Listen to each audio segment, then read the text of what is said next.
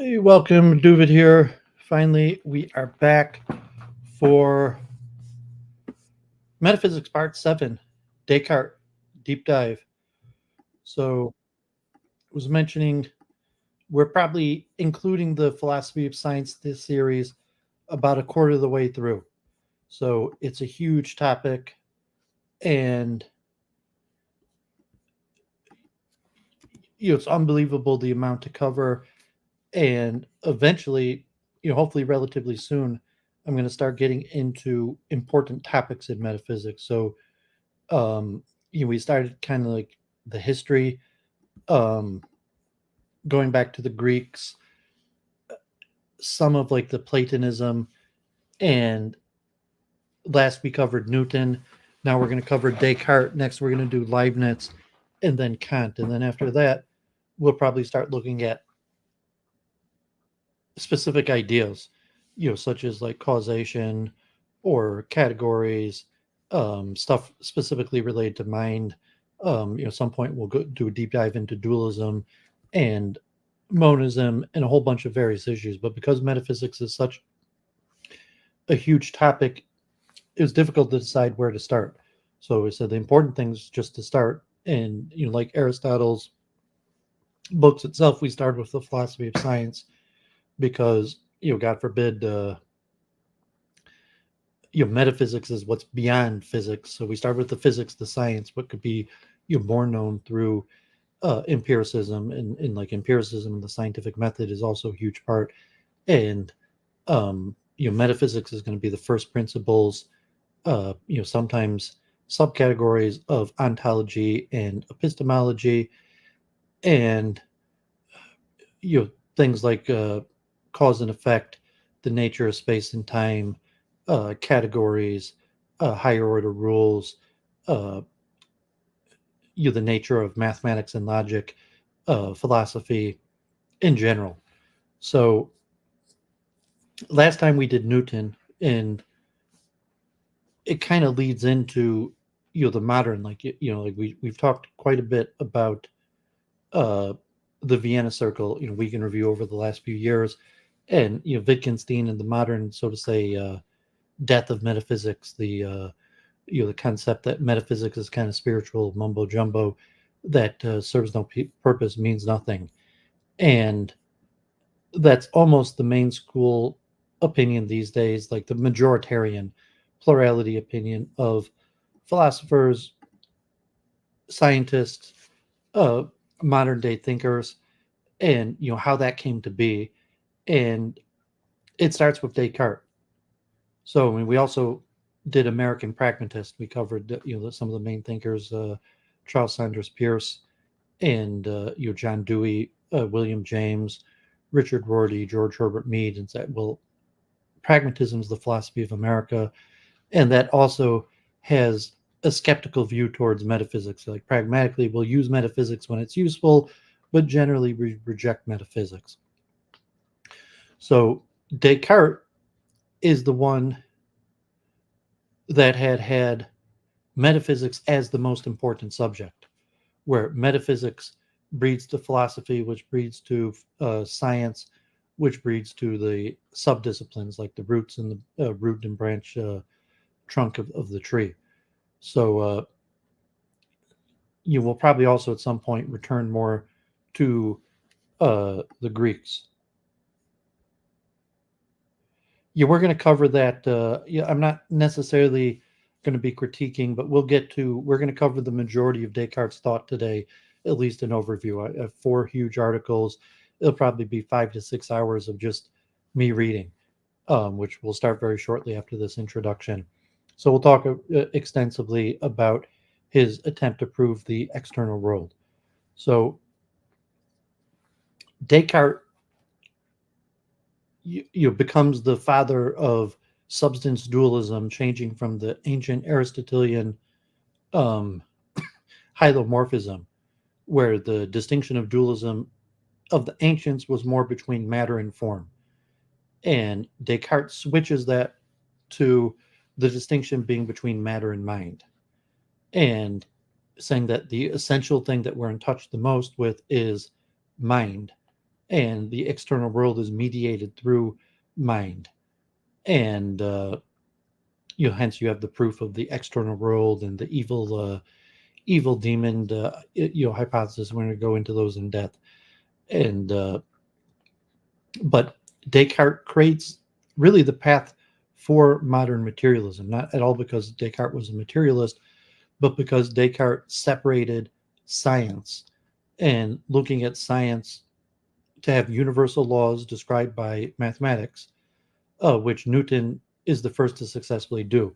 Descartes is not successful in his attempt to make universal scientific laws. They also somewhat the father of analytical geometry, of the Cartesian coordinate system and describing geometric shapes in algebraic equations, which also has somewhat to do with like the hylomorphism of form.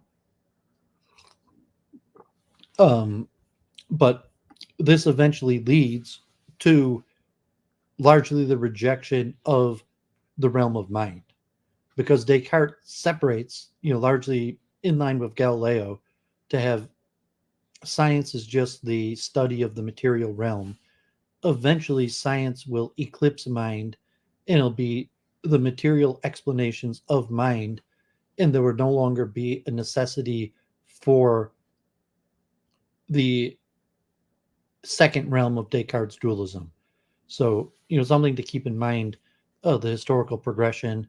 And, Descartes is also largely the father of modern philosophy in the Enlightenment. So, Josh, he's been studying the rational lately, Spinoza, Leibniz, and Descartes.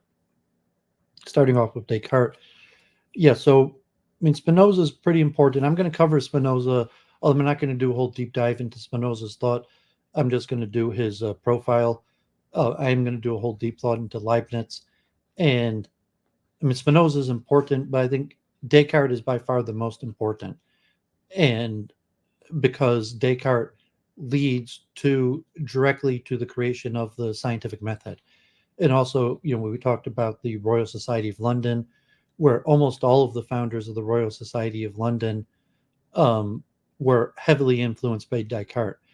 Spinoza has a few important ideas that remain relevant and influence, but I wouldn't say anywhere near Descartes in terms like almost all thought of the modern world you could trace back to Descartes. And the last few weeks I covered the Descartes and his contemporaries, and we looked at Marin Mersenne, who in the time of Descartes, Mersenne was probably even more important than Descartes, although even in Descartes' lifetime, his books get published and widely read. And Descartes wasn't actually in Paris in the Mersenne circle, but in his objections. So, last time also I went over Descartes' biography, and I also went over Descartes' life and works. And I think it's Descartes' Meditations. He makes an addendum to it of objections. And Thomas Hobbes is one of the person who has objections. And then the majority of the other people who have objections to Descartes' methods that Descartes responds to is members of the Mersenne circle. And we had Arnauld Gassendi and Marin that we looked at last week that were important philosophers in their own day and have somewhat precursors, and like Newton and the Mersenne circle eventually becomes the Royal Academy of Paris and creates the counterpart to the Royal Society of London for the creation of science, and for what will eventually become the division of continental idealism versus British empiricism. And like I said, that Newton's calculus and physics-based calculus actually comes out of Europe and Euler. So Newton is extremely important. We covered that a few weeks ago. But like modern, like when you go to school and take advanced calculus, you're actually studying things that mostly were canonized from continental idealists like Lagrange and Euler. Euler's the like mostly the final canonizer, and we went into depth into Newton and the dispute over absolute space and time and action at a distance, and Leibniz. And we're actually going to look much more. We're going to go more in depth because we're going to look at more contemporaries. We're going to look at Christian Wolff, and we'll look at a few more people in these contemporary times. The next episode, we're going to go back in time, and we're going to look at the precursor to Descartes, which is the first main scientists, the physicists, the astronomers of Copernicus, Kepler, Galileo, and I'm going to include in it Talesio and Giordano Bruno. And there's more names. Eventually, I'm going to cover, Lagrange and but it's saying when we study calculus-based physics in university today, that's not how Newton laid it out. It was canonized first mainly by Leonard Euler, the famous mathematician. Leonard Euler wrote books on mechanics. Actually, I think I have Euler's Mechanics on my shelf.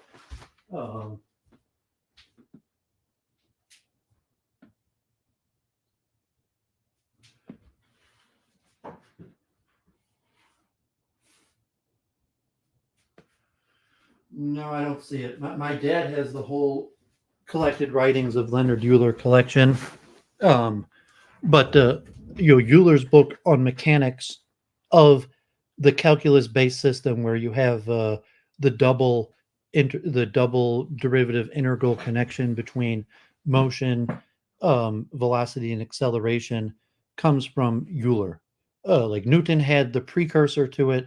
Newton's seen as the father of it. But like in terms of when you do calculus in school and use differential equations, you're not using Newton's conception, you're using Euler's conception.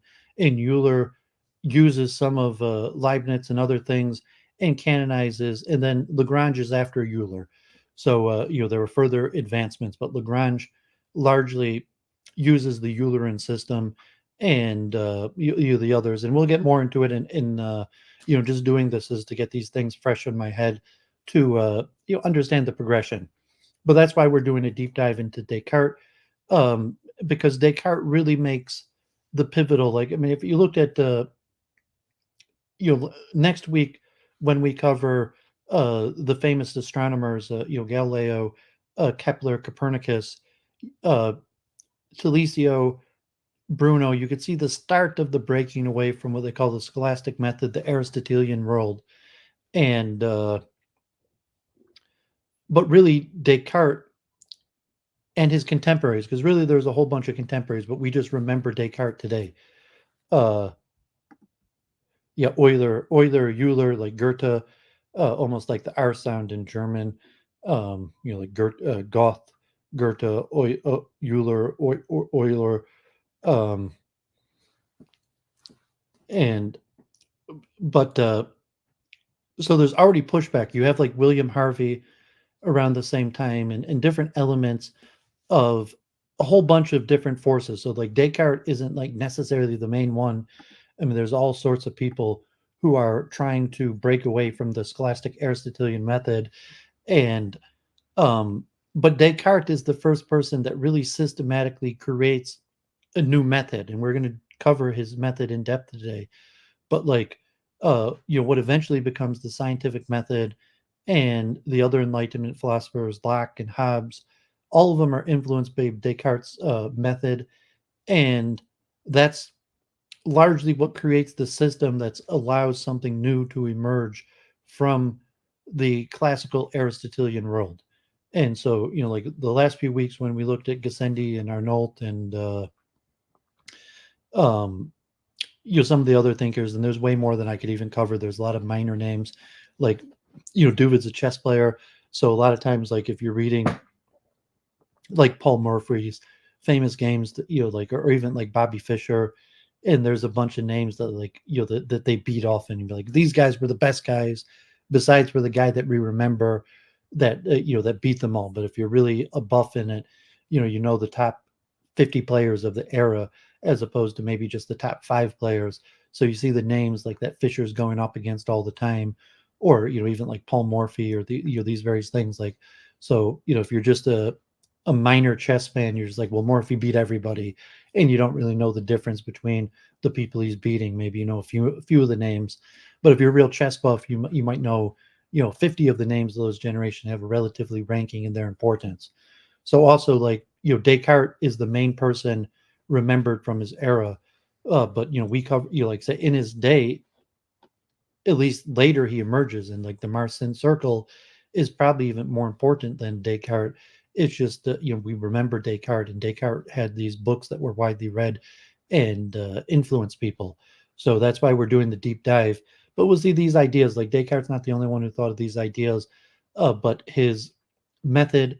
He writes these literature. And last episode we covered, quite a few of, um, or your horde player. Oh, you got your horde rating up to 2,300. Good for you. Yeah, God bless. Good for you. And so, be kind of like that. Like, Duvet has gotten victories in games off of all the top horde players, but relatively they all beat me easy. So if you're looking like horde, you have like, Cinnamon and um, the horde coach or mind hunter and the various people. And like, maybe if you were looking through their best games, it would include like a game where they beat me. And like, if I had my, you're looking like Dubin to get like one game off of them, or, one out of 5 games off of them. And like, even Catast, like A Wonder Lang, I got a game off of him, and, the various people. But that's why I mentioned like, the secondary names. So you're just looking like, well, who are the champion? Who are the best? Who are the people that push forward ideas that we remember later versus, who was in the top 20? So, for a while, Duvid was in the top 20 of serious players. And so if you were following the top players, you would see occasionally they played Duvid. um so the philosopher also is like that. So I'm trying, like, even that, like, I'm trying to get more than Descartes, but I can't even cover. There's a whole bunch of names. And as we cover, as we eventually move into um pure metaphysical topics, you'll see that a lot of the great thinkers on these topics are theological. So you have this split that it happens much later than Descartes, and really it happens even much later than Newton. It doesn't really happen till after Kant, and that's why I said, probably a month from now, we'll finally get to Kant. Like, I'm going to do a few more portraits episodes, and we're going to stay in this time frame of the beginning of the Enlightenment, and then we're going to move up to Leibniz, and then into Kant. But really, it's the post-Kantian, the neo-Kantians, where you start seeing a shift away from theology, from metaphysics. And Kant is still a metaphysician. And so it's the neo-Kantians that start moving away from metaphysics, and then the neo-Kantians lead into the Vienna Circle, and the Vienna Circle is somewhat the death of metaphysics till today, where metaphysics is completely to reduce status. So that's why I am going to be covering in deep detail uh, Descartes. So I only have 4 things to read today, so it's going to be long because we're going to look at Descartes' theory of ideas, and then we're going to look at Descartes' method, which is the most important, like from the rules for discourse of the mind. I mentioned I had read Descartes as a child, not as a child, as a young teenager. Like, my dad had the great classics of the West above the TV. So God forbid, Duvid spent much more time watching TV, but occasionally I read while watching TV. And my dad had bookshelves right above the television, and that had the Britannica, great ideas of the West. And one of the ones that I seriously looked at was Descartes. He was probably my favorite.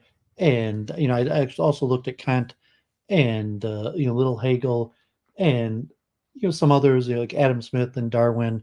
Thank God, my dad had taught me about these things in already in high school, that that I was taking this stuff seriously. But Descartes was probably the one I took the most seriously, and his rules for discourse of the mind is, so we're going to go through Descartes' method, which comes from his rules, and that's where the objections are that have the members of the Marsan circle.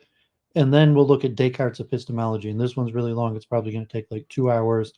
And this is what's going to cover, what Johnny was talking about, his arguments about, clear and distinct perception, his argument for the existence of the external world, the evil genius question, cogito ergo sum, the possibility of perfect knowledge, self knowledge, and then we'll look at what they call Descartes' modal metaphysics. And so we're going to cover four things today. There's a few more in Descartes, like obviously like the history of analytical geometry. Descartes is important for Descartes also, in dualism and other concepts. So let's jump right in. There's a lot to cover, a lot to know. And, rather than me ramble or explain, I'm just going to put out, it said like, this is the Stanford Encyclopedia. And this is written by generally the top scholars in the world in the field, kind of like the great courses. They try to get from the best well-known professors on the topic to write about that. And, so I've read some of Descartes. I've actually read multiple books, but if you're just looking at the bibliography on these, so, the person who wrote this, obviously read probably all of Descartes' work, correspondence, people of the same time frame and period, and they they read hundreds of books on the related topic. So, rather than me ramble on about my understanding of it, I'll give a little bit of my explanation. I think it's just best. And like you could see I outlined this. I went into great detail. I put a lot of thought into this, but I think the best way is, just to let these words leave my mouth from the best scholar on the topic, the best scholars on the topic, and we'll see where it goes from there. So strap yourself in. Today, probably 5-6 hours.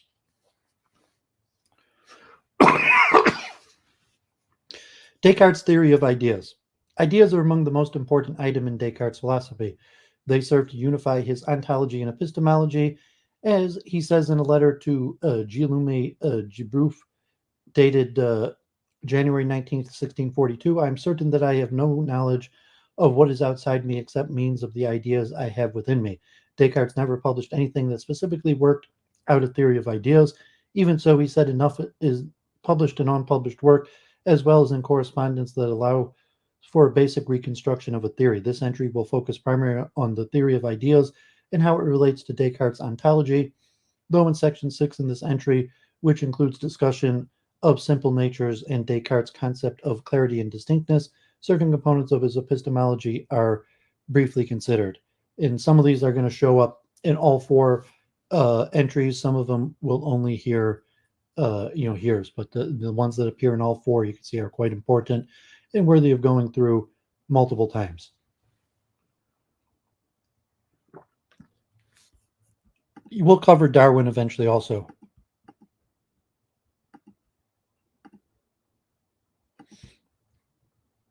Ideas understood as modes of thinking.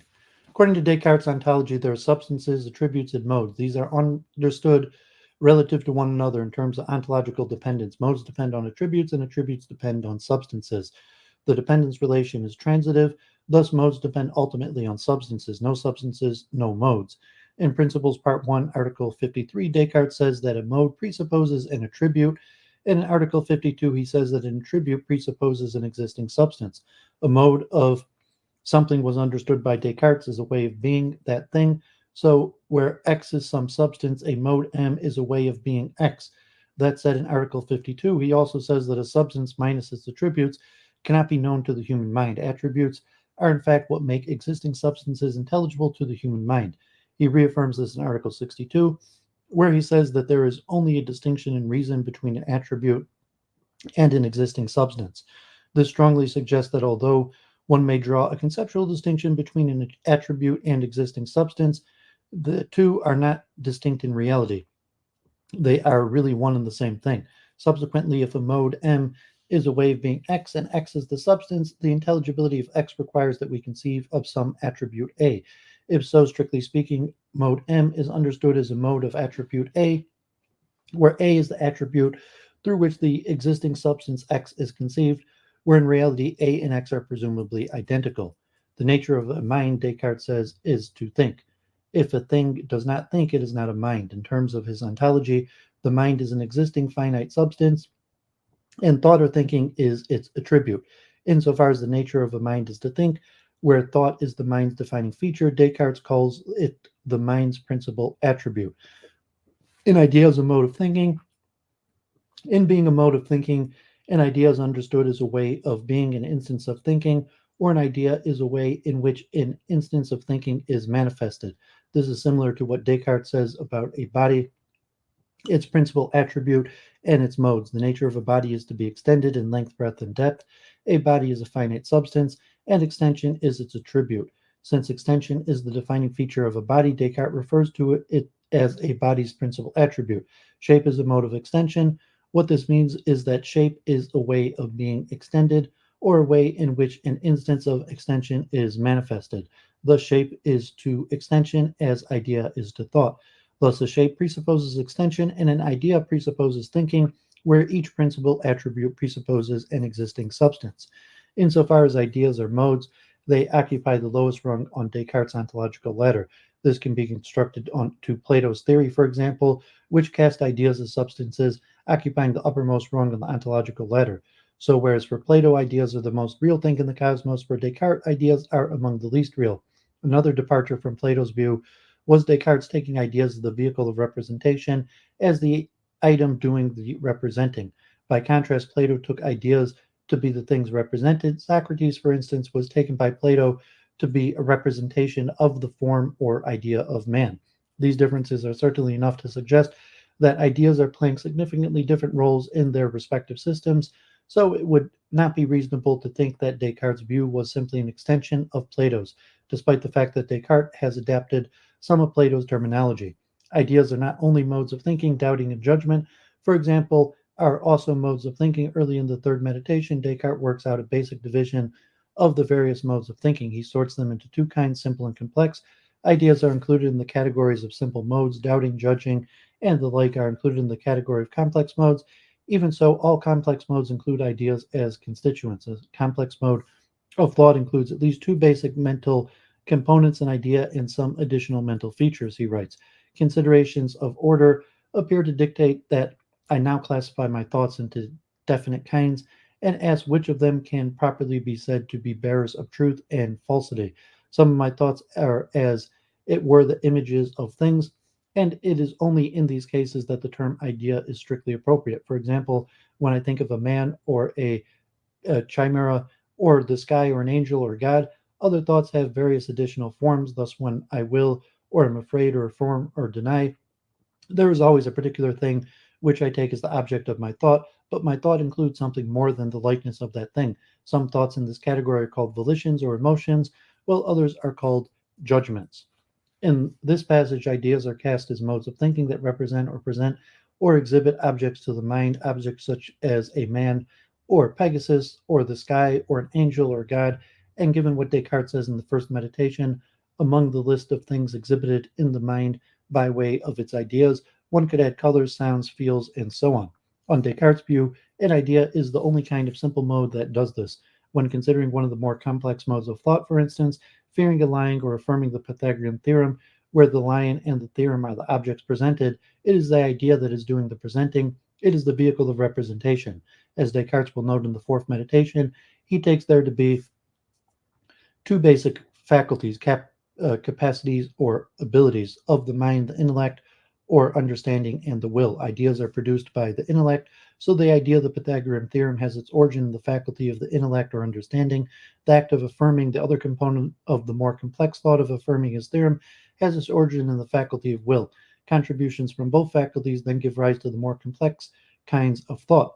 Descartes is careful not to identify as ideas as pictures or as visual images, but instead says that they are, as it were, tanquam images of things. This is a long-standing theme, for we will find it expressed as early as the world and the optics, and as late as the principles and the descriptions of the human body, where in these cases context ideas are cast as representing their objects without necessarily resembling them.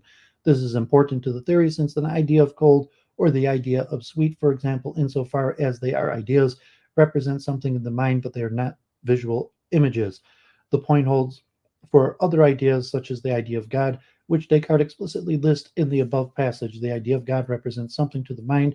It represents an infinite substance, and in line with the traditional theological doctrine, supposing that God is not spatial and non temporal, the idea cannot be understood as being a visual image of God.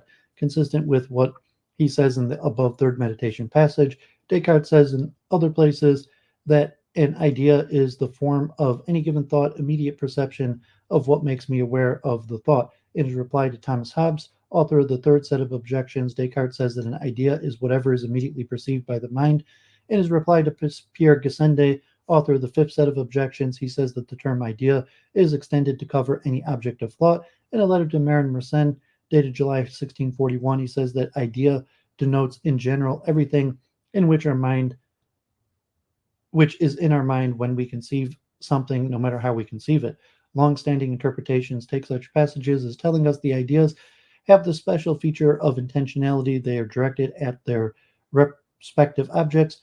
It is in terms of this directedness that the mind is said to be aware of an object. One long-standing interpretation, the representationalist interpretation, says that for Descartes, the objects immediately presented to the mind by way of an idea are purely mental objects. This interpretation emphasizes Descartes saying that such objects are solely in the intellect, and when he says to Caterus that the objects of which the mind is immediately or directly aware when having the idea of the sun is not an actual entity, that it is not a being located outside the intellect. The object at which the mind is directed, the immediate object of awareness, is not the sun itself, but is instead a purely mental object which represents or stands for the sun in the heavens. This purely mental object is said to constitute the content of the idea. On this view, the idea is sometimes referred to as a tertium quid, a third thing which stands between the mind's eye, so to speak, and the object uh, that the idea represents. Another long-standing interpretation, the direct realist interpretation, says that Descartes, the object immediately represented or presented to the mind by way of an idea, are not always mental objects. The idea of the sun is understood as being a mental operation, a mode of the mind directed at the sun itself. In fact, on this interpretation, all ideas are properly speaking to be understood as operations and acts of the mind. This holds even for the idea of Pegasus. The idea is a mental operation, and in this case is directed to the mentally fabricated object, Pegasus here. Here, Pegasus is a purely mental object. By contrast, the sensory idea of the sun is directed at the sun itself, the sun in the heavens. Thus, this interpretation allows ideas to be directed at mental and extramental objects. The import of this interpretation is that the immediate objects of awareness need not be purely mental. So, no tertium quid, which differs dramatically from the representationalist interpretation. Although both readings have their merits, the remainder of this entry will work within the framework of the representationalist reading.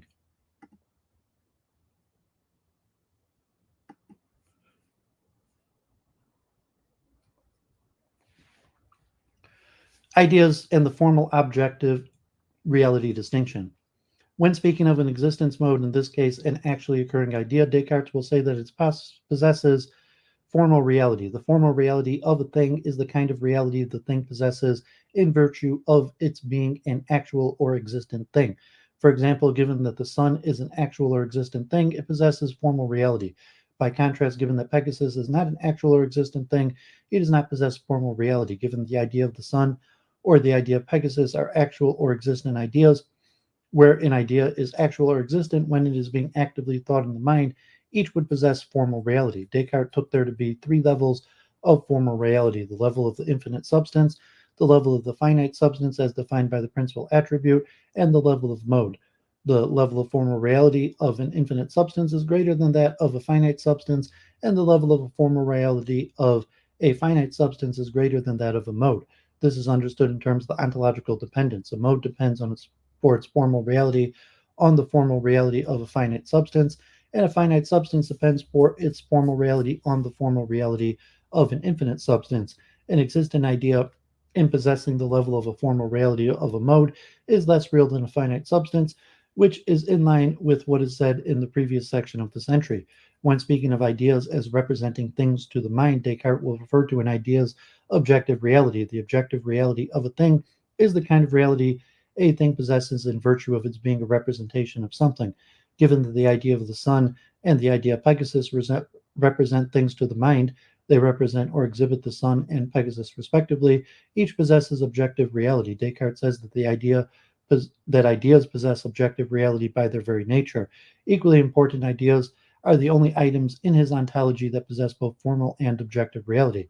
As with formal reality, there are three levels of objective reality. Descartes says, undoubtedly, the ideas which represent substances to me amount to something more, and so to speak, contain within themselves more objective reality than ideas which merely represent modes or accidents. And Descartes' third meditation examination of his idea of God reveals that the objective reality that is contained or possesses is that associated with an infinite substance.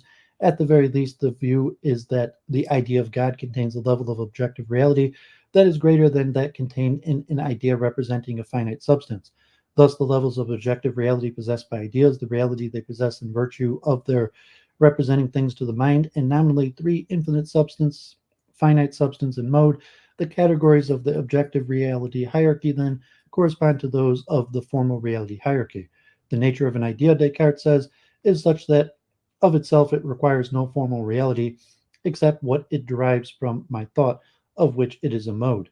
In fact, it is far as insofar as the ideas are considered simply as modes of thought, there is no recognizable inequality among them. They all appear to come from within me in the same fashion. Each idea is simply a mode of thought, and insofar as an idea is an existent or actual mode, it possesses a level of formal reality of that of a mode. He continues, but in so far as different ideas are considered as images which represent different things, it is clear that they differ widely. The differences will not only be in terms of the objects represented, but as noted above, ideas will differ with respect to the levels of objective reality they contain. To see the formal objective reality distinction at work within the context of Descartes' theory, consider an idea that has been mentioned several times already, the idea of God. As introduced in the third meditation, Descartes' analysis of this idea begins with his focusing on the fact that the idea represents to him an infinite substance. The formal objective reality distinction suggests the following. When considering simply as an existent mode of Descartes' mind, which is to consider it in terms of its formal reality, Descartes sees no trouble in accounting for the origin of the formal reality of this idea. The formal reality possessed by the idea is derived from the formal reality of his mind. In other words, the existence of the idea as mode depends on the existence of his mind. But when considered in terms of what this idea represents or presents to the mind, which is to consider the idea in terms of the objective reality, Descartes discovers a problem which can be formulated: what is the origin of the idea's objective reality? This challenge arises in light of Descartes saying, now it is manifest by the natural light that there must be at least as much reality in the efficient and total cause as in the effect of that cause. For where, I ask, could the effect get its reality from, if not from the cause? And how could the cause be given to the effect unless it possessed it? It follows from this both that something cannot arise from nothing, and also that what is more perfect, that is, contains in itself more reality, cannot arise from what is less perfect. And this is transparently true not only in the case of effects which possess what philosophers call actual or formal reality, but also in the case of ideas where one is considering only what they call objective reality.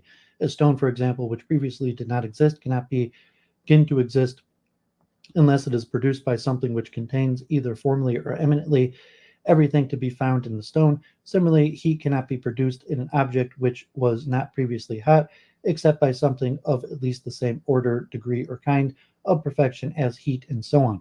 But it is also true that the idea of heat or a stone cannot exist in me unless it is put there by some cause which contains at least as much reality as I conceive to be in the heat or in the stone. For although this cause does not transfer any kind of actual formal reality to my idea, it should not on that account be supposed that it is must be less real. The nature of an idea is such that of itself it requires no formal reality except what it derives from my thought, of which it is a mode. But in order for a given idea to contain such and such objective reality, it must surely derive it from some cause which contains at least as much formal reality as there is objective reality in the idea. For if we suppose that an idea contains something which was not in its cause, it must have got this from nothing, yet the mode of being by which a thing exists objectively or representatively in the intellect by way of an idea, imperfect though it may be, is certainly not nothing, and so cannot come from nothing. The challenge in the examination of the idea of God is to account for the origin of the idea's level of objective reality. He determines that the formal reality possessed by his own mind cannot be its origin. He concludes that there must be some being that in fact possesses the requisite level of formal reality, which in this case will be greater than that of the finite substance.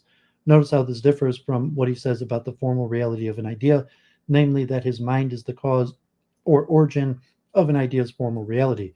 The examination of the idea of God follows almost directly upon the introduction of the possible connection between the objective reality and some of his ideas and the formal reality of extra ideational or extra mental objects. Descartes' analysis of the idea of God suggests a principle of representation, which is discussed in section 4 of this entry. There's a second distinction that Descartes introduces worth noting, the material objective distinction. Some scholars believe that it is simply an alternate way of expressing the formal objective reality distinction. The material objective distinction is never clearly formulated in the body of Meditations, though Descartes employs it in his reply to Antoine Arnauld in the fourth set of replies.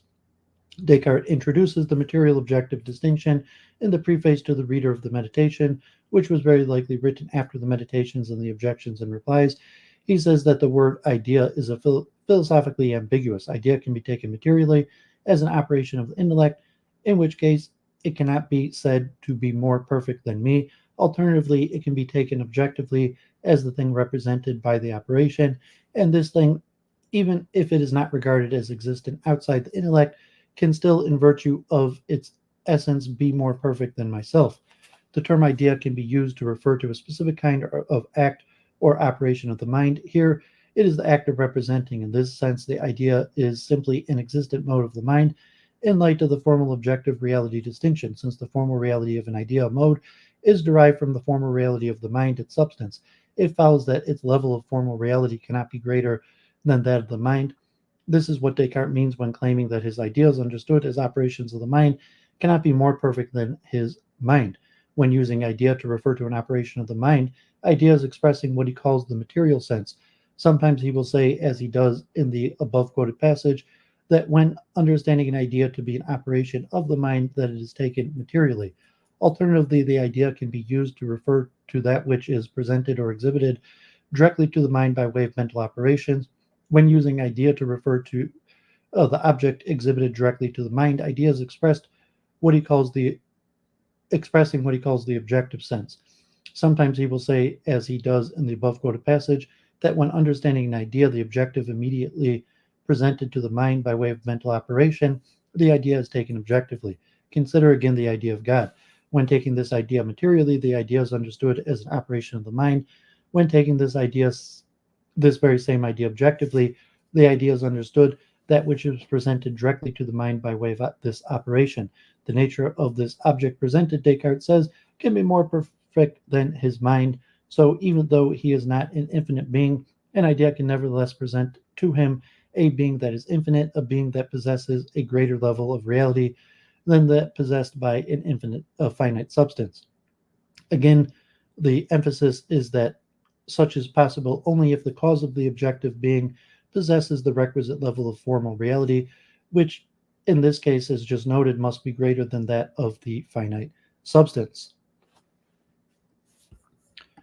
Yes, really, God bless. Where the two distinctions may differ is with respect to how Descartes employs them when tracing out the origins of the formal and objective reality possessed by an idea. Descartes employs the formal objective reality distinction. In some cases, as in the case of an idea of God, the origin of the formal reality of the idea is his own mind, whereas the origin of objective reality is God, something that exists independently of his mind. However, when Descartes is speaking about the relation between an idea understood as a mental operation and this very same idea now understood as the object presented by way of this operation, Descartes employs the material objective distinction. This difference is with respect to the number of relations in play in the analysis. Consider again the idea of God. Considering the formal objective reality distinction, the number of relations is two: the relation between the idea as a mode in the mind, and the relation between the object presented in or by the idea in God. Concerning the material objective distinction, there is only one relation being considered: the relation between the idea's mental operation and this idea as object presented via this operation. Three kinds of ideas. In Meditations, after Descartes cast ideas as modes that represent or exhibit objects to the mind, he divides ideas into three kinds, he says. Among my ideas, some appear to be innate, some appear to be adventitious,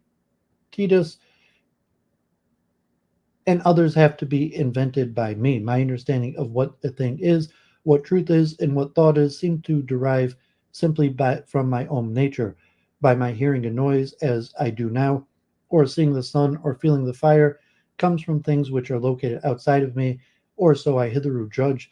Lastly, sirens, hippogriffs, and the like are my own invention. Here Descartes considers three kinds of ideas: innate ideas, adventitious ideas, and what are sometimes called factitious ideas. The categories are determined by considering the possible origins of the ideational contents presented or exhibited to the mind.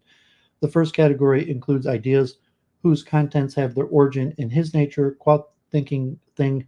An example is this his idea of what thought or thinking is. The third category includes ideas whose contents have their origin in the contents of other ideas. An example would be the idea of Pegasus, where its contents is drawn perhaps from the content of the idea of a horse and the idea of a bird.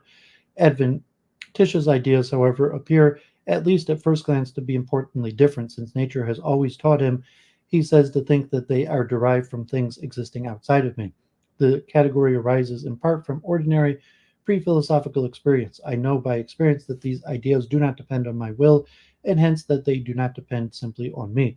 Frequently, I notice them even when I do not want to. Now, for example, I feel the heat whether I want to or not, and this is why I think that this sensation or idea of heat comes to me from something other than myself, namely the heat of the fire by which I am sitting.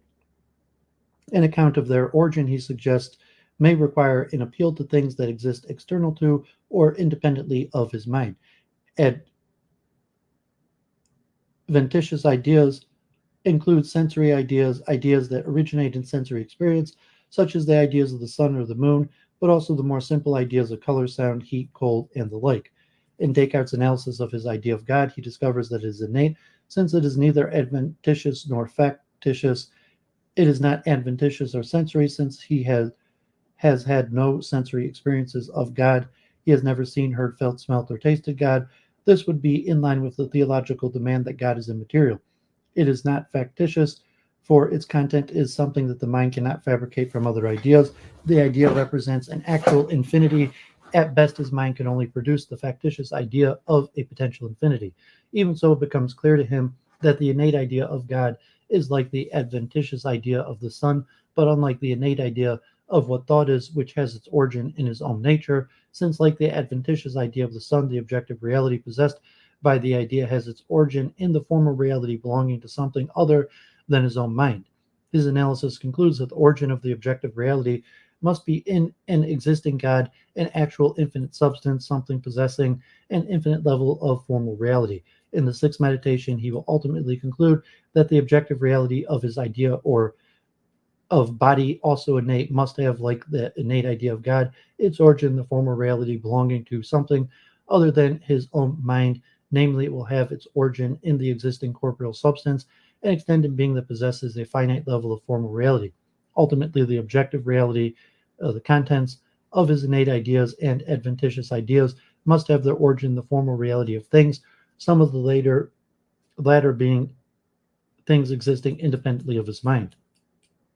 This is not the only place Descartes works in Descartes' work where innate and adventitious ideas are cast as sharing the trait of having their respective origins in things existing independently of his mind. For instance, in Comments on a Certain Broadsheet, published in 1648, Descartes cast innateness as a faculty, which aligns with what he had said to Hobbes in the third set of replies.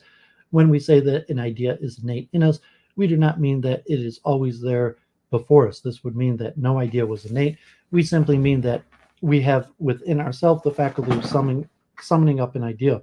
Scholars note that this may be different from the way in which innate ideas were cast in the third meditation, but in the sense of innate as faculty. In comments on a certain broadsheet, Descartes goes on to say that there is a sense in which even sensory ideas, ideas of qualities such as pain, color, sound, and so on, ideas arising via the senses, which are species of adventitious ideas, are nevertheless innate. The argument unfolds as follows: given that the human or embodied mind has the faculty or capacity to have sensory ideas of pains, colors, sounds, and so on, where these where these are occasioned on the occurrence or presence of certain motions in the brain, and nothing of these motions of the brain is transferred to the mind, and nothing resembles the pains, colors, and sound is present in the bodies, including the brain, then the idea of pain, colors, and sounds, the idea of those qualities, must be all the more innate. One interpretation that has relatively recently emerged addresses the concern over the alleged similarity between innate and adventitious ideas by emphasizing the role that innate ideas play. Consider, for example, the adventitious or sensory idea of the sun. The idea presents the sun to the mind as a shaped thing. An analysis of the idea reveals that the innate idea of extension body is in play, for without it, the human mind simply could not experience or conceive the sun as shape. Shape presupposes extension. As Descartes puts it in the principles, everything which can be attributed to body presupposes extension and is merely a mode of an extended being, which, according to Descartes, is aligned with the view that shape is unintelligible except as an extended thing. In this sense, insofar as the shaped thing is made intelligible to the human mind, the innate idea of extension is involved. As some scholars have put it, the innate idea underlies or informs the occurring idea of the sun. This interpretation finds another further support in what Descartes says in a letter to Princess Elizabeth, dated May 21st, 1643, where Descartes introduces what he calls the primitive notions. These are what, in other contexts, he calls the innate ideas. In the letter, he claims that these ideas serve as the patterns on the basis of which we form all our other conceptions. So it is the unique role of the innate ideas that distinguishes them from adventitious ideas, where the role is to serve as that which makes other things intelligible.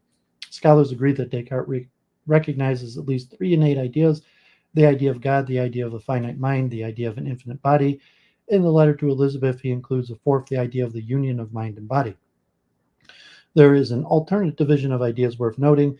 In the third meditation, after having introduced the tripartite division of innate, adventitious, and factitious ideas, Descartes continues to entertain the possible origins of the contents of his ideas.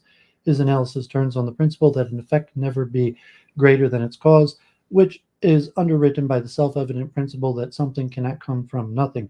He says, and although one idea may perhaps originate from another, there cannot be an infinite regress here. Eventually, one must reach a primary idea, the cause of which will be like an archetype which contains formally and in fact all the reality or perfection which is present only objectively or respectively in the idea.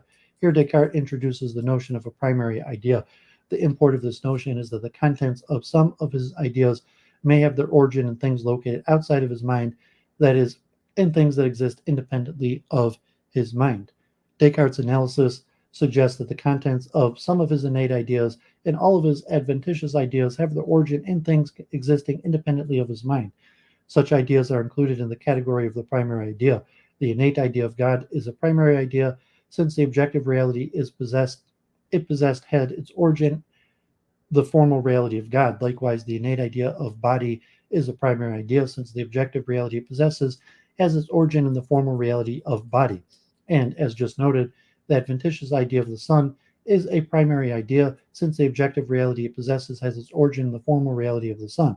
Factitious ideas, whose contents have their origin in the contents of other ideas, no doubt fall into the category of non-primary idea.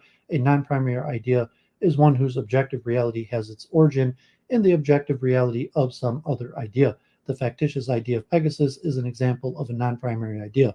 This alternative scheme, primary and non-primary, although partitioning ideas differently than the initial scheme of innate, adventitious, and factitious, appears to do no philosophical harm to Descartes' view. Even so, it is interesting to the extent to which Descartes' category of primary idea is later echoed in the view of John Locke and David Hume, whose respective theories require a similar category, which they refer to as simple idea.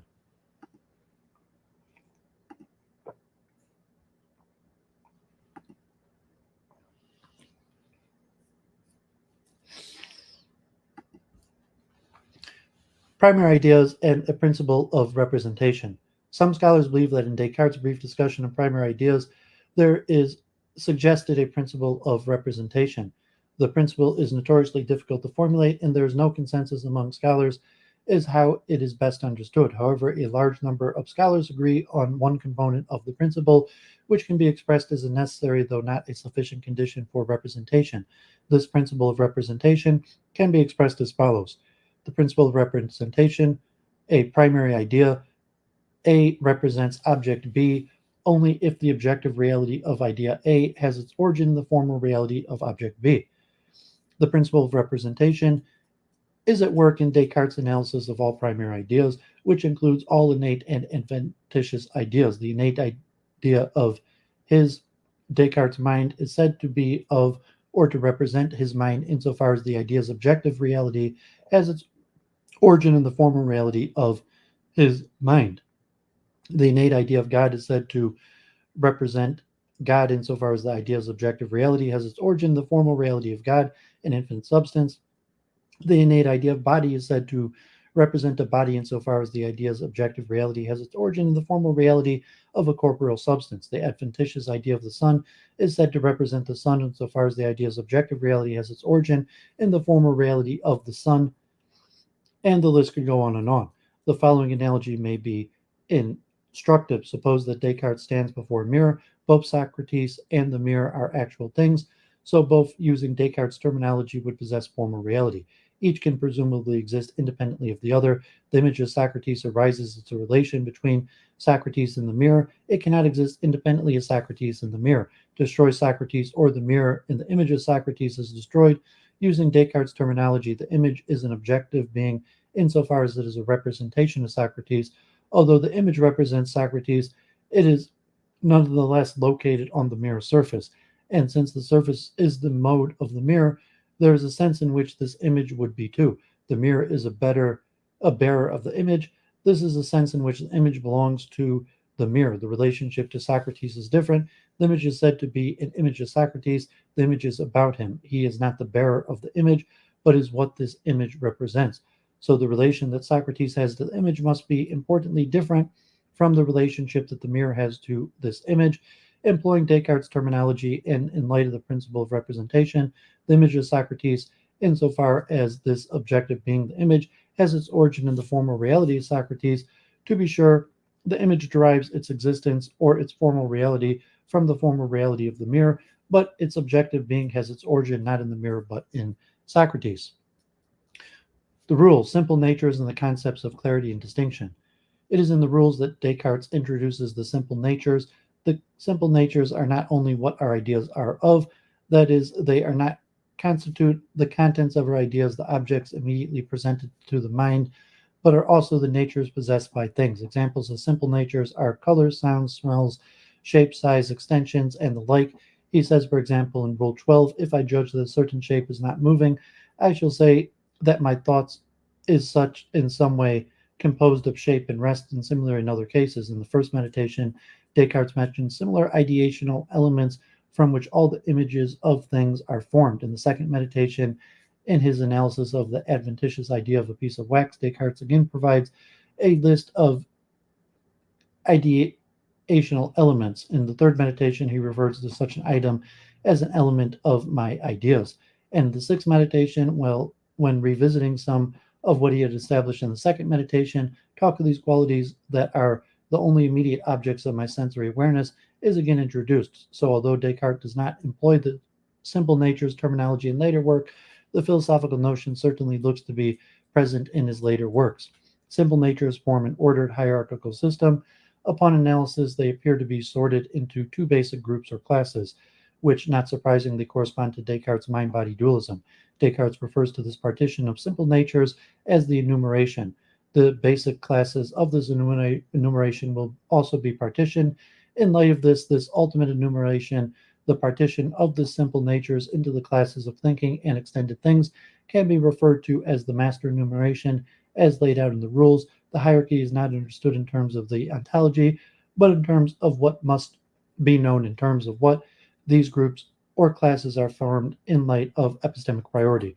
One group includes those simple natures that presuppose the simple nature of thought or thinking, while the other group includes those simple natures that presuppose the simple nature extension. The view is that the simple nature shape, for instance, presupposes the simple nature extension, in that the former is known, understood on the basis of the latter. As Descartes puts it later in the Principles, shape is unintelligible except as an extended thing. No extension, no shape.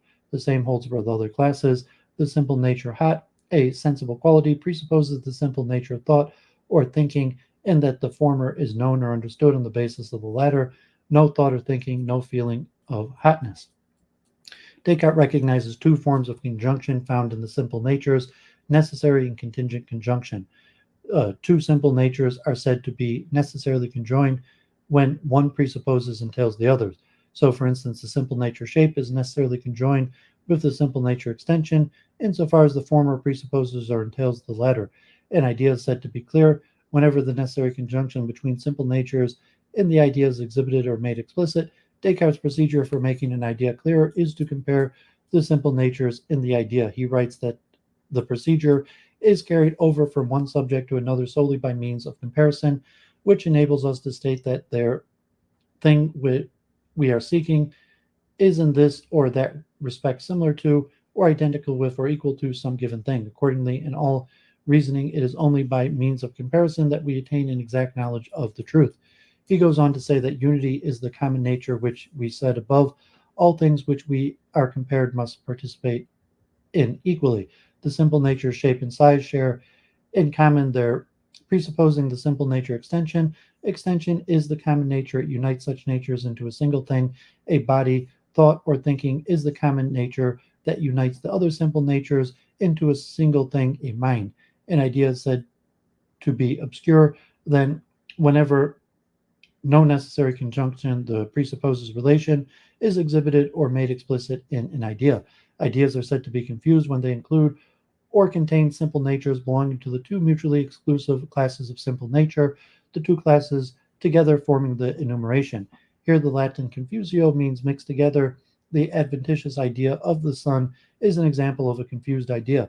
In presenting the sun as a circular shaped and hot, the idea includes simple natures that belong to two mutually exclusive classes. Shape belongs to the class whose members presuppose the simple nature extension, whereas heat, a quality, belongs to the class whose members presuppose the simple nature of thought or thinking.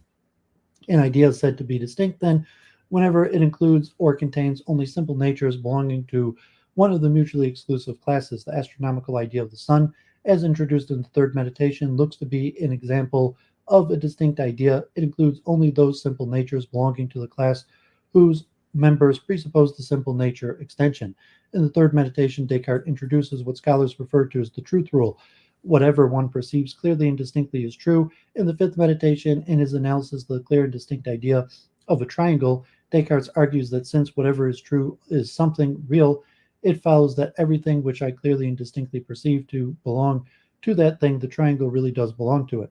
As others have argued, for Descartes to say that something was real was in part to say that it existed independently of a finite mind. This is the import of Descartes proving the existence of God and body. They are real things.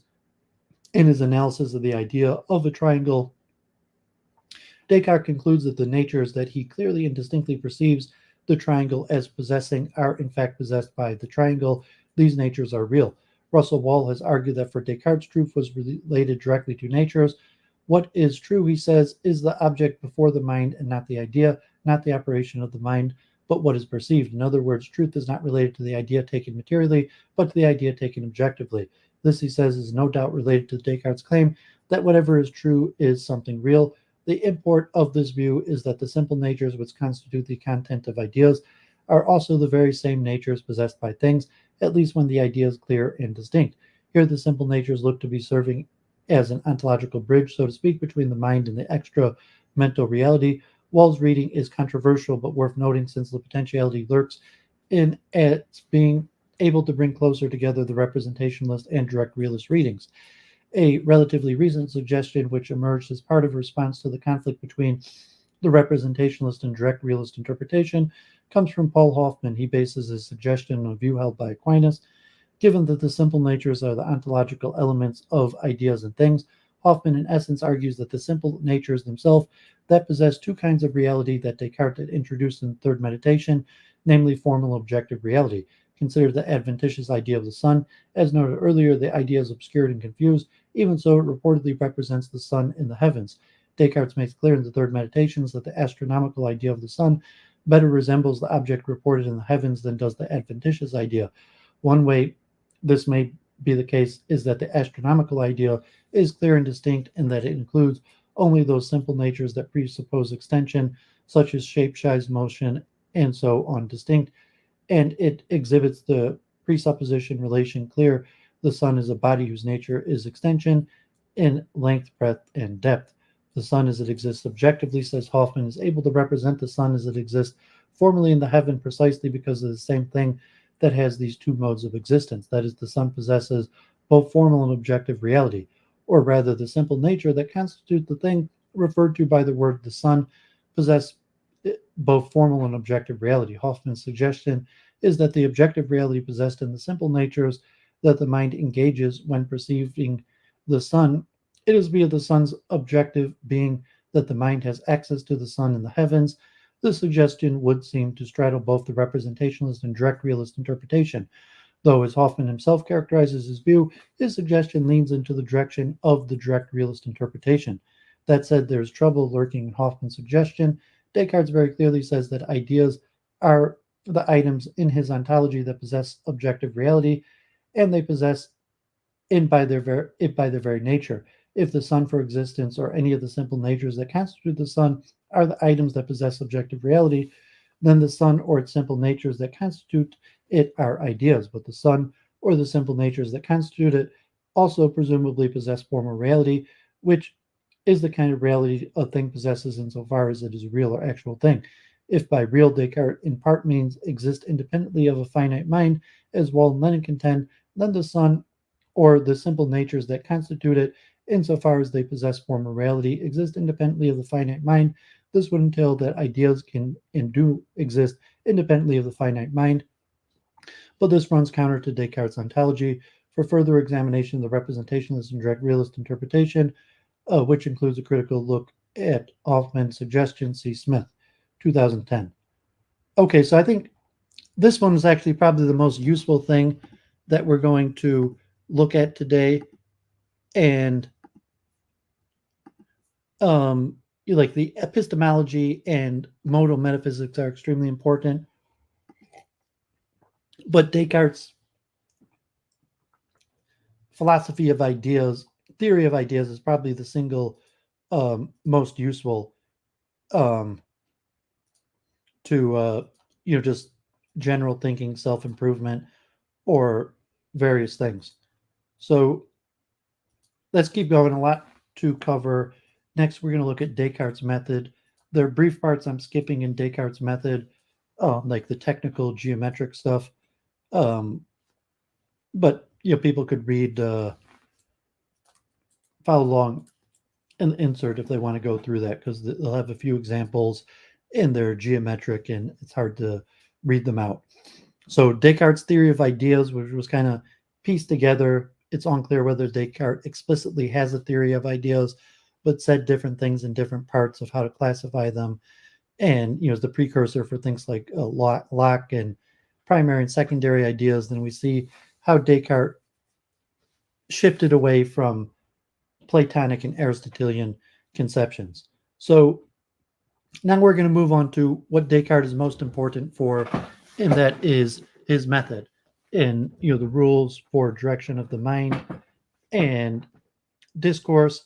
And Descartes tries to create a post-Aristotelian scholastic method for direction of the mind, for philosophy, and in many respects, Descartes' method is why he's like the founder of modern philosophy, because Descartes' method influences almost all of the major thinkers that go on, especially within science, like Newton, Locke, the Royal Societies of London and France. Descartes' method is one of the most important pillars of his philosophy and science. This entry introduces readers to Descartes' method and its application in optics, meteorology, geometry, and metaphysics.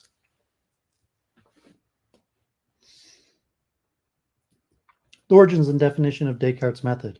The origin of Descartes' method are coeval with his initiation into a radical form of natural philosophy based on the combination of mechanics, physics, and mathematics, a combination Aristotle proscribed and that remained more or less absent in the history of science before the 17th century. Descartes first learned how to combine these arts and scientists from the Dutch scientist and polymath Isaac Beeckman, whom he met in 1619 while stationed in Breda as a soldier in the army of Prince Maurice of Nassau. Beeckman described his form of natural philosophy as physical mathematics, and the two men discussed and corresponded about problems in mathematics and natural philosophy, including problems in the theory of music, hydrostatics, and the dynamics of falling bodies. While it's difficult to determine when Descartes composed his principal methodological treatise, Rules for the Direction of the Mind, it is widely believed that he composed the rules in the 1620s. More recent evidence suggests that Descartes may have continued working on the rules after 1628. Rules contain the most detailed description of Descartes' method anywhere in his corpus. However, he never completed it, and he never explicitly referred to it anywhere in his published writings or correspondence. Descartes defined method in Rule 4 as a set of reliable rules which are easy to apply and such that if one follows them exactly, one will never take what is false to be true or fruitlessly expend one's mental efforts, but will gradually and constantly increase one's knowledge till one arrives at a true understanding of everything within one's capacity. He divides the rules into three principal parts. Rules 1 to 12 deal with the definition of science, the principal operations of the method, intuition, deduction, and enumeration, and what Descartes terms simple propositions, which occur to us spontaneously and which are objects of certain evident cognition or intuitions, like a triangle is bounded by just three lines. Rules 13 to 24 deal with what Descartes termed perfectly understood problems, or problems in which all of the conditions relevant to the solution of a problem are known, and which arise principally in arithmetic and geometry. Rules 25 to 36 deal with imperfectly understood problems or problems in which one or more conditions relevant to the solution of the problem are not known and must be found. These problems arise for most part in natural philosophy and metaphysics. The rules ends prematurely at Rule 21. Okay, Tinkle, God bless.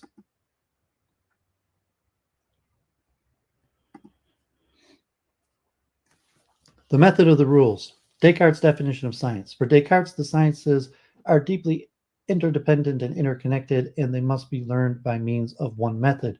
He defines science, scientia, in Rule 2 as certain evident cognition. Many scholastic Aristotelians define science in the same way. However, Aristotelians do not believe that every science satisfies this definition equally. Some sciences, like mathematics, may be more exact and therefore more certain than others like natural philosophy. Aristotelians consistently make room for what Descartes terms probable cognition, especially in natural philosophy. In Rule 2, Descartes boldly declares that we reject all merely probable cognition and resolve to believe only what is perfectly known and incapable of being doubted. Intuition. In Rule 3, Descartes introduces the first two operations of the method, intuition and deduction. He defines intuition as follows. By intuition, I do not mean the fluctuating testimony of the senses or the deceptive judgment of the imaginations as it botches things together, but the conception of a clear and attentive mind, which is so easy and distinct that there can be no room for doubt about what we are understanding. Thus, everyone can mentally intuit that he exists, that he is thinking, that a triangle is bounded by just three lines, and a sphere by a single surface, and the like. As Descartes' examples indicate, both contingent propositions that I exist, that I'm thinking, and necessary propositions that a triangle is bounded by just three lines, that a sphere is bounded by a single surface, can be intuited. Intuition is a type of intellectual seeing or perception in which the things themselves, not the definitions, are directly present before the mind. Descartes chooses the word intuition because in Latin, intuere means to look upon, look closely at, gaze at, and also to regard, observe, consider, give attention to. The evidence of intuition is so direct that it cannot be doubted. Thus, intuition paradigmatically satisfies Descartes' definition of science as certain and evident cognition. It is the most important operation of the method. The objects of intuition, the simple natures. The principal objects of intuition are simple natures. Simple natures are not propositions, but rather notions that are so clearly and distinctly known that they cannot be divided by the mind into others which are more distinctly known. The simple natures are, as it were, the atoms of human knowledge. All other notions are propositions, and propositions are composed of simple natures. Descartes divides the simple natures into three classes: intellectual, knowledge, doubt, ignorance, volition, etc., material, extension, shape, motion, etc., and common, existence, unity, duration, as well as common notions whose self-evidence is the basis for all the rational inferences we make, such as things that are the same as the third thing are the same as each other.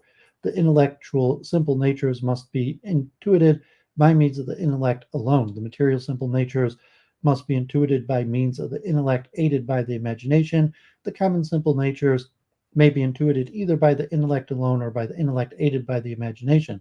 The intellectual simple natures define the essence of mind, one of the objects of Descartes' metaphysics, and the material simple natures define the essence of body, the object of Descartes' mathematics and natural philosophy. Descartes' theory of simple natures plays an enormous role into his method. First, the simple natures are self-evident and never contain any falsity, and there is nothing in them beyond what we intuit or reach in our thinking. Second, it is not possible for us to ever understand anything beyond those simple natures and a certain mixture of compounding of one with the other. Third, the whole of human knowledge consists uniquely in our achieving a distinct perception of how all these simple natures contribute to the composition of other things. The theory of simple natures effectively ensures the unrestricted scope of intuition, and as I will show below, deduction vis-a-vis any and all objects of science, from the simplest to the most complex. Let's let me check my phone, sorry.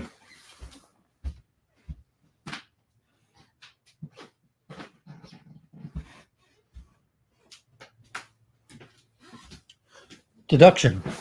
Descartes defines deduction as inference of something as following necessarily from some other proposition, which are known with certainty, provided that they are inferred from true and known principles through a continuous and uninterrupted movement of thought in which each individual proposition is clearly intuited. Descartes provides two useful examples of deduction in Rule 12, where he writes that when we deduce that nothing which lacks extension can have shape, we intuit that the conjunction of one with the other is wholly necessary, on the grounds that there is a necessary connection between shape and extension. This necessary conjunction is one that I directly see whenever I intuit a shape in my imagination. Any shape I imagine will necessarily be extended in length, width, and breadth. Similarly, if Socrates says that he doubts everything, it necessarily follows that he understands at least that he is doubting, and hence that he knows that something can be true and false, for there is necessarily a connection between these facts and the nature of doubt. In both of these examples, intuition defines each step of the deduction, as Descartes requires when he writes that each individual proposition in a deduction must be clearly intuited. Deductions then are composed of a series of sequence of intuitions or intuited propositions. Hence, we are distinguishing mental intuition from certain deduction on the grounds that we are aware of a movement of a sort of sequence in the latter but not in the former. Just as Descartes rejects Aristotelian definitions as objects of intuition, Aristotelian definitions like motion is the actuality of potential being, insofar as its potential render motion more, not less obscure, so too does he reject Aristotelian syllogisms as forms of deduction or inference. The validity of the Aristotelian syllogism depends exclusively on its form. For example, all A's are B's, all B's are C, all A's are C. Here, no matter what the content, the syllogism remains valid. For Descartes, by contrast, deduction depends exclusively on its content. What is intuited in deduction are dependency relations between simple natures. I simply see that shape depends on extension, or that doubt depends on knowledge of the difference between truth and falsity.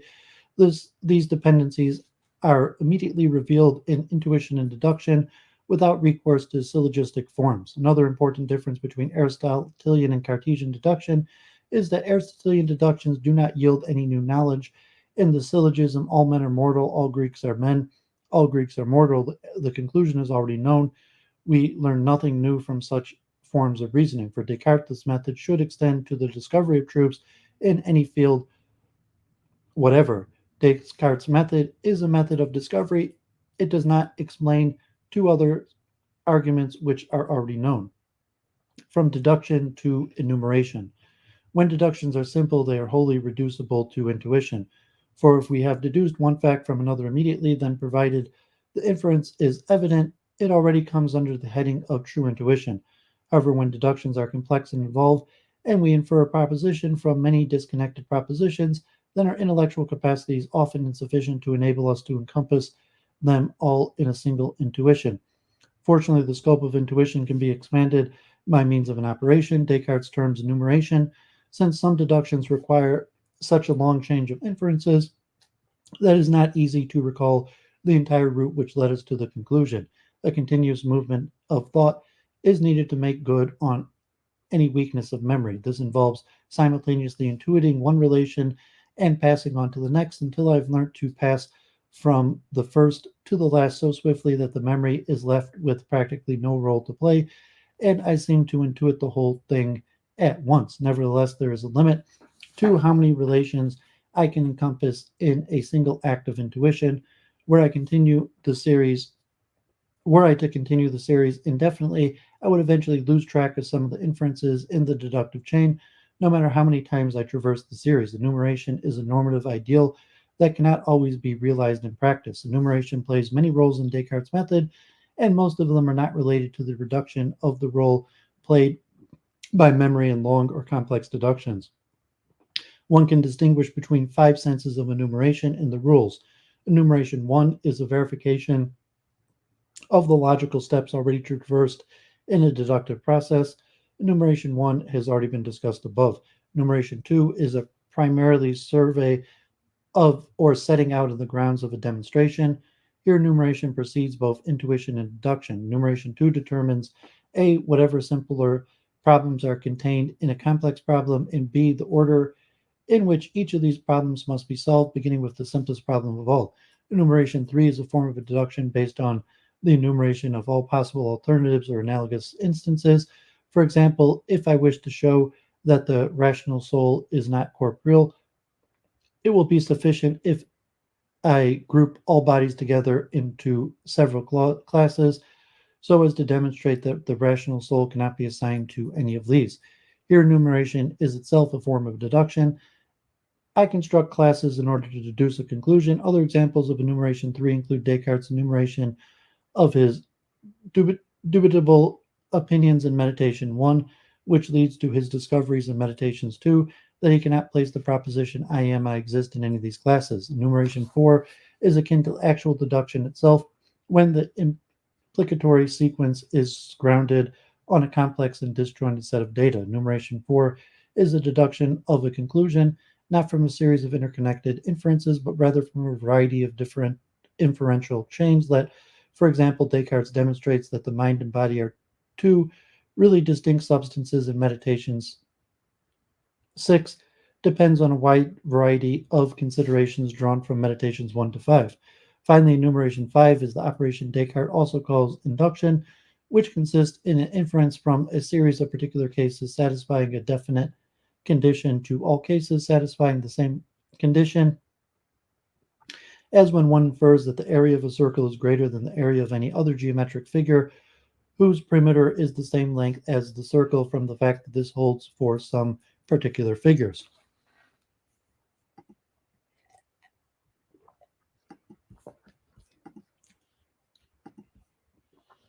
The method and the rules, an example. Let's see how intuition, deduction, and enumeration work in practice. Descartes describes how the method should be applied in Rule 5. We shall be following this method exactly. We first reduce complicated and obscure propositions step by step to simpler ones, and then, starting with the intuition of the simplest ones of all, try to ascend through the same steps to knowledge of all the rest.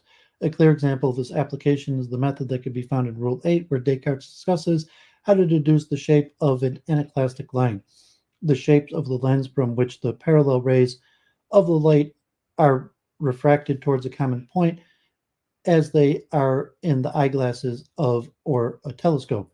The problem of the anaclastic is a complex, imperfectly understood problem. It needs to be reduced to ordered series of simpler problems by means of enumeration too.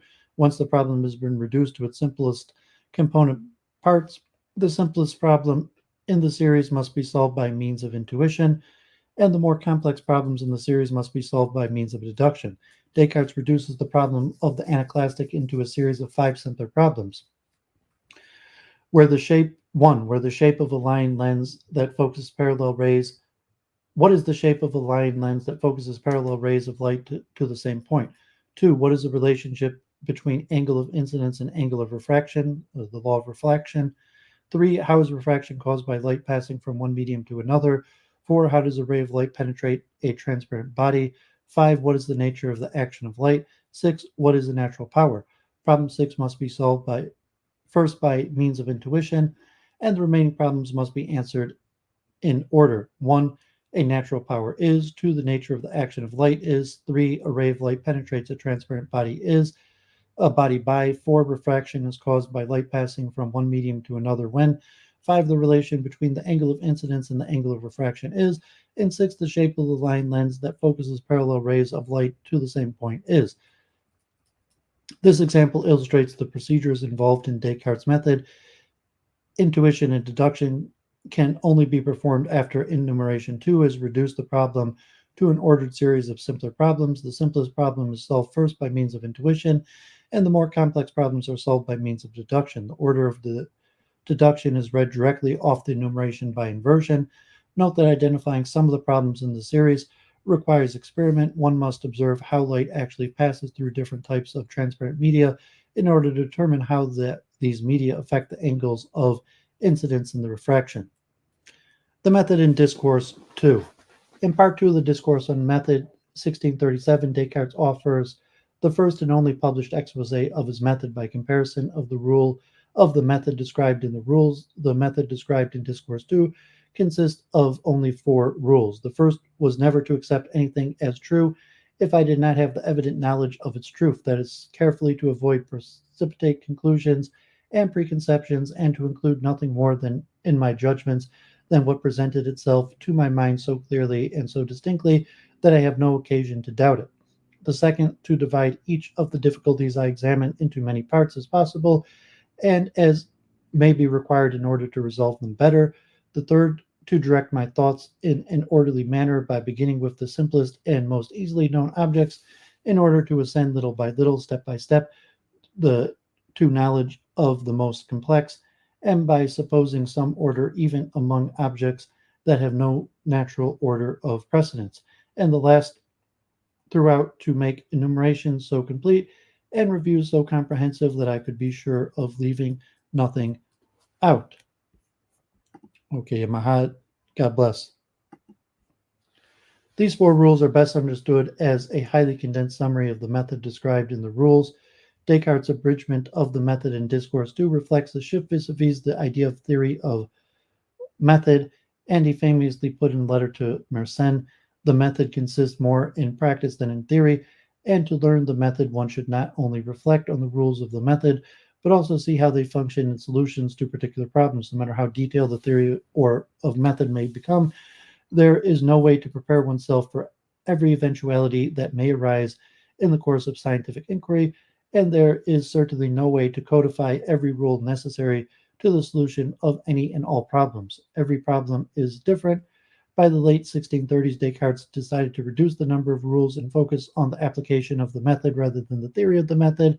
In sections 6 through 9, I follow Descartes' advice and examine how he applies the method in solutions to particular problems in optics, meteorology, geometry, and metaphysics. First, though, the role played by experiment in Descartes' method needs to be discussed in more detail.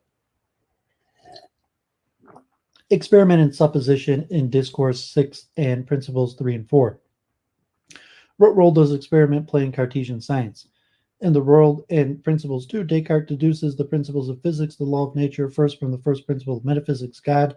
The law of nature can be deduced by reason alone from God's immutability. Experiment plays no role in Descartes' deduction of the laws of nature. However, this does not mean that experiment plays no role in Cartesian science. On the contrary, in Discourse 6, Descartes clearly indicates when experiment becomes necessary in the course of scientific inquiry. The power of nature is so ample and so vast that in these principles, the laws of nature are so simple and so general that I notice hardly any particular effect which I do not know at once that it can be deduced from the principles in many different ways, and my greatest difficulty is usually to discover in which of these ways it depends on them. I know no other means to discover this than by seeking further observation whose outcomes vary according to which of these ways provides the correct explanation. There are countless effects in nature that can be deduced from the laws of nature in many different ways. How do we find them the right way? Experiment. We start with the effects we want to explain. We isolate and manipulate these effects in order to more precisely determine the conditions under which they are produced, and then we make suppositions about what their underlying causes are based on what we know about the nature of matter and the laws of nature. Traditionally, deductive order is reversed. Underlying causes too small to be directly observed are deduced from given effects. Descartes describes his procedure for deducing causes from effects towards the end of Discourse 6. For I take my reasonings to be so closely interconnected that just as the last are proved by the first, which are their causes, so the first are proved by the last, which are their effects. It must not be supposed that I am here committing the fallacy that the logicians call arguing in a circle, for his experience makes most of these effects quite certain.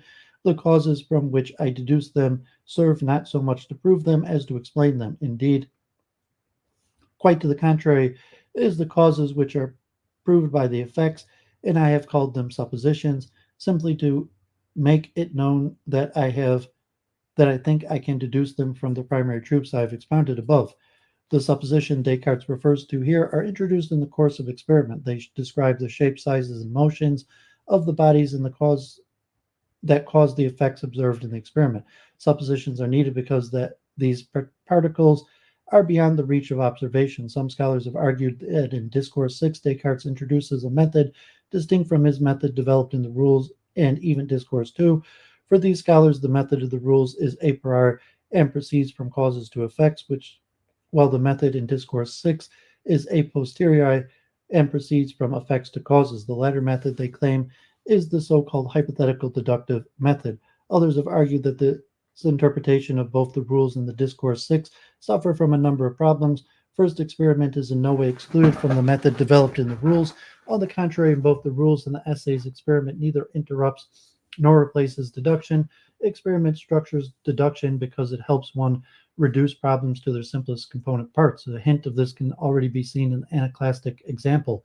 The third problem of the reduction, how is refraction caused by light passing from one medium to another, can only be discovered by observing that light behaves differently in a variety of transparent media. Experiment structures of the deduction. This is also the case in Descartes' deduction of the cause of the rainbow. Second, in Discourse 6, Descartes explicitly asserts that the suppositions introduced in the essays can be deduced from the first principles or primary truths, and that there is no room for such demonstrations in the hypothetical deductive method, in which hypotheses are confirmed by experience alone. The method in optics deducing the law of refraction. Descartes' discovery of the law of refraction is arguably one of his most celebrated scientific achievements. We have already encountered the law of refraction in Descartes' discussion of the anaclastic line in Rule 8. There, the law of refraction appears as the solution to the penultimate problem: what is the relation ratio between the angle of incidence and the angle of refraction? We also learned that the law of refraction depends on two other problems: what is the natural power what is a natural power and what is the action of light? In Rules, Descartes proposes solving the problem of what a natural power is by means of intuition, and he recommends solving the problem of what the action of light consists in by means of deduction or by means of analogy with other more familiar natural powers. In Rule 9, he analogizes the action of light to the motion of a stick. Similarly, in Optics 2, Descartes deduces the law of refraction from analogies or comparisons and suppositions about the refraction and reflection of light. As in Rule 9, the first comparison analogizes the action of light to the transmission of motion from one end of a stick to another, and is meant to illustrate how light travels instantaneously from one part of space to another. I would have you consider the light in bodies we call luminous to be nothing other than a certain movement or very rapid and lively action which passes to our eyes through the medium of air and other transparent bodies, just as the movement of or resistance of the bodies encountered by a blind man passes to his hand by means of a stick. When a blind person employs a stick in order to learn about their surroundings, they do so via the pressures they received in their hands. When a stick encounters an object, the resistance or pressure is instantaneously transmitted from the end of the stick in contact with the object to the hand. Light, Descartes argues, is transmitted from the luminous object to the eye in the same way as an instantaneous pressure exerted on the eye by the luminous object via the medium, air, the length of the stick, or the distance between the sun or any other luminous object and our eyes does not matter so long as the particles of matter between our hand and the end of the stick or our eye and the sun are continuous. The pressure coming from the end of the stick or the luminous object is sufficiently strong to affect our hand or eye so that whatever happens at one end is instantaneously communicated to the other end. Descartes' second comparison analogizes the medium in which light travels to a wine vat or barrel completely filled with half-pressed grapes and wine, and the action of light in the medium to the tendency of the wine to move in a straight line towards holes located at the bottom of the vat. The particles of wine at place tend to go down in a straight line through one hole at the very instant it opened. At the same time, all the parts of the subtle matter of which light is composed in contact with the side of the sun facing us tend in a straight line towards our eyes at a very instant our eyes are open. This comparison illustrates an important distinction between actual motion from one part of space to another and the mere tendency to motion. Just as all the parts of the wine in the vat tend to move in a straight line towards the holes at the bottom of the vat, so too light is simply a tendency the smallest parts of matter between our eyes and the sun or any other luminous objects have to move in a straight line towards our eyes. The space between our eyes and any luminous object is so crammed that the smallest parts of the matter cannot actually travel from the luminous object to our eyes. Instead, their actions consist in the tendencies they have to move towards our eyes. This tendency exerts pressure on our eyes, and this pressure, when communicated to the brain via the nerves, produces the sensation of light in the mind. The third comparison illustrates how light behaves when its rectilinear tendency to motion, its tendency to move in a straight line, is affected by other bodies in reflection and refraction. But when light rays meet certain other bodies, they are liable to be deflected by them or weakened in the same way that the movement of the ball or stone thrown into the air is deflected by the bodies it encounters. For it is very easy to believe that the action or tendency to move, which I have said should be taken for light, must in this respect obey the same laws of motion itself.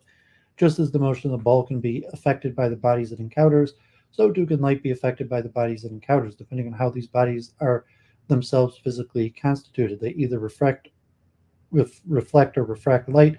Soft bodies such as linen sheets, sand, or mud completely stop the ball and check its movement, while hard bodies simply send the ball in another direction without stopping it. Since the tendency of motion obeys the same laws of motion itself, Descartes demonstrates the law of refraction by comparing refraction light to the motion of a tennis ball before and after it punctures a linen sheet, so thin and finely woven that the ball has enough force to puncture it and pass right through, losing only some of its speed in doing so.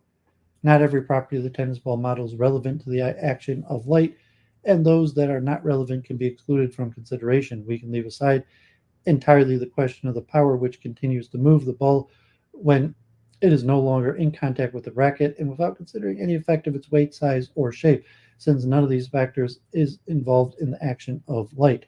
Second, it is necessary to distinguish between the force which causes the ball to continue moving on the one hand and that which determines it to move in one direction then another on the other, since this same force could have made it move in any other direction.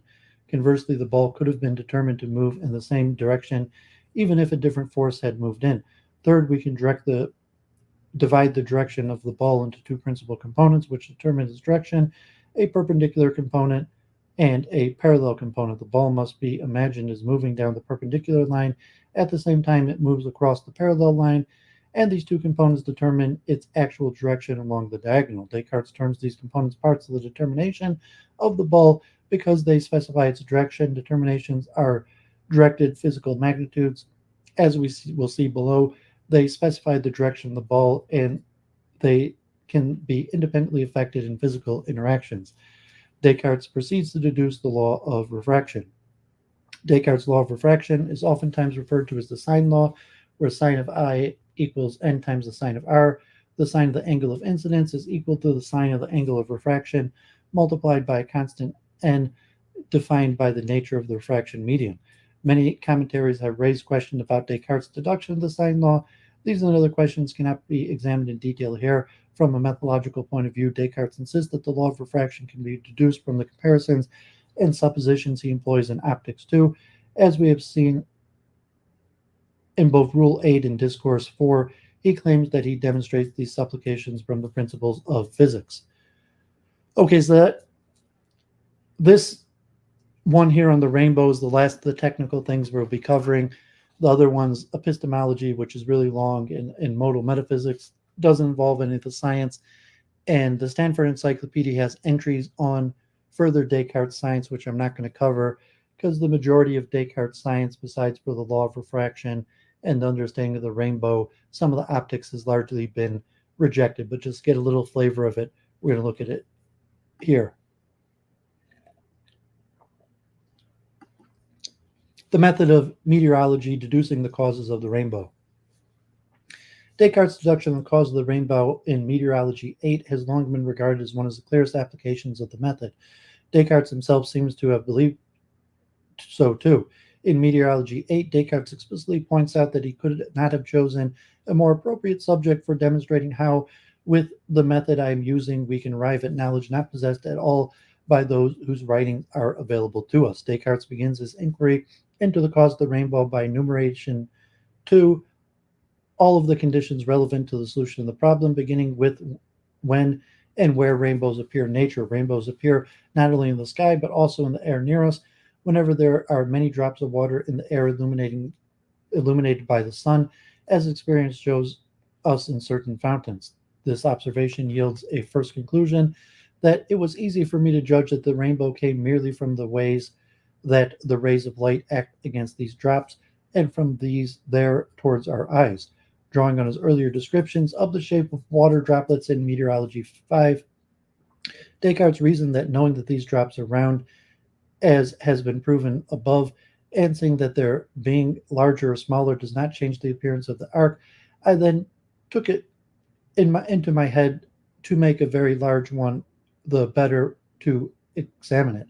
He designs a model that will enable him to acquire more observations about the behavior of light when it acts on water. Since water is perfectly round, and since the size of the water does not change the appearance of the arc, he fills a perfectly round and transparent large flask with water and examines the behavior of light when it acts on the water in the flask. Already at this early stage, delicate considerations of relevance and irrelevance are clearly on display, and these considerations allowed Descartes to narrow down and more clearly define the problem. Once he filled the large flask with water, he discovers that, for example, when the sun came to the section of the sky marked AFZ and my eye was at point E, then when I put the ball into location BCD, its part D appeared to me completely red and incomparably more brilliant than the rest. As Descartes surely knew from experience, red is the last color of the primary rainbow, located in the uppermost section of the bow, and the first color of the secondary rainbow, located in the lowermost section of the bow. And he must also have known from experience the red is the primary rainbow is much brighter than the red in the secondary rainbow. Consequently, Descartes' observation that D appeared completely red and more brilliant than all other parts of the flask must have immediately struck him as significant and promising. He therefore proceeded to explore the relationship between the rays and the sun, the position of his eyes, and the brightness of the red at D by varying the conditions, observing what changes and what remains the same in order to more precisely determine the relevant factors.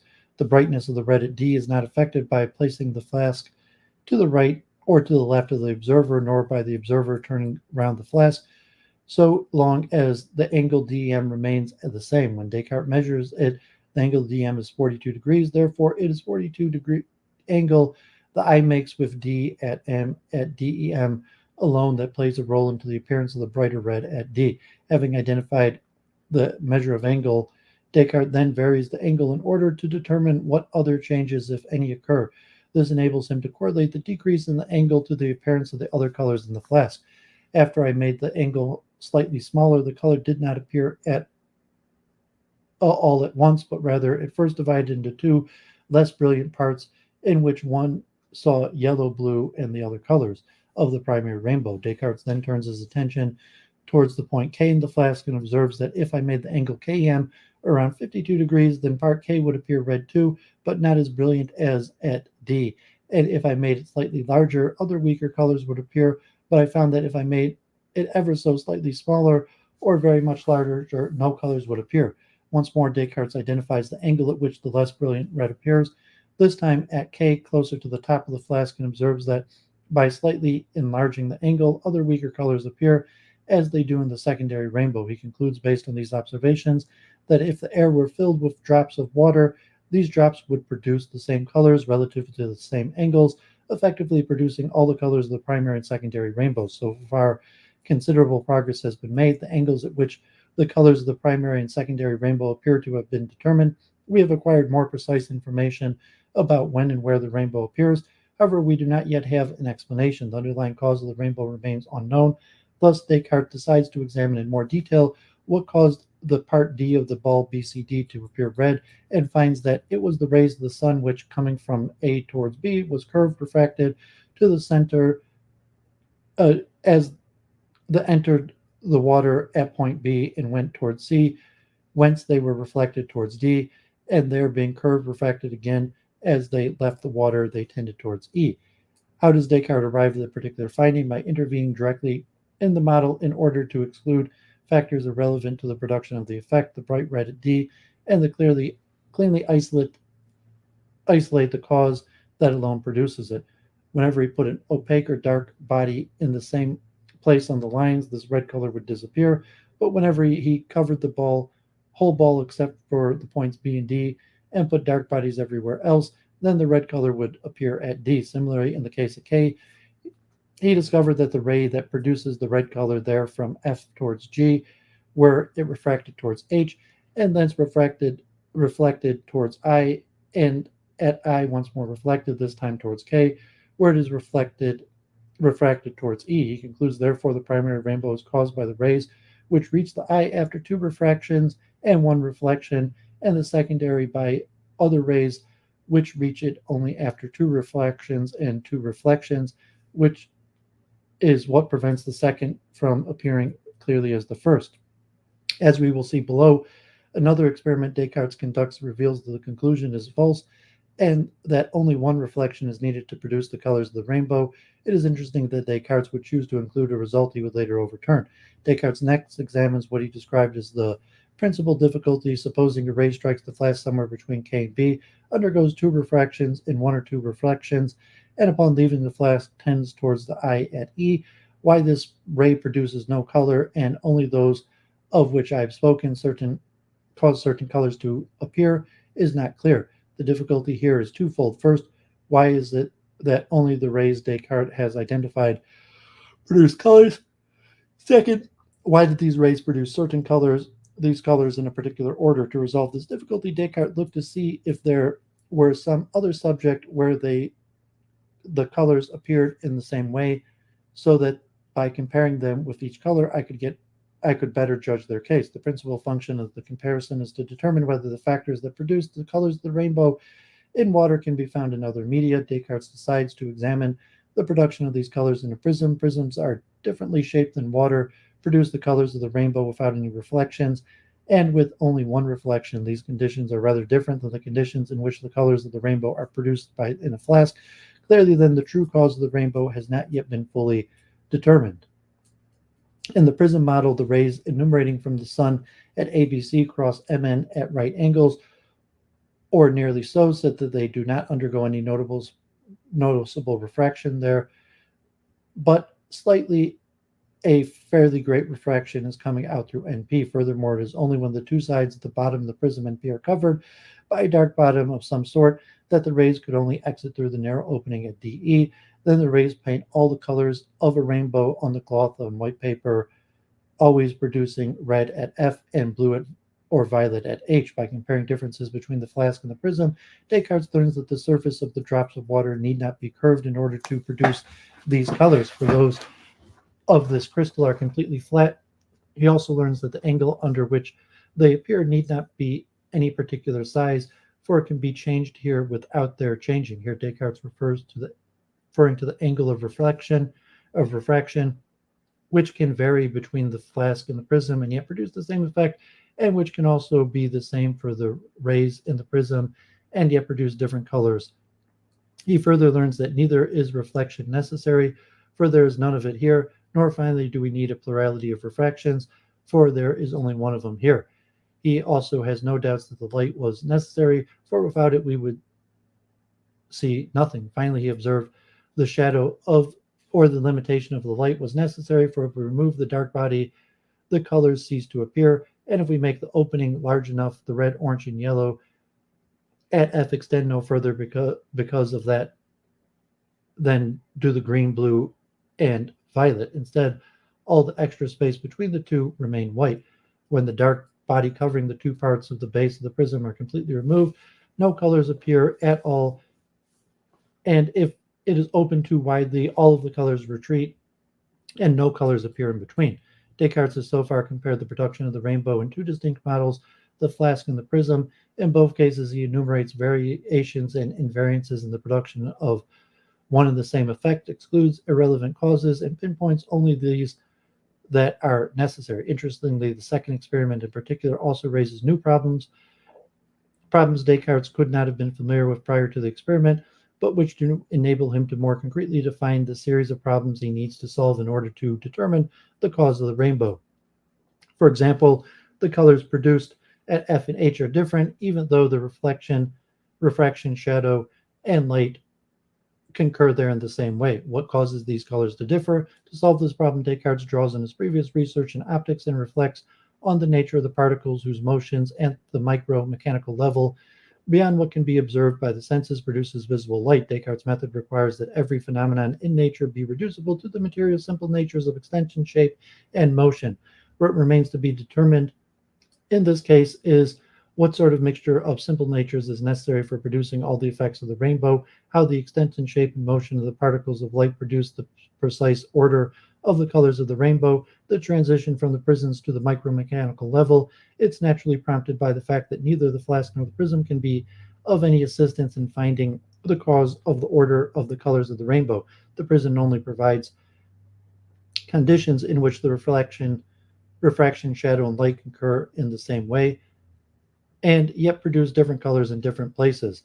The cause of the color order cannot be disclosed by the mere examination of the models. In optics, Descartes described the nature of light as the action or movement of a certain very fine material whose particles must be pictured as small balls rolling into the pores of earthly bodies.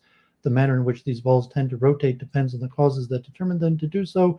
When they are reflected by a common surface, all the refractions which occur on the same side cause them to turn in the same direction, but they do not necessarily have the same tendency to rotational speed. Particles of light can acquire different tendencies towards rotational speed after refraction, depending on the bodies that surround them. So that those which have a much stronger tendency to rotate cause the color red, and those that have only a slightly stronger tendency cause yellow. Well, the nature of those that are visible at H consists only in the fact that these particles do not rotate as quickly as they usually do, so that green appears when they turn just a little more slowly, and blue where they turn very much more slowly. The balls that compose the ray EH have a weaker tendency to rotate, while those that compose the ray DF have a stronger one. Differences in color and therefore produced by differential tendencies to rotational speed after refraction.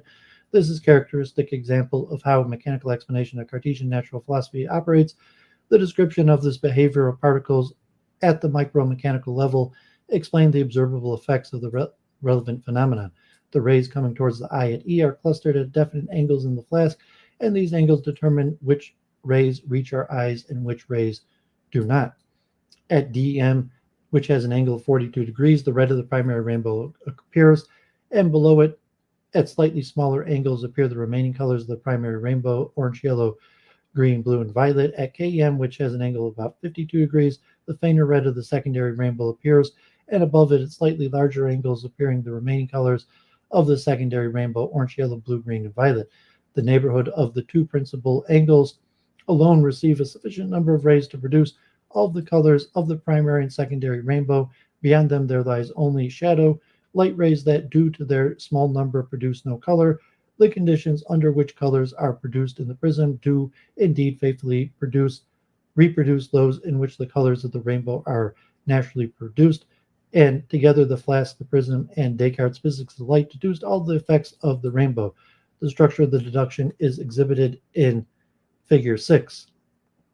So here we have a flowchart of Descartes' deduction of the rainbow. So this was a little bit tedious, but I went over in full detail because this is the only part of Descartes' science, and we'll see a little bit of the origins of the scientific method in Descartes. In Descartes' science, and the rainbow and the law of refraction are one of the few things that Descartes got right. What causes the rainbow two regions of colors? Rainbows appear only in the presence of water droplets. Size is irrelevant to the phenomenon. What causes the two regions of color in a spherical ball? So what causes the two region, and what causes the color? So what causes the two region? The two regions result from two combinations of reflection and refraction. Why do the two combinations of reflection and refraction result in discrete regions? What causes the color? Color is produced without a curved surface and without reflection. It requires a constricted stream of light and a refraction. How does refraction cause color under appropriate circumstances? How does light pass through media? What is light?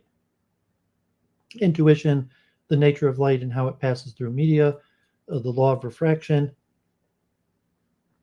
The only change in a restricted stream of light passing from one medium to another, refraction aside, is a differential tendency towards rotation. All the parallel rays of light converge into two discrete streams after two refractions and one or two reflections, emerging from the drop flask in two discrete regions. Color can only be the differential tendency to rotation produced in passing from one medium to another in refraction. Parallel rays of light produce two discrete regions of color on a spherical ball of water. Sunlight, parallel rays of light on a region of water droplets will produce two regions of color. Okay. So that's the most tedious thing we're going to cover today, but as I wanted a little example, because I'm not going to be reading like Descartes' physics or biology, because the limitations of time, and the rainbow and refraction are from the few early examples of the scientific method where Descartes actually produced proper results. In a letter to the method in mathematics, in a letter to Mersenne written towards the end of December 1637, Descartes intimates that in the optics and in meteorology, I merely tried to show that my method is better than the usual one. In my geometry, however, I claim to have demonstrated this. Geometric problems are perfectly understood problems. All the conditions needed to solve the problems are provided in the statement of the problem. To solve any problem in geometry, one must find lines that bear a definite relations to given lines. All the problems of geometry can easily be reduced to such terms, and therefore we need to know only the length of a certain straight lines in order to construct them. These lines can only be found by means of the addition, subtraction, multiplication, division, and root extraction of the given lines.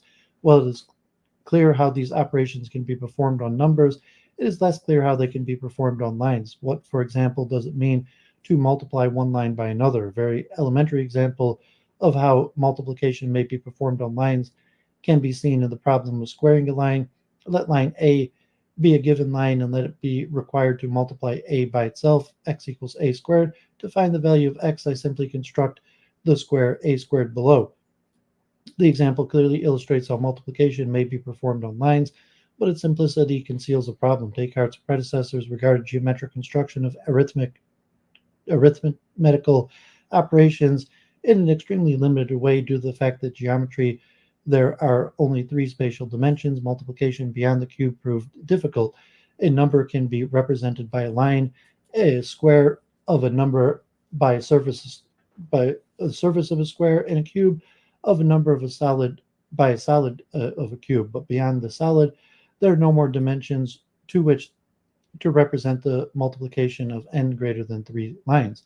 The problem of dimensionality, as it has since come to be known, constituted a serious obstacle to the use of geometry in algebra and geometry. Suppose the problem is to raise a line to the fourth power. For Descartes' predecessors, this made absolutely no geometric sense. Descartes solved the problems of dimensionality by showing how arithmetical operations performed on lines never transcend the line. Descartes' procedure is modeled on similar triangles, two or more triangles whose sides may have different lengths but whose angles are equal. The sides of all similar triangles are proportional to one another.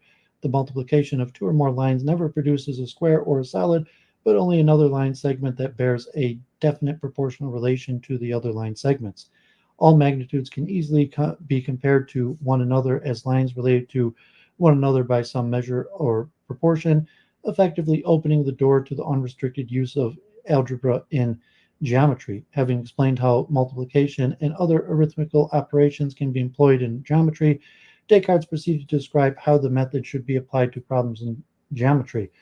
Thus, if we wish to solve some problems, we should first of all consider it solved and give names to all the lines, the unknown ones as well as the others, which seem necessary in order to construct them. Then, without considering any differences between the known and the unknown lines, we should go through the problem in the order which most naturally shows the mutual dependency between these lines until we have found a means of expressing a single quantity in two ways.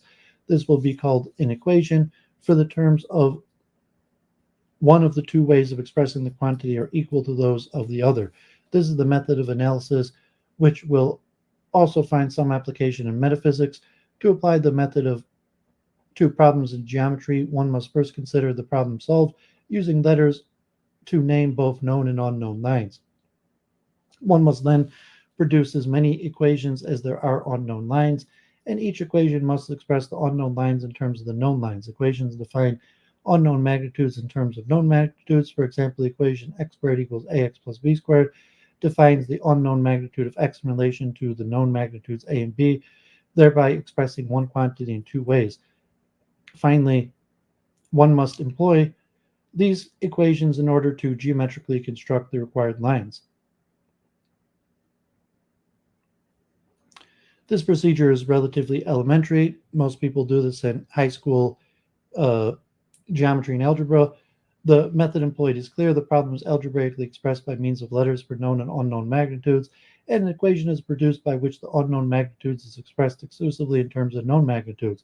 The unknown magnitude is then constructed by the addition of a line that satisfies this equation. The construction is such that the solution of the problem can be intuited or directly seen in spatial intuitions by the intellect aided by the imagination, or in paper which embodies the operations of the intellect on line segments in the imagination. Geometrical construction is therefore the foundation of intuition in Cartesian geometry, and it constitutes the final step in the solution to any problem. Descartes employed his method in order to solve problems that had never been solved in the history of mathematics. One such problem is the Pappus problem, a locus problem, or a problem which one must find the location of all the points satisfying a definite condition. Equation stated by the 4th century Greek mathematician Pappus of Alexandria. If we have 3 or 4 or greater number of straight lines given in position, we must first of all have a point from which we can draw as many other straight lines, one on each of the given lines, which form given angles with them, such that a definite ratio between these lines obtain. In the case of locus problems involving more than 6 lines, in which 3 lines on one side of the equation must be shown to have a proportional relation to the 4 lines on the other side, Pappus believed that the problem of dimensionality prohibited solutions to these problems, since there is no figure of more than 3 dimensions, so that a figure contained by these lines is not understandable in any way. For Descartes, by contrast, geometric sense can be made of the multiplication of any number of lines. Descartes provided a completely general solution to the Pappus problem, No matter how many lines he demonstrated how it is possible to find an equation and produce a construction satisfying the required conditions. More broadly, he provides a complete enumeration of the types of problems one encounters in geometry, defined by degree of complexity, enumerates the geometrical constructions required to solve problems in each class, and defines the class of geometrically acceptable constructions by whether or not they can be algebraically expressed. And finally, the method in metaphysics.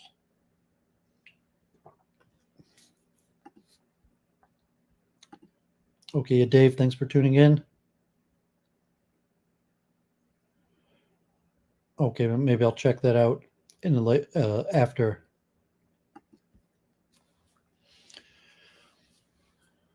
Descartes employs the method of analysis in Meditations. In metaphysics, the method of analysis shows how the thing in question was discovered. Descartes opposes analysis to synthesis, in which first principles are not discovered, but rather given in the form of definitions, postulates, axioms, theorems, and problems. As in Euclidean demonstrations, synthesis cannot so conveniently be applied to metaphysical subjects. Descartes writes why the difference is that the primary notions which are presupposed for the demonstration of geometric truths are readily accepted by anyone, since they accord with the use of our senses. In metaphysics, by contrast, there is nothing which causes so much effort as making our perception of the primary notions clear and distinct.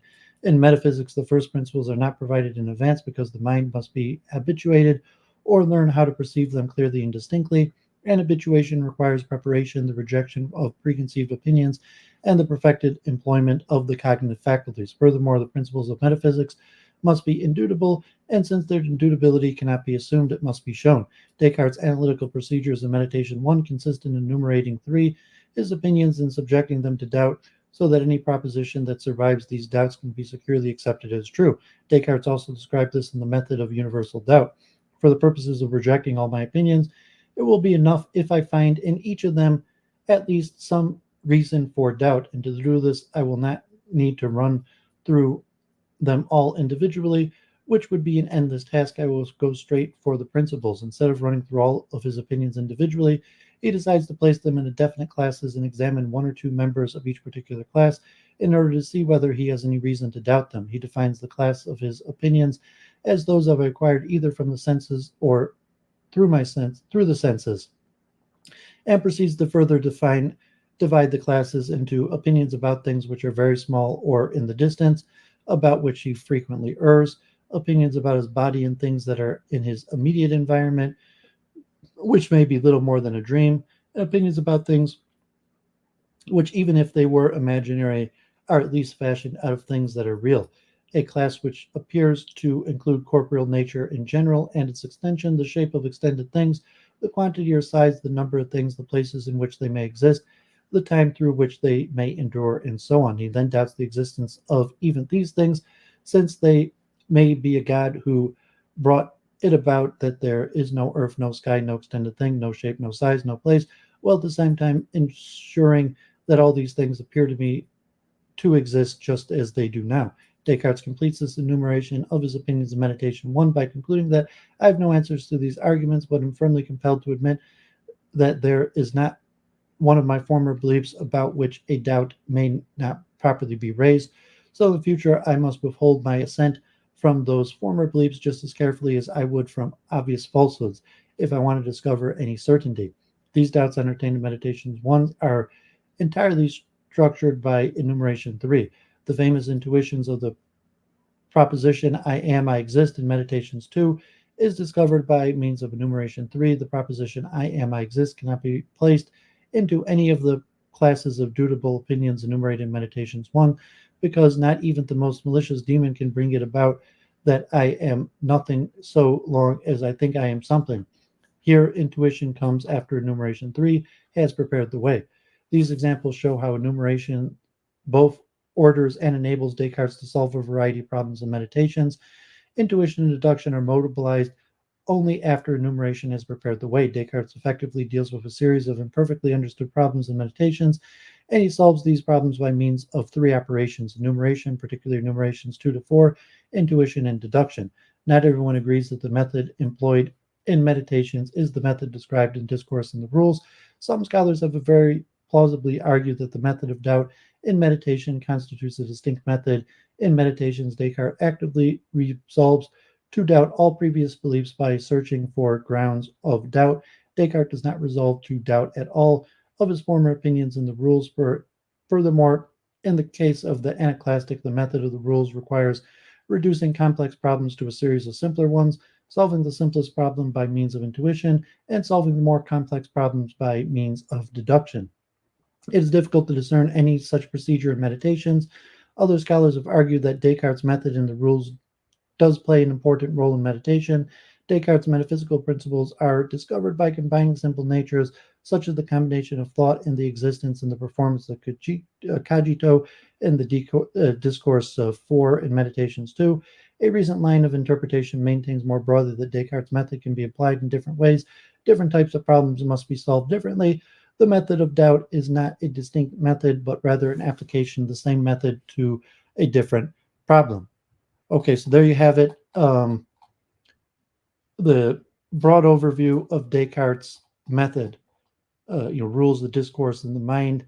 Extremely important. One of the precursors of the scientific revolution. I don't even know if I know who Terence Howard is or Mark McCutcheon, but I will try to look those up afterwards when I'm done streaming. So, yeah, just in terms of like being a good thinker, Descartes' theory of ideas and his method are extremely important. The history of philosophy, the creation of the scientific method, really the Enlightenment. What I mentioned at the beginning, Descartes is being the pivotal philosopher for the breaking point between the Aristotelian thought that dominated the scholastic method to a new method, which eventually becomes the scientific method, but largely derives from the work of Descartes. So let me stand up and stretch a minute. I think I just sold the book. So let me just look at my eBay a second. I'm going to go up and get this book that I sold. And then we'll continue.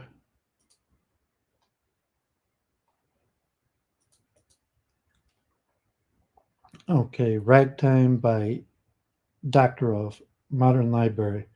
So I'm just going to go get this book, and then we'll continue with Descartes' Epistemology, which is really long, really important.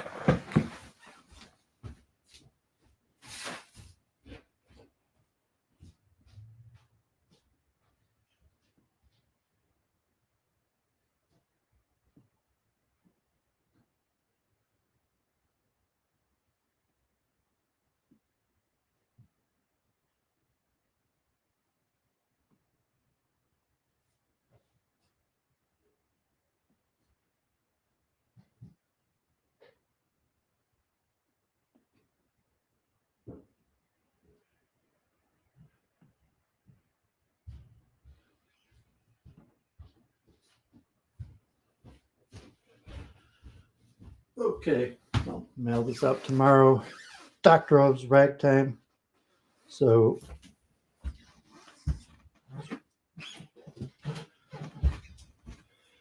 let us continue. Okay, so now we're going to move into Descartes' Epistemology. This is the longest of the ones I'll be reading today. This one may take a full 2 hours, and then we'll look at Descartes' Modal Metaphysics. So this one's probably the most important for like the metaphysics series, even more than the modal metaphysics, and it's the bulk of the day. The theory of the ideas and the method. Anyone, educated person in the Western canon, should have probably read these books, at least know the main ideas behind Descartes. He's one of the most pivotal thinkers in the whole of the Western canon. And, so hopefully the theory of ideas and method was useful, and, people know these things and apply these things and could properly, put the history of ideas and, props to Descartes' contributions. But now let's look at Descartes' epistemology, which is probably more than his metaphysics and all his thoughts on knowledge and understanding and obtaining knowledge, the cogito, the evil demon, the proof of the existence of the eternal world, leading into substance dualism. So this one's intense, it's deep, it's long. Let's jump right in. Descartes' epistemology. Rene Descartes, 1596 to 1650, is widely regarded as a key figure in the founding of modern philosophy. His noteworthy contributions extend to mathematics and physics. This entry focuses on his philosophical contributions to the theory of knowledge. Specifically, the focus is on the epistemological project of his famous work, Meditations, the First Philosophy. Descartes circulated the meditations to other philosophers for objections and comments, then responding with detailed replies that provide a rich source of further information about the original work. Indeed, 6 sets of objections and replies were published along with the first edition of Meditations 1641, and the 7th set was added with the second edition 1642. So it's probably, I like the method. I'd read this, but as a young teenager. But Meditations is the key book. That one has the objections. That one has the back and forth between the key philosophers of his day, including Thomas Hobbes and the Mersenne Circle. And this is what really changed the conception from Aristotelian scholastic method to the modern Enlightenment. And this one's really long, covers a lot of different topics. Conception of knowledge, analysis of perfect knowledge. I shall refer to a brand of knowledge Descartes seeks in the Meditations as perfect knowledge, a brand he sometimes discusses in connection with the Latin term scientia. Famously, he defines perfect knowledge in terms of doubt. While distinguishing perfect knowledge from lesser grades of conviction, he writes, I distinguish the two as follows. There's conviction, a persuasio, where there remains some reason which might lead us to doubt, but knowledge, scientia, is conviction based on reason so strong that it can never be shaken by any stronger reason. In the second replies, he adds, I shall now expound for a second time the basis on which it seems to me that all human certainty can be found.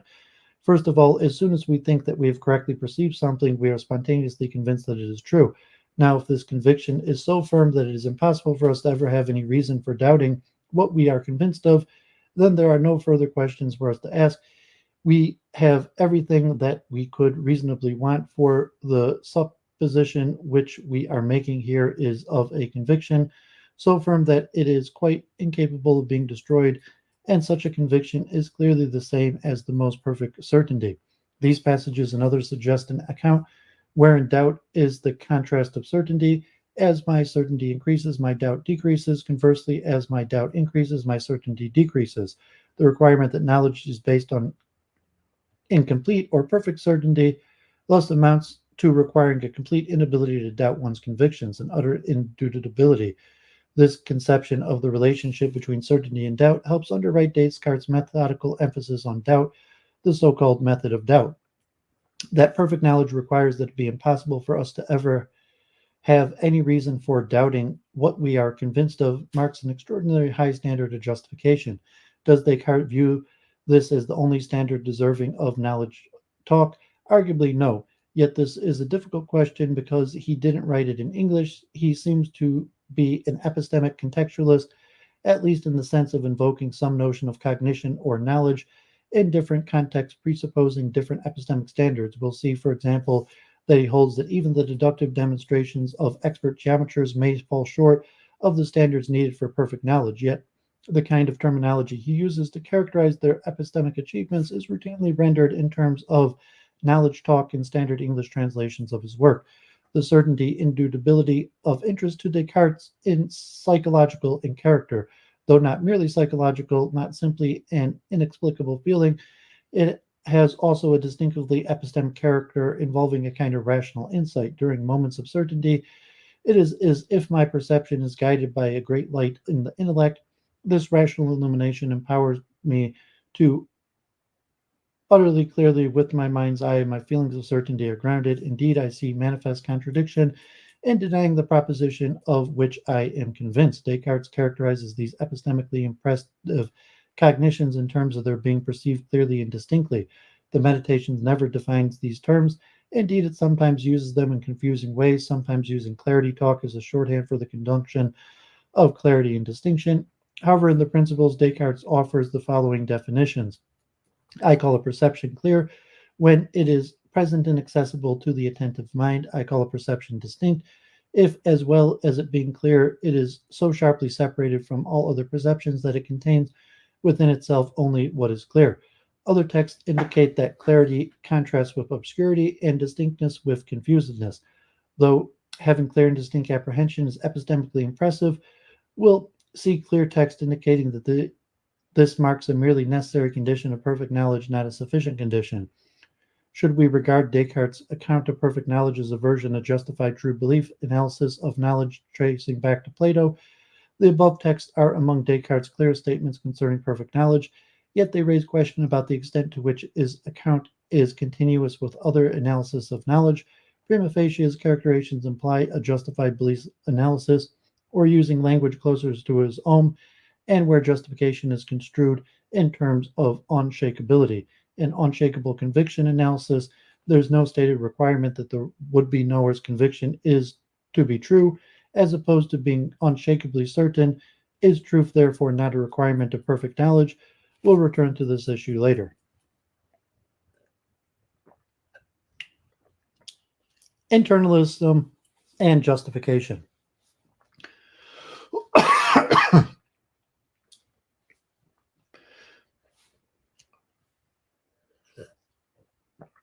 One way to divide up theories of justification is in terms of the internalism-externalism distinction. Very roughly, a theory of epistemic justification is internalist insofar as it requires that the justifying factors are accessible to the knower's conscious awareness.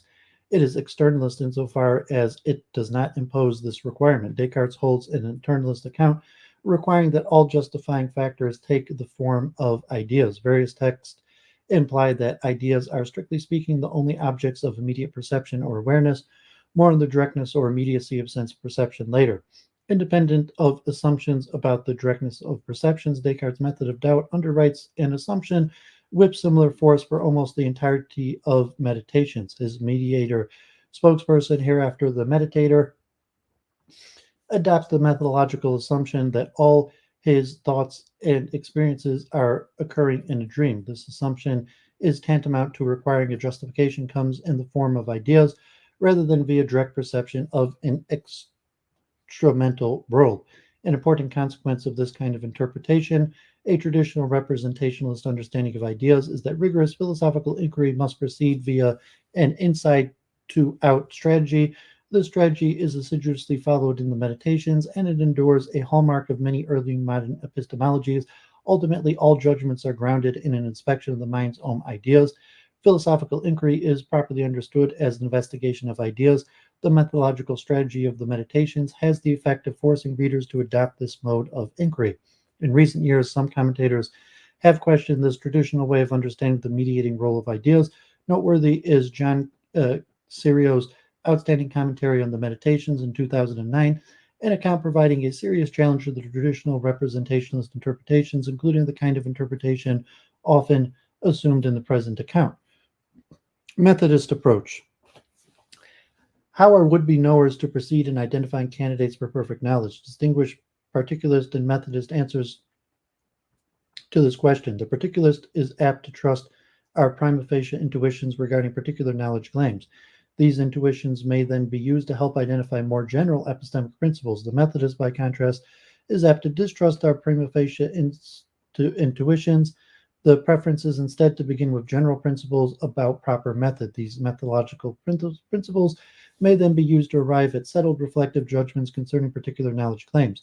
Famously, Descartes is in the Methodist camp. Those who haphazardly direct their minds down untrodden paths are sometimes lucky enough in their wanderings to hit upon some truth, but it is far better, rates Descartes, to never contemplate investigating the truth about any matter than to do so without a method. Were we to rely on prima facie intuitions, we might accept that the earth is unmoved, or that ordinary objects are just as they appear, yet newly emerging mechanist doctrines of the 17th century imply otherwise.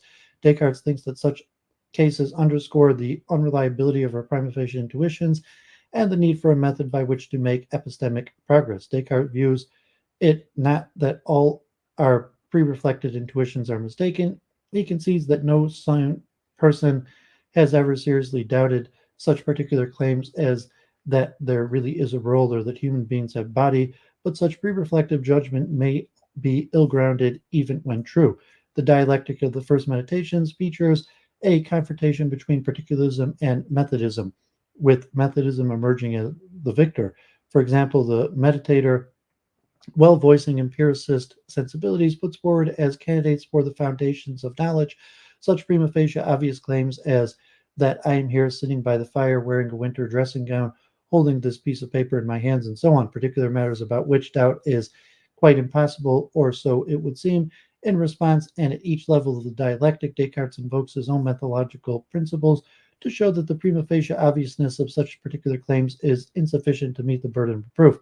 Another methodological feature of the meditations is its first person meditative character. Gary Hatfield explains Descartes adopted the strategy of writing his meditations as meditations. In other words, he modeled his books on in metaphysics on the theory of knowledge or epistemology on a form of religious writing that meditations or spiritual exercises,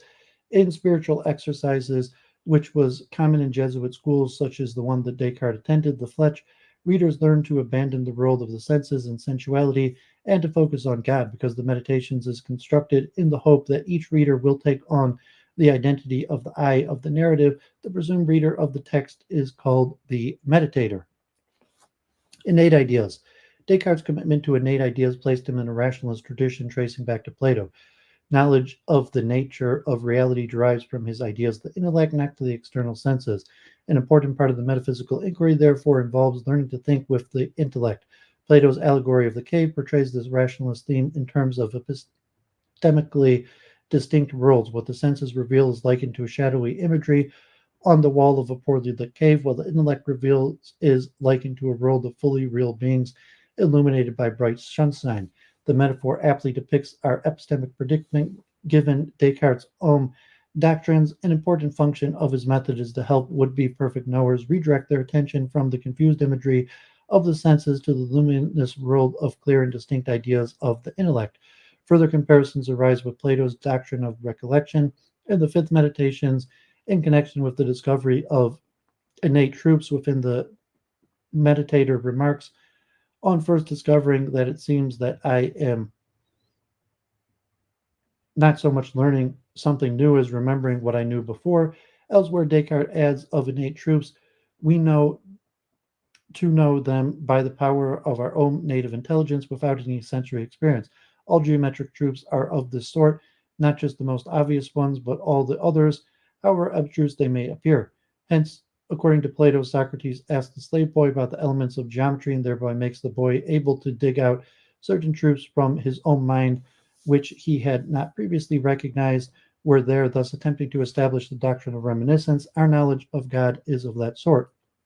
The famous wax thought experiment of the second meditation is supposed to illustrate, among other things, a procedure to dig out what is innate. The thought experiment purports to help the meditator achieve a purely mental scrutiny, thereby apprehending more easily the innate idea of body. According to Descartes, our minds come stocked with a variety of intellectual concepts, ideas whose content is independent of experience.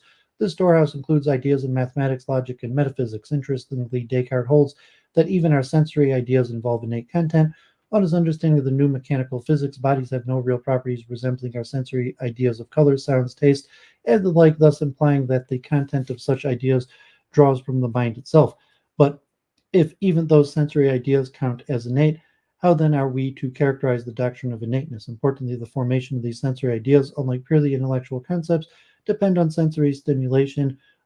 On one plausible understanding, Descartes' official doctrine has it that ideas are innate insofar as the content derives from the nature of the mind alone, as opposed to deriving from sense experience.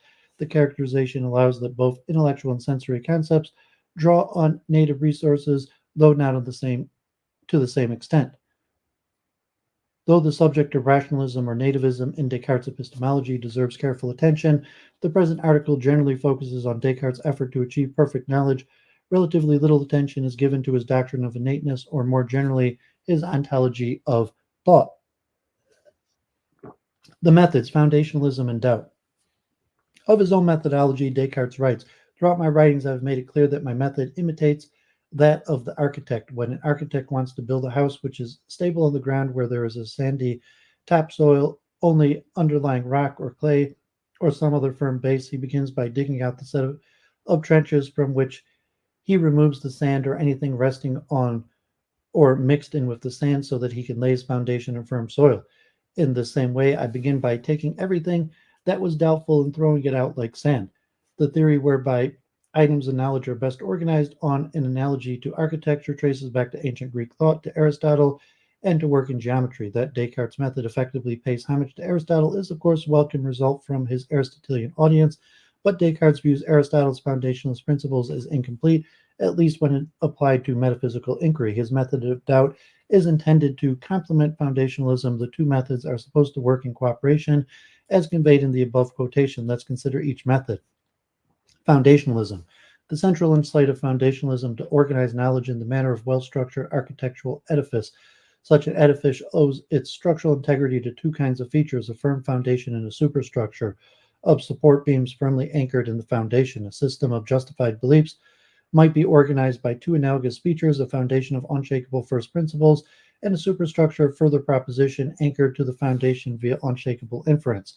Exemplary of a foundational system is Euclid's geometry. Euclid begins with a foundation of first principles, definition, postulates, and axioms, or common notions, on which he then bases a superstructure of further propositions. Descartes' own designs for metaphysical knowledge are inspired by Euclid's system. These long chains, composed of very simple and easy reasoning, which geometers customarily use to arrive at their most difficult demonstrations, had given me occasion to suppose that all the things which can fall under human knowledge are interconnected in the same way. It would be misleading to characterize the arguments of the meditation as unfolding straightforwardly according to the geometric method, but Descartes maintained that they can be reconstructed as such, and he expressly does so at the end of the second replies, providing a geometrical exposition of some of his central lines of argument, organized as definitions, postulates, axioms, or common notions and propositions. As noted above, the Meditations contains a destructive component that Descartes likens to the architect's preparation for laying a foundation. Through the Though the component finds no analog in the method of geometers, Descartes appears to hold that it is needed in metaphysical inquiry. The discovery of Euclid's first principles, some of them at any rate, are comparatively unproblematic. Such principles as things which are equal to the same thing are also equal to one another, accord not only with reason but with the senses. In contrast, metaphysical inquiry might have first principles that conflict with the senses. The difference is that the primary notions which are presupposed for the demonstration of geometric truths are readily accepted by anyone, since they accord with the use of our senses. Hence, there's no difficulty there except in the proper deduction of the consequences, which can be done even by the less attentive, provided they remember what has gone before. In metaphysics, by contrast, there is nothing which causes so much effort as making our perception of the primary notions clear and distinct. Admittedly, they are by their nature as evident as, or even more evident than, the primary notions which the geometers study, but they conflict with many preconceived opinions derived from the senses, which we have got into a habit of holding from our earliest years. And so only those who really concentrate and meditate and withdraw their minds from corporeal things so far as possible will achieve perfect knowledge of them. Among Descartes' persistent themes is that preconceived opinions can obscure our mental visions of innate principles. Where there are disputes about first principles, it is not because one man's faculty of knowledge extends more widely than another's, but because the common notions are in conflict with preconceived opinions of some people, who as a result cannot easily grasp them, whereas we cannot fail to know them innate common notions when the occasion for thinking about them arises, provided that we are not blinded by preconceived opinions. These preconceived opinions must be set aside, says Descartes, in order to lay the first foundations of philosophy. Otherwise, we apt to regard as first principles the mistaken, though prima facie obvious sensory claims that participants find attractive. Such mistakes in the laying of the foundations weaken the entire edifice. Descartes adds, all the mistakes made in the sciences happen, in my view, simply because at the beginning we make judgments too hastily and accept as our first principles matters which are obscure and of which we do not have a clear and distinct notion. Though foundationalism brilliantly allows for the expansion of knowledge from the first principles, Descartes thinks that the complementary method is needed to help us discover genuine first principles. As Hatfield writes, the problem is not to carry out proofs, which might well be assented to given the definitions and axioms, but to discover the axioms themselves, which are hopelessly obscured by the prejudices of the senses. Descartes therefore devises the method of doubt for the purposes a method to help set aside preconceived opinions. Method of doubt. Descartes opens the first meditation asserting the need to demolish everything completely and start again right from the foundations. The passage adds, reason now leads me to think that I should hold back my assent from opinions which are not completely certain and indubitable just as carefully as I do from those which are patently false. So for the purpose of rejecting all my opinions, it will be enough if I find in each of them at least some reason for doubt. In the architectural analogy, we could think of bulldozers as the ground clearing tools of demolition. For knowledge building, Descartes construes special doubts as the ground clearing tools of epistemic demolition. Bulldozers undermine literal ground, doubt undermines epistemic ground. Using skeptical doubt, the meditator shows how to find some reason for doubt in all of his pre-existing claims to knowledge. The ultimate aim of the method is constructive. Unlike the skeptics who doubt only for the sake of doubting, Descartes' aim is to reach certainty, to cast aside the loose earth and sand so as to come upon rock or clay. Bulldozers are typically used for destructive ends. As are skeptical doubts, Descartes' methodological innovation is to employ demolition for constructive ends. Where bulldozer's force overpowers the ground, its effects are destructive. Where the ground's firmness resists the bulldozer's force, the bulldozer might be used constructively, using it to reveal the ground as firm. Descartes thus uses skeptical doubt to test the firmness of the candidates put forward for the foundations of knowledge. According to at least one prominent critic, this employment of skeptical doubt is unnecessary and excessive, writes Gassendi. There is just one point I'm not clear about, namely why you did not make a simple and brief statement to the effect that you were regarding your previous knowledge as uncertain so that you could later single out what you found to be true. Why instead did you consider everything as false, which seems more like adopting a new prejudice and relinquishing an old one? This strategy made it necessary for you to convince yourself by imagining a deceiving God or some evil demon who tricks us, whereas it would surely have been sufficient to cite the darkness of the human mind or the weakness of our nature. Here Gassendi singles out two features of methodical doubt, its universal and hyperbolic character. In reply, Descartes remarks, you can say you approve of my project for freeing my mind from preconceived opinions, and indeed no one can pretend that such a project should be approved of, but you would have preferred me to have carried it out by making a simple and brief statement that is only in a perfunctory fashion. It is really so easy to free ourselves from all the errors which we have soaked up since our infancy. Can we really be too careful in carrying out a project which everyone agrees should be performed? Evidently, Descartes holds that universal hyperbolic character of methodological doubt is helpful to its success. Further appeal to the architectural analogy helps elucidate why. Consider the universal character of doubt, the need to demolish everything completely and start again right from the foundations. The point is not merely to apply doubt to all candidates for perfect knowledge, but to apply doubt collectively. Descartes offers the following analogy. Suppose a person has a basket full of apples and being worried about some of the apples were rotten, wanted to take the rotten ones to prevent the rot spreading. How would he proceed? Would he not begin by tipping the whole lot out of the basket? And would not the next step be to cast his eyes over each apple in turn and pick up and put back in the basket only those that he saw to be sound, leaving the others? In just the same way, those who have never philosophized correctly have various opinions in their minds which they have begun to store up since childhood and which they therefore have reason to believe may in many cases be false. Then they attempt to separate the false beliefs from the others so as to prevent the contaminating the rest and making the whole lot uncertain. Now, the best way they can accomplish this is to reject all of the beliefs together in one go, as if they were all uncertain and false. They can then go over each belief in turn and readopt only those which they recognize to be true and indubitable. That even one falsehood would be mistakenly treated as a genuine first principle, say the belief that the senses are reliable, or that ancient authorities should be trusted, threatens to spread falsehood to other beliefs in the system. A collective doubt helps to avoid such mistakes. It ensures that the method only approves candidate first principles that are unshakable in their own right. It rules out the appearance of unshakability is owed to logical relations with other principles, themselves not subjected to doubt. How is the hyperbolic character of methodological doubt supposed to contribute to the method's success? The architectural analogy is again helpful. Suppose that the architect is vigilant, employing a universal collective doubt. Suppose further that she attempts to use epistemic bulldozers for constructive purposes. A problem nonetheless arises: how big a bulldozer is she to use? A light duty bulldozer might be unable to distinguish a medium sized boulder from an immovable block. In both cases, the ground would appear to be immovable. Descartes states the solution to lie in using not light duty but heavy duty tools of demolition. The bigger the bulldozer, the better. The less is clear for the epistemic builder, the more hyperbolic the doubt, the better. A potential problem remains: does not the problem of the light duty bulldozer repeat itself? No matter how firm one's ground, might it not be dislodged in the face of yet a bigger bulldozer? This raises the worry that there might not be unshakable ground, as opposed to ground which is yet unshaken. Descartes' goal of utterly indubitable epistemic grounds may simply be elusive.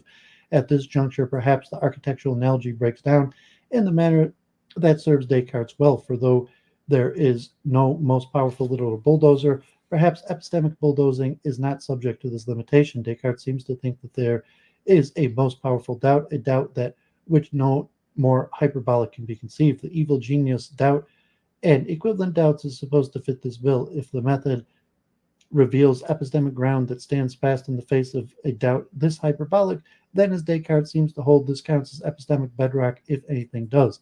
Hence the importance of the universal and hyperbolic character of the method of doubt. Gassendi's suggestion that we forego methodological doubt in favor of a simpler and brief statement to the effect that where regarding our previous knowledge is uncertain misses an important intended point of the method.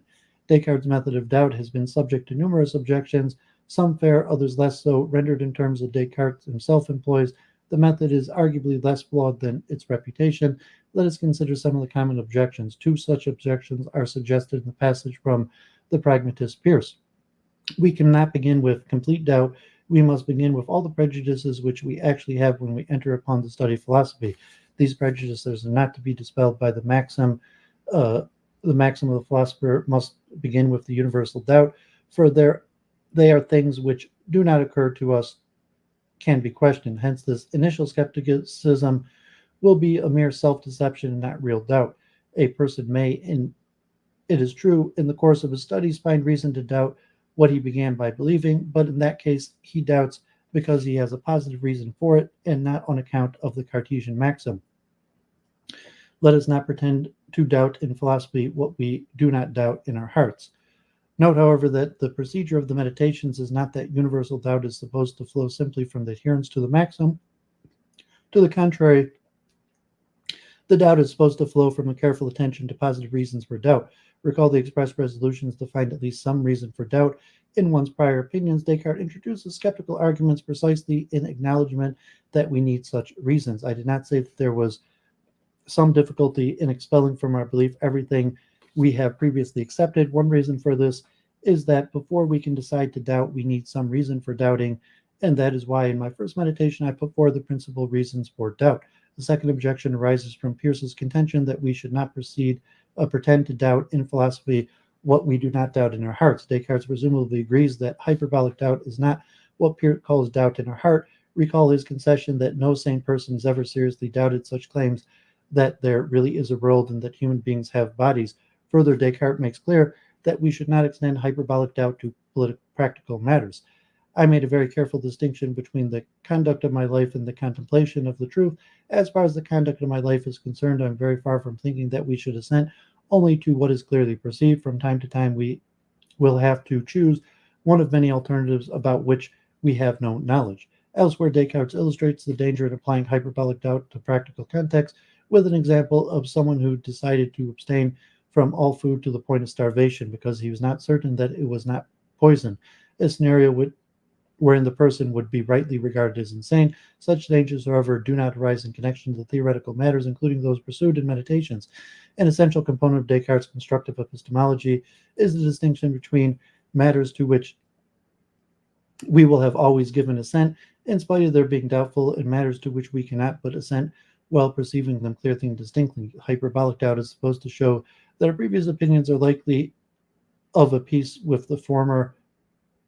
Perfect knowledge is built from the latter. The emphasis of doubt is intended to help counterbalance our habit of confidently ascending to what we regard as highly probable opinions on the grounds that such matters seem more and more reasonable to believe than to deny. The meditator thus adopts the attitude of methodological doubt, whereby all candidates for belief are treated as a false. It will be a good plan to turn to my will in the completely the opposite direction and deceive myself by pretending for a time that these former opinions are utterly false and imaginary, a plan that is carried out precisely by subjecting all matters to hyperbolic doubt. A related objection takes the method to require not merely doubt but disbelief or dissent. One of Gassendi's objections reads in this manner: he seems to take Descartes to be urging us quite literally to consider everything as false, a strategy which, as he says to Descartes, made it necessary for you to conceive yourself of the skeptical hypothesis. Based on Descartes' most careful statements, however, his method does not require a dissent from the statements it undermines. Rather, the method urges us to hold back our assent from opinions which are not completely certain and indubitable just as carefully as we do from those which are patently false. Finally, a common objection has it that the universality of doubt undermines the method of doubt itself, since, for example, the skeptical hypotheses themselves are dubious. Descartes thinks this mistakes the intended scope of the method, namely to extend doubt universally to candidates for knowledge, but not also to the very tools for founding knowledge. As he concedes, there may be reasons which are strong enough to compel us to doubt, even though these reasons are themselves doubtful and hence are not to be retained later on.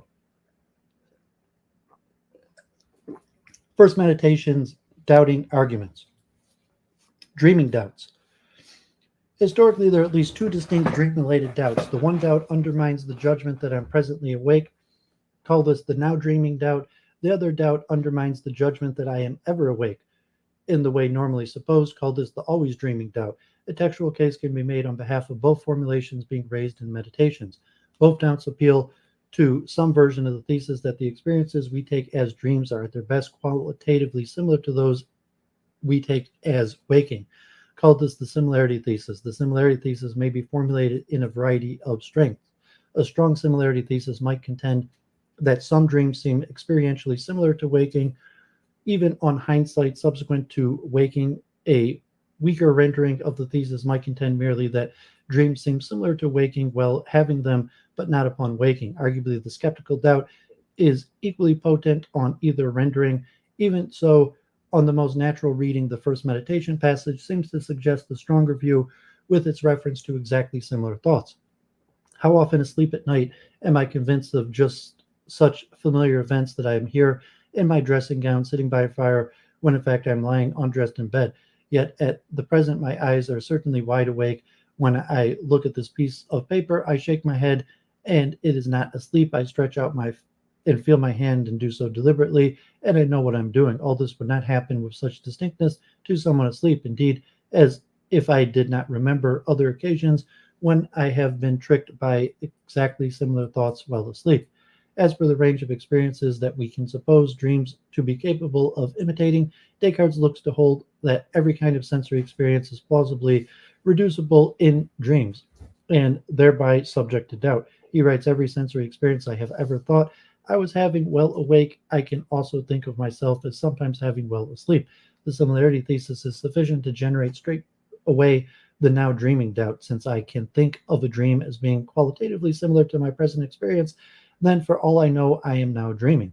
I might be awake, but if for all I know, I am now dreaming, then I lack perfect knowledge of any matters whose truth presupposes that I'm now awake. The now dreaming doubt does its epistemic damage so long as it undermines my reasons for believing I'm awake. And at this stage of the meditations, Descartes thinks that it does. There are never any sure signs by means of which being awake can be distinguished from being asleep. The now dreaming doubt generates widespread skeptical consequences, for if I do not perfectly know that I am now awake, then neither do I know that I am now holding this piece of paper in my hand. To cite an example of the first meditation, a meditator had supposed to be quite impossible to doubt. Reflection of the skeptical doubt changes his mind, and he comes around to the view that, for all he knows, the sensible objects of his present experience are mere figments of a vivid dream. Much ado has been made about whether the dreaming arguments are self-refuting. According to an influential objection, similarity theses presuppose that we can reliably distinguish dreams and waking. We need first to distinguish them in order to compare them. Yet the conclusion of dreaming arguments entails that we cannot reliably distinguish them. Therefore, if the conclusion of such an argument is true, then the premise invoking the similarity thesis cannot be. Some formulations of the dreaming argument are indeed self-refuting in this way. Of present interest is whether all are, specifically whether Descartes makes the mistake. It would appear that he does, based on the sixth meditation passage summarizing the earlier doubts. There, his formulation presupposes simply the truism that we do in fact make a distinction between waking and dreaming, never mind whether reliably. He states the relevant premise in terms of what we think of as waking versus what we think of as dreaming. Every sensory experience I have ever thought I was having while awake, I can also think of myself as sometimes having while asleep. This formulation avoids the charges of self-refutation, for it is compatible with the conclusion that we cannot reliably distinguish dreams from waking. Does Descartes also put forward a second dreaming argument, the always dreaming doubt? There is strong textual evidence to support this, though it is not by no means the standard interpretation. The conclusion of the always dreaming doubt is generated from the very same similarity thesis, together with the further skeptical assumption, namely, that for all I know, the process producing what I take as waking are no more veridical than those producing what I take as dreams, as the meditator puts it. Every sensory experience I've ever thought I was having while awake, I can also think of myself as sometimes having while asleep. And since I do not believe that what I seem to perceive in sleep comes from things located outside of me, I do not see why I should be any more inclined to believe this of what I think I perceive while awake. The aim of the always dreaming doubt is to undermine not whether I am now awake, but whether the so-called sensation is produced by external objects, even on the assumption that I am now awake. For in the case of both waking and dreaming, my cognitive access extends only to the productive result, but not to the productive process. On what basis then do I conclude that the productive processes are different, with external objects playing more of a role in the waking than in dream? For all I know, both sorts of experiences are produced by some subconscious faculty of my mind, as Descartes has his meditators say. There may be some other faculty of my mind not yet fully known to me, which produces these ideas without any assistance from external things. This is, after all, just how I have always thought ideas are produced in me when I am dreaming. The skeptical consequences of the always dreaming doubt are even more devastating than those of the now dreaming doubt. If I do not perfectly know that normal waking experience is produced by external objects, then for all I know, all of my experiences might be dreams of a sort. For all I know, there might be an external world. My best evidence of an external world derives from my preconceived opinion that world objects produced by waking experiences, yet the always dreaming doubt calls this into question. All these considerations are enough to establish that it is not reliable judgment, but merely some blind impulse that has made me believe up till now that there exist things distinct from myself which transmit to me ideas or images, or themselves through the sense organs, or in some other way. The two dreaming doubts are parasitic on the same similarity thesis, though their skeptical consequences differ. The now dreaming doubt raises the universal possibility of delusion. For any of my sensory experiences, it is possible, for all I know, that the experience is delusive. The always dreaming doubt raises the possibility of universal delusion. It is possible, for all I know, that all my sensory experiences are delusion, say from a God's eye perspective. Evil genius doubt. Though dreaming doubts do significant demolition work, they are light-duty bulldozers relative to Descartes' most powerful skeptical doubt. What further judgments are left to be undermined immediately after the discussion of dreaming? The meditator tentatively concludes that the results of the empirical disciplines are doubtful: physics, astronomy, medicine, and the like, whereas arithmetic, geometry, and other subjects of this kind, which deal only with the simplest and most general things, regardless of whether they really exist in nature or not, contain something certain and indubitable. For whereas whether I am awake or asleep, 2 and 3 added together are 5, and a square has no more than 4 sides, it seems impossible that such transparent truths should incur any suspicion of being false. Early in the third meditation, it emerges that even truths this simple and straightforward are subject to hyperbolic doubt, and immediately following the above first meditation passage, Descartes introduces his most hyperbolic doubt, the hypothesis of the all-powerful deceiver. There is variation in the interpretation of the doubt, even concerning the number of deceivers Descartes might be citing. However, I suggest that there is a very natural reading that provides a unified understanding of a single deceiver hypothesis. The passage initially introduced a deceiver represents the meditator as having long believed in a creator who is both all-powerful and all-good. It seems to follow, so the meditator reasons, that the Creator with these attributes would not allow its creatures to be deceived about the existence of the external world, nor about such transparent truths such as 2 plus 3 equals 5. But likewise, neither should a Creator with these attributes allow its creators ever to be deceived. Yet we are sometimes deceived, since even occasional deception seems to pose a reductio on the very existence of an all-powerful, all-good Creator. The implication is that the Creator, if there be one, must be lacking in either powers or goodness. Suppose the Creator is all-powerful but not all-good, an evil genius of sorts. In that case, it seems we might be deceived about even the most evident of matters. Notice that the foregoing understanding allows us to read the following two passages as referring to the very same skeptical scenario, namely a worry about a deceiver who's all-powerful but not all-good. And yet firmly rooted in my mind is the long-standing opinion that there is an omnipotent God who made me the kind of creature that I am.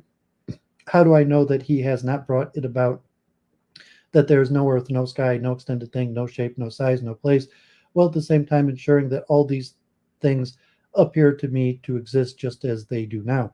What is more, since I sometimes believe that others go astray in case where they think they have the most perfect knowledge, may I not similarly go wrong every time I add 2 and 3 on or count the sides of a square, or in some even simpler matter, that if that is magnitude? Perhaps God would not have allowed me to be deceived in this way, since he is said to be supremely good. But if it were inconsistent with the goodness to have created me such that I am deceived all the time, it would seem equally foreign to his goodness to allow me to be deceived even occasionally. Yet this last assertion cannot be made. I will suppose, therefore, that God, who is supremely good and the source of truth, but rather some malicious demon of the utmost power and cunning, has employed all his energies in order to deceive me. Some commentators take these passages to introduce two separate deceivers, a deceiving God on the one hand and an evil genius on the other. Yet this seems to introduce needless complication without sufficient textual justification. The deception of both deceivers are said to derive from having supreme power, while unlike the true God, lacking in goodness. And note that Descartes expresses ambivalence to whether even to refer to a deceiver as God while involving hyperbolic doubt. The second meditation references the deceiver as a God, or whatever I may call him. In any case, the single deceiver hypothesis will hereafter be assumed, referring to it by its popular designation, the evil genius doubt. It is tempting to assume that the evil genius doubt draws its skeptical force from the utmost power attributed to the deceiver. Clear text suggests a different reading. Descartes contends that an equally powerful doubt derives from the supposition that we are not the creatures of an all-powerful creator. Recall that the above reductio reasoning implies simply that the creator cannot be all-powerful and all-good. Suppose that then that we give up the assumption that the creator is all-powerful. The passage continues, while denying that the doubt is therefore weakened. Perhaps there may be some who would prefer to deny the existence of so powerful a God rather than believe that everything else is uncertain. Yet since deception and error seem to be imperfections, the less powerful they make my original cause, the more likely it is that I am so imperfect as to be deceived all the time. Descartes makes the same point in a parallel passage in the Principles. We have been told that there is an omnipotent God who created us. Now we do not know whether he may have wished to make us beings of the sort who are always deceived, even in those matters which seem to be to us supremely evident. We may, of course, suppose that our existence derives not from a supremely powerful God, but either from ourselves or from some other source. But in that case, the less powerful we make the author of our coming into being, the more likely it will be that we are so perfect as to be deceived all the time. Descartes' official position is that the evil genius doubt is merely one among multiple hypotheses that can motivate the more general hyperbolic doubt. Fundamentally, the more general doubt is about our cognitive nature, that is, about the possibility that our minds are flawed. The first meditation texts are somewhat ambiguous on this count, but later passages are very clear. A theme will fully develop more later. What is essential is to the doubt is not the specific story about the origins of our cognitive writing, if instead the realization, regardless of the story, that for all we know our cognitive wiring is flawed. Even so, I regularly speak in terms of the evil genius following Descartes' lead as a kind of mnemonic for the more general doubt about our cognitive nature. Having introduced the evil genius doubt, the first meditation program of demolition is not only hyperbolic but universal. As the meditator remarks, I am finally compelled to admit that there is not one of my former beliefs about which a doubt may not be properly raised, as will emerge. The early paragraphs of the third meditation clarify further nuance in the evil genius doubt, a nuance consistently observed thereafter. Descartes clarifies, therefore, that the evil genius doubt operates in an indirect manner. The cogito and doubt. Cogito ergo sum.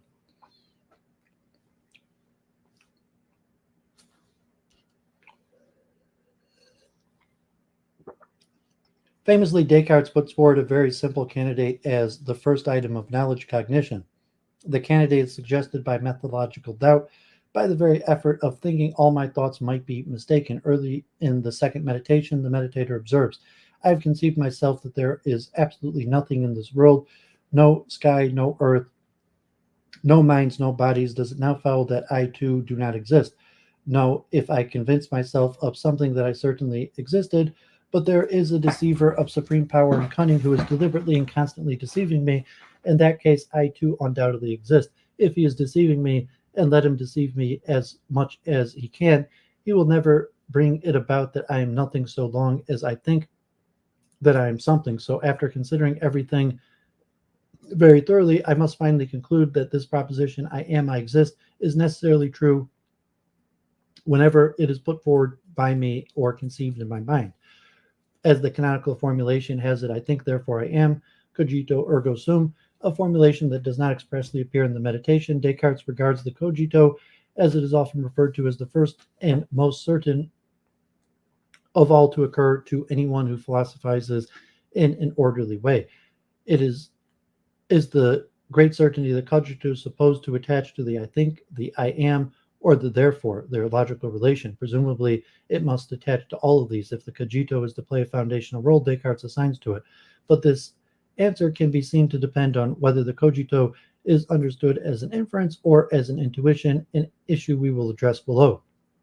Testing the cogito by means of methodological doubt is supposed to reveal its unshakable certainty. Hyperbolic doubt helps me appreciate that the existence of my body is subject to doubt, whereas the existence of my thinking is not. The very attempt at thinking away my thinking is indeed self-stultifying. The cogito raises numerous philosophical questions and has generated an enormous literature. The most significant ongoing debate concerns whether Descartes intends the cogito to be an intuition, roughly self-evident, or instead an inference. An influential 1962 paper, Jaco Hintika, argues that it should be understood non-inferentially as a performative utterance. On his analysis, I exist does not follow logically from I think, nor does Descartes suppose otherwise. Rather, the transition from I think to I exist is non-logical. Indeed, the statement that I do not exist is not logically incoherent. The key point, according to Hintika, is that the very act of thinking that statement, the cognitive performance, is existentially incoherent. I cannot both think the statement and believe it to be true. Hintika takes the emphasis on cogito as intended to express the performatory character of Descartes' insight. It refers to the performance, to the act of thinking through which the sentence I exist may be said to verify itself. The following second reply text can seem supportive of non-inferential reading. When someone says, I am thinking, therefore I am, or I exist, he does not deduce existence from the thought by means of syllogism, but recognizes it as something self-evident by a simple intuition of the mind. However, as Margaret Wilson correctly observes, the claim that the cogito is inference is not equivalent to the claim that it is a syllogism. The passage only expressly rejects the effort to understand the cogito in terms of syllogism, but not necessarily in terms of reference. Further, it should be noted that the inferential interpretation need not reject the cogito counts also as an intuition.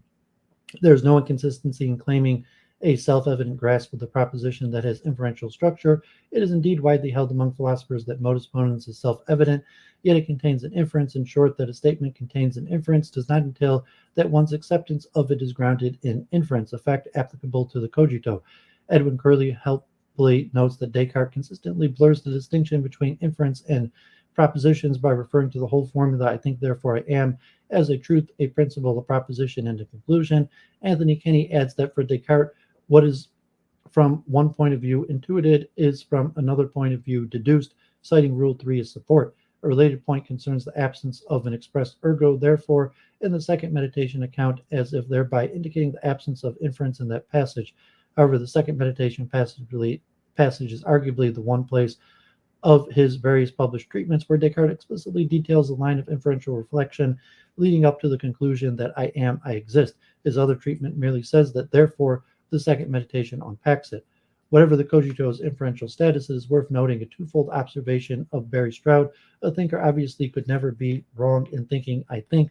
Moreover, no one who thinks could think falsely that he exists. Further issues that cogito is worth clarifying. Let's cover a few points in summary fashion. First, the first-person formulation is essential to the certainty of the cogito. Third-person claims such as Icarus thinks or Descartes thinks are not unshakably certain, not for me at any rate. Only the occurrence of my thought has a chance of resisting hyperbolic doubt. There are a number of passages in which Descartes refers to a third-person version of the cogito, but none of these occurs in the context of establishing the actual existence of the particular thinker, in contrast with affirming the conditional general result that whatever thinks exists. Second, a present tense formulation is essential to the certainty of the cogito. It is no good to reason that I existed last Tuesday, since I recall that I was thinking on that day. For all I know, I'm now merely dreaming about that occasion, nor does it work to reason that I'll continue to exist since I'm now thinking. As the meditator remarks, it could be that were I to totally cease from thinking, I should totally cease to exist. The privileged certainty of the cogito is grounded in the manifest contradiction of trying to think away my present thinking. Third, the certainty of the cogito depends on being formulated in terms of the cogitado, my thinking, or awareness consciousness more generally. Any mode of thinking is sufficient, including doubting, affirming, denying, willing, understanding, imagining, and so on. My bodily activities, however, are insufficient. For instance, it is no good to reason I exist since I'm walking, because methodological doubt calls into question the existence of my legs. Maybe I'm just dreaming that I have legs. A simple revision such as I exist since it seems I'm walking restores this anti-skeptical potency. Fourth, the caveat is in order that Descartes rejects formulations presupposing the existence of a body commits him to do more than an epistemic distinction between the ideas of mind and body, but not yet an ontological distinction as in mind-body dualism. Indeed, in the passage following the cogito, Descartes has his meditator say, and yet may it not perhaps be the case that these very things which I am supposed to be nothing, the structure of the limbs which is called the human body, because they are unknown to me, are in reality identical with the I of which I am aware. I do not know, and for the moment I shall not argue the point, since I can make judgments only about the things which are known to me. In short, the intended epistemic success of the cogito does not presuppose any particular mind-body ontology. First, Descartes' reference to an I in the I think is not intended to presuppose the existence of a substantial self. In the very next sentence following the initial statement of the cogito, the meditator says, but I do not yet have a sufficient understanding of what this I is that now necessarily exists. Although the meditator now knows that he is, he does not seem to know what he is. His only old conception of his nature has been called into doubt, and he does not seem to have anything new to replace it. The cogito purports to yield certainty that I exist insofar as I'm thinking thing, whatever that turns out to be. The ensuing discussion is intended to help arrive at an understanding of the ontological nature of the thinking subject. More generally, we should distinguish issues of epistemic and ontological dependence. In the final analysis, Descartes thinks he shows that the occurrence of thought depends ontologically on the existence of a substantial self, to wit, on the existence of an infinite substance, namely God. But he denies that the acceptance of these ontological matters is epistemically prior to the cogito. It certainly is not supposed to depend epistemically on the abstruse metaphysics that Descartes thinks he eventually establishes. If the cogito does not presuppose a substantial self, what then is the epistemic basis for the injecting the I into the I think? Some critics have complained that in referring to the I, Descartes begs the question of presupposing that what he means to establish in the I exists. Among the critics, Bertrand Russell objects that the word I is really illegitimate. Echoing the 18th century thinker George Lichtenberg, Russell writes that Descartes should have instead stated his ultimate premise in the form, there are thoughts. Russell adds that the word I is grammatically convenient, but does not describe a datum. Accordingly, there is pain, and I am in pain have different contexts, and Descartes is entitled only to the former. One effort at reply has its introspection reveals more than what Russell allows. It reveals the subjective character of experience. On this view, there is more to the experiential story of being in pain than is expressed by saying that there is pain. The experience includes the feeling of pain plus point of view, an experiential addition that's difficult to characterize except by adding that I am in pain, that the pain is mine. Importantly, my experience of the subjective feature of experience does not depend on the awareness of the metaphysical nature of thinking subject. If we take Descartes to be using I to signify the subjective character, then he is not smuggling in something that is not already there. The I-ness of consciousness turns out to be contra Russell, a primary datum of experience, although Hume persuasively argues introspection reveals no sense impressions suited to the role of thinking subject. Descartes, unlike Hume, has no need to derive all our ideas from the sense impression. Descartes' idea of the self does ultimately draw on innate conceptual resources. Setting aside the philosophical concerns associated with the cogito, let us turn to a further interpretive concern, namely the issue of whether, at its initial introduction in the second meditation, Descartes intends that the cogito count as perfect knowledge. Does the cogito count as atheist available perfect knowledge? The extraordinary certainty and doubt resistance of the cogito marks an Archimedean turning point in the meditator's inquiry. However, there are interpretive disputes about whether Descartes intends that cogito to count as its initial introduction prior to the arguments of God is fully indubitable, and therefore as perfect knowledge. It is quite common to interpret the cogito as being the first item of perfect knowledge, and later we will explore how such interpretations, bounded doubt interpretation, render Descartes' broader argument.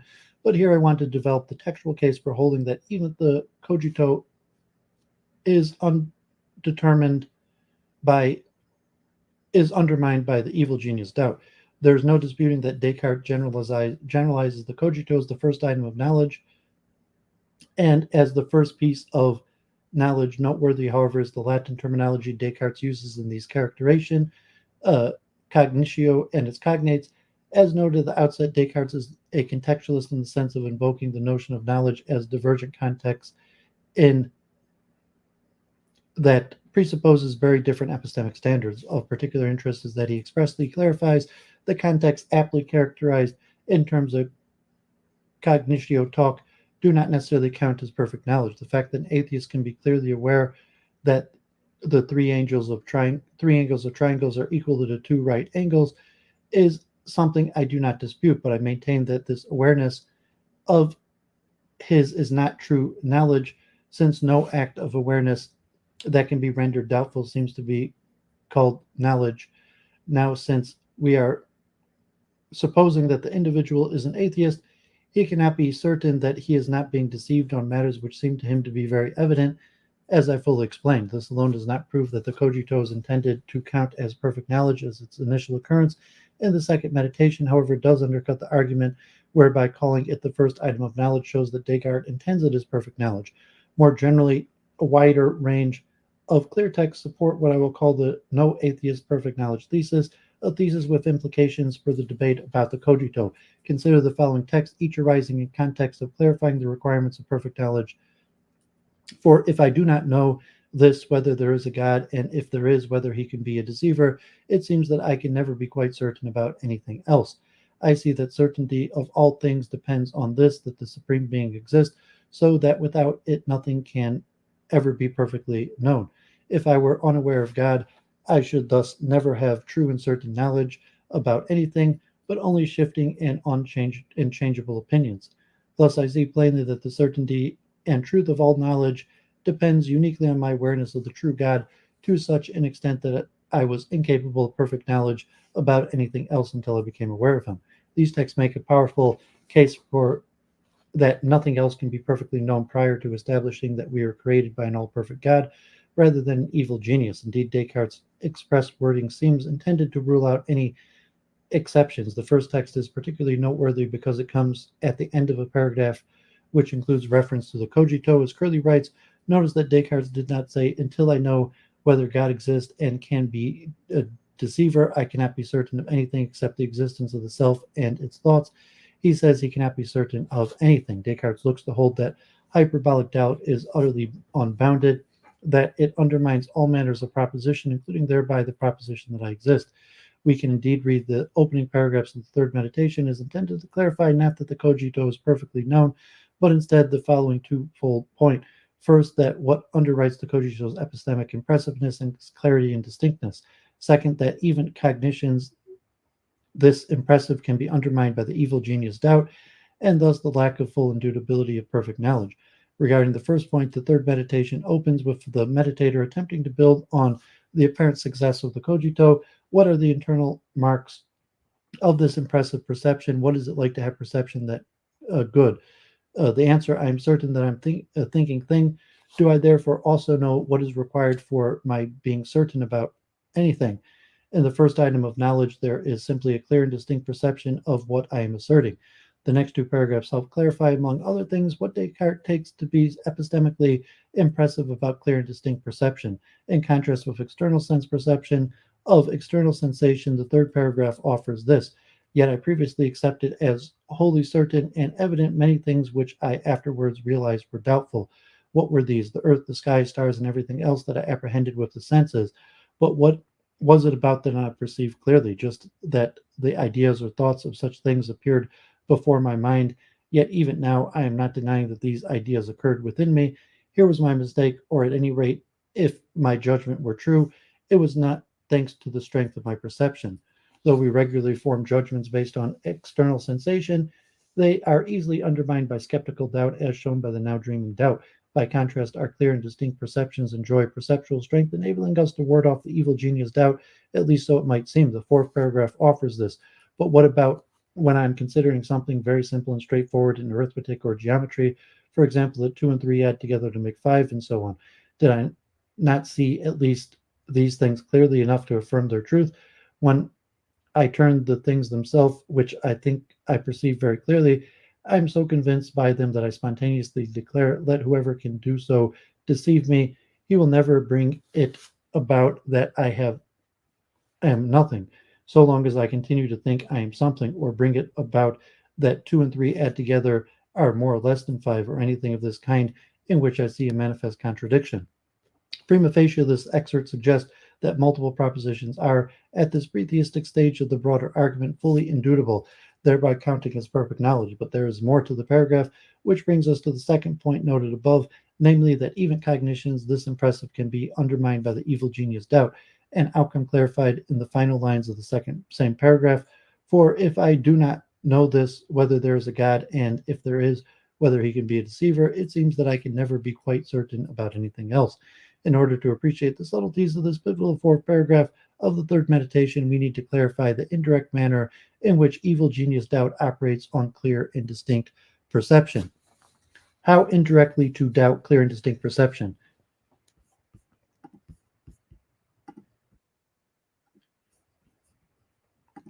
How indirectly to doubt clear and distinct perception? How could a doubt undermine the cogito? Part of the impressiveness is that I cannot think about my existence without affirming it, yet I cannot doubt my existence without thinking about it. In short, I simply cannot doubt the proposition I exist, or so it appears, seeming to reinforce further the suspicion that the cogito cannot be doubted. Is a more general thesis Descartes holds concerning the doubt resistance of any matter that are clearly and distinctly perceived. The nature of my mind is such that I cannot but assent to these things, at least so long as I clearly perceive them. My nature is such that so long as I perceive something very clearly and distinctly, I cannot but believe it to be true. How then is it possible to doubt such matters? According to one interpretation, the answer is that we cannot doubt them directly. However, we can doubt them in an indirect manner, that is, rather than directing the doubt at a particular such propositions as that I exist, or that 2 plus 3 equals 5, the doubt is instead directed at the cognitive faculties by which we apprehend such propositions. By way of analogy, consider that if a calculator were defective, it would cast doubt on any calculations it generated. Likewise, if my own mind were in some sense defective, this would cast doubt on any matters I apprehended, no matter how evident these matters might seem. By directing the doubt at the veracity of my own cognitive faculties, I do thereby indirectly doubt the particular propositions apprehended by means of these faculties. A wealth of texts support that this is how the evil genius doubt is intended to operate. Consider these. Perhaps some good God could have given me a nature such that I was deceived even in matters which seemed most evident. I can convince myself that I have natural disposition to go wrong from time to time in matters which I think I perceive as evidently as can be. I saw nothing to rule out the possibility that my natural constitution made me prone to error even in matters which seemed to me the most true. The most serious doubt arises from our ignorance about whether our nature might not be such as to make us go wrong even in matters which seem to us utterly evident. As each passage conveys, the doubt is directed not at the particular object level proposition undermined, but the possibility of our having a defective cognitive nature. In this vein, Carrillo helpfully refers to the doubter under the heading imperfect natural nature doubt rather than evil genius doubt. Newman and Nelson refer to as metacognitive doubt, as each passage also conveys the doubt effectively undermines even the most evident of matters because the doubt is indirect.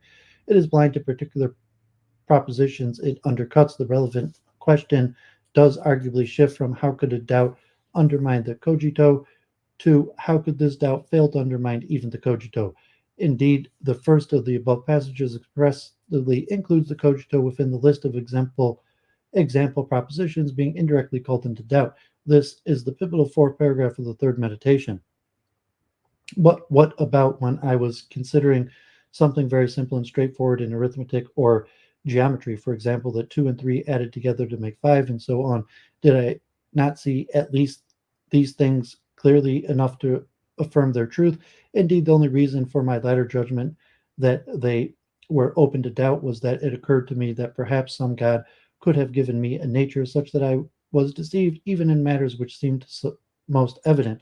And whatever my preconceived belief in the supreme power of God comes to mind, I cannot but admit that it would be easy for him, if so desired, to bring it about that I go wrong even in these matters which I see utterly clearly with my mind's eye.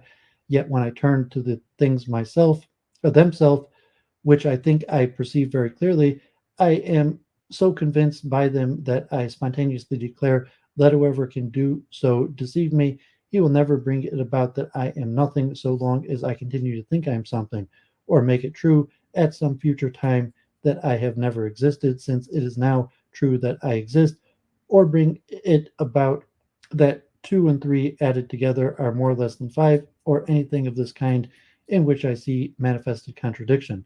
This suggestion is of an epistemic schizophrenia of sorts, depending on whether one's attention is directed at the object level proposition or instead at the possibility of our having defective cognitive faculties. Moments of epistemic optimism. Well, I am directly attending to a proposition, perceiving it clearly and distinctly. I enjoy an irresistible cognitive luminance, and my assent is compelled. Moments of epistemic pessimism, when no longer directly attending, no longer perceiving the proposition clearly and distinctly, I can entertain the skeptical hypothesis that such feelings of cognitive luminance are epistemically worthless, indeed arising from a defective cognitive nature. Granted that indirect doubt is exceedingly hyperbolic, even so, it entails that we lack the full indubitability requisite to perfect knowledge. Descartes thus closes the pivotal fourth paragraph, clarifying that because the evil genius doubt, nothing yet meets the epistemic standard of perfect knowledge. And since I have no cause to think that there is a deceiving God, and I do not yet even know for sure whether there is a God at all, any reason for doubt which depends simply on the supposition of very slight and, so to speak, metaphysical one. But in order to remove even the slight reason for doubt, as soon as the opportunity arises, I must examine whether there is a God, and if there is, whether he can be a deceiver. For if I do not know this, it seems that I can never be quite certain about anything else. A later third meditation passage, but one occurring prior to the argument for God, can be taken to suggest a very different interpretation. On this alternative account, some of the matters we clearly and distinctly perceive are fully indubitable, thereby counting as perfect knowledge even prior to knowledge of God. This passage has Descartes drawing a distinction between what is revealed by natural light and what is taught by nature. When I say natural, nature taught me to think this, all I mean is that spontaneous impulse led me to believe it, not that the truth has been revealed to me by some natural light. There's a big difference here, whether it is revealed to me by natural light, for example, that from the fact that I'm doubting it follows that I exist, and so on, can it not in any way be open to doubt. This is because there cannot be another faculty both as trustworthy as the natural light and also is capable of showing me that such things are not true. But as for my natural impulse, I have often judged in the past that they were pushing me in the wrong direction when it was a question of choosing the good and I do not see why I should place any greater confidence in them in other matters. This passage makes it clear that the cogito was revealed by the natural light, and on one plausible reading, it conveys that the cogito is utterly immune to doubt. It cannot in any way be open to doubt. On this understanding, the scope of the evil genius doubt is bounded in the sense that not all propositions are vulnerable to the doubt. This is to say that some propositions, including the cogito, may be fully indubitable, thus satisfying the requirement of perfect knowledge even for atheists. Defenders of an unbounded doubt interpretation would offer a different analysis of the passage. First, we saw that Descartes earlier claimed that what grounds the extraordinary certainty of cogito is that there is simply a clear and distinct perception. Yet the earlier claim is surprising. If the point of the above passage is that the natural light is epistemically superior to a mere garden variety, clarity, and distinctness, a remark Descartes makes to Hobbes is relevant, as everyone knows a light in the intellect means transparent clarity of cognition.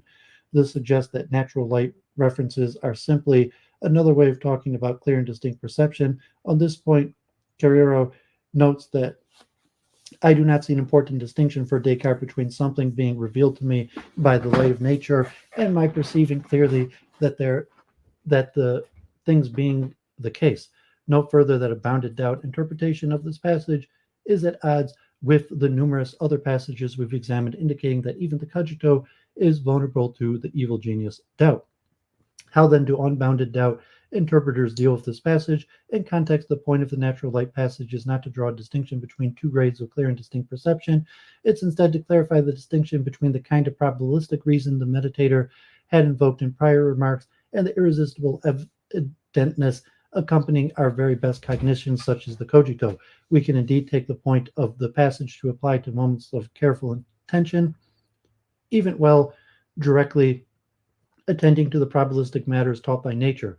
We recognize that there are grounds for doubt, whereas when directly attending to our epistemically best cognitions revealed by the natural light, we simply cannot doubt them. This reading renders the passage continuous with our reading of the other passage. Again, in the pivotal fourth paragraph of the third meditation, when I turn to the things themselves, which I think perceive very clearly, I am so convinced by them that I spontaneously declared, let whoever can do so deceive me. He will never bring it about that I am nothing, so long as I continue to think I am something. While directly attending to them, the matter revealed by the natural light cannot in any way be open to doubt, and yet upon diverting attention, they fall prey to the evil genius doubt. It's 1 second, get another drink. Stretch.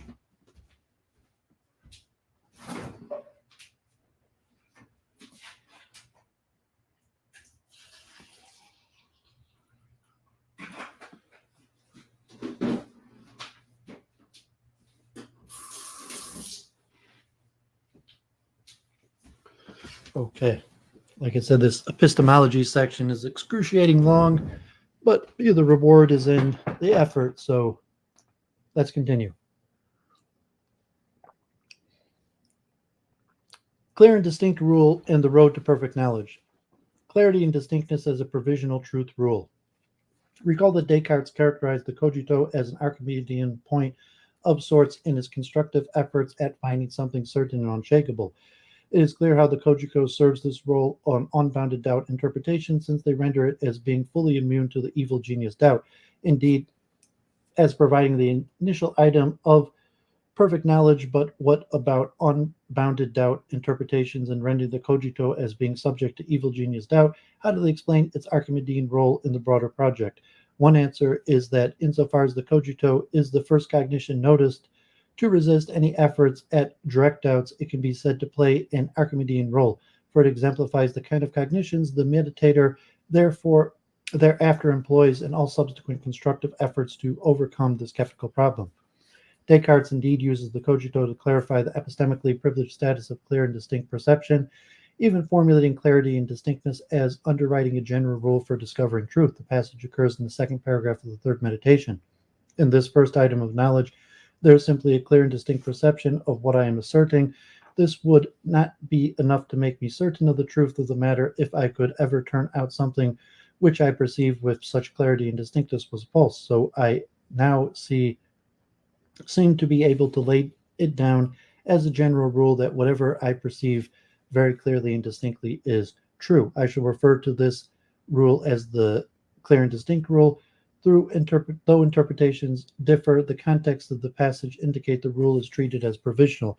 Further work will be needed before this rule can be regarded as finally established. On two accounts, the announcement of the rule is carefully tinged with caution, its anticipation for the revelations to come. Two paragraphs later, that even clearly and distinctly perceived matters are vulnerable to the evil genius doubt. First, the passage notes that the being clearly and distinctly perceived would not be enough to make me certain of the truth of the matter if the truth of such matters could be undermined. Second, the announcement includes an important clarification in saying that it does not now seem that there is a justified rule because it soon emerges that the evil genius doubt undermines the veracity of the clear and distinct rule. Descartes assumes the burden of trying to establish the rule, a proof he takes to occur not in the early third meditation passage, but only later, after having argued for an all-perfect God. Descartes writes that it is in the fourth meditation that it is proven that everything that we clearly and distinctly perceive is true. Strategy for constructive proofs moving forward. If even clear and distinct perception is subject to doubt, how is the meditator to make progress? How can he construct arguments in the effort to solve the skeptical problem? This brings into focus the issue of whether Descartes' procedure is viciously circular, for it seems that in the very process of arguing for a truth rule, he is already employing that very rule. For now, we will set aside the issue of circularity. In his strategy for making constructive arguments, Descartes builds on the fact that clearly and distinctly perceived matters appear to us to be utterly conclusive, while our perception is clear and distinct. So by employing none other than premises and reasoning that are clearly and distinctly perceived, we can in some sense make rational progress, notwithstanding that those very same proofs fall vulnerable to indirect doubt once our attention is no longer clear and distinct. The following fifth meditation passage illustrates the point. Admittedly, my nature is such that so long as I perceive something very clearly and distinctly, I cannot but believe it to be true. But my nature is also such that I cannot fix my mental vision continually on the same thing, so as to keep perceiving it clearly, and often the memory of the previously made judgment may come back when I am no longer attending to the arguments which led me to make it, and so other arguments can now occur to me which might easily undermine my opinion if I were unaware of the true God, and I should thus never have true and certain knowledge about anything, but only shifting and changeable opinions. For example, when I consider the nature of a triangle, it appears most evident to me, steeped as I am in the principles of geometry, that its three angles are equal to two right angles, and so long as I attend to the proof, I cannot but believe this to be true. But as soon as I turn my mind's eye away from the proof, then in spite of all, still remembering that I perceived it very clearly, I can easily fall into doubt about its truth if I am unaware of God, for I can convince myself that I have a natural disposition to go wrong from time to time in matters which I think I perceive as evidently as can be. Of course, Descartes will still need some sort of final solution to the problem of ongoing indirect doubt. In the meantime, he has his meditator attempting to move forward by constructing clearly and distinctly perceived anti-skeptical arguments. The broadened argumentative strategy is revealed at the end of the pivotal fourth paragraph of the third meditation. In order to remove even the slight reason for doubt, as soon as the opportunity arises, I must examine whether there is a God, and if there is, whether he can be a deceiver. So in the effort to establish the clear and distinct rule, the meditator makes an argument to the conclusion that the creator is not an evil genius, but an all-perfect creator who would not allow him to be deceived about what he clearly and distinctly perceives. The broader argument encompasses two main steps. The first main step involves third meditation arguments for the existence of an all-perfect God. From these arguments, the meditator concludes, I recognize that it would be impossible for me to exist with the kind of nature I have, that is, having within me the idea of God, were it not the case that God really existed. By God, I mean the very being, the idea of whom is within me, that is, the possessor of all perfections which I cannot grasp, but can somehow reach in my thought, who is subject to no defects whatsoever. It is clear enough from this that he cannot be a deceiver, since it is manifest by the natural light that all fraud and deception depends on some defect. There is much interest in Descartes' third meditation argument for an all-perfect creator, God, Note that the fifth meditation advances a further argument for God in the interest of space and focusing on the epistemological concerns. However, these arguments will not be considered here. The second main step involves an argument for the premise now established that an all-perfect God exists, to the general veracity of the clear and distinct rule, whereby whatever is clearly and distinctly perceived is guaranteed to be true. In the second main step of the broader argument, to which we now turn, as will emerge, a yet further third step is required on some interpretations. Fourth meditation, proof of the clear and distinct rule. It might seem that a separate argument for the clear and distinct rule is unneeded, thus having demonstrated a non-deceiving God, the veracity of the rule is straightforward consequence, but this is too fast. Why should only the clear and distinct rule be a straightforward consequence, but not also a more general infallibility of all our judgments? Essentially, this point is made in the first meditation at the introduction of evil genius doubt. As we saw, the meditator there observes that what seems to follow from the standard view whereby God is said to be supremely good rather than a deceiver is that God would not allow us ever to be mistaken in our judgments. But if it were inconsistent with his goodness to have created me such that I am deceived all the time, it would seem equally foreign to his goodness to allow me to be deceived even occasionally, yet this last assertion cannot be made. In short, the most straightforward consequence of an all-perfect creator would seem to be the universal rule, if I form a judgment, then it is true. Yet, quite clearly, this rule doesn't hold. What emerges is an instance of the problem of evil, here applied to a judgment error. As the passage reasons, judgment errors occur. The judgment error occurs is incompatible with the hypothesis that I am the creation of an all-perfect God. Therefore, I am not the creation of all-perfect God.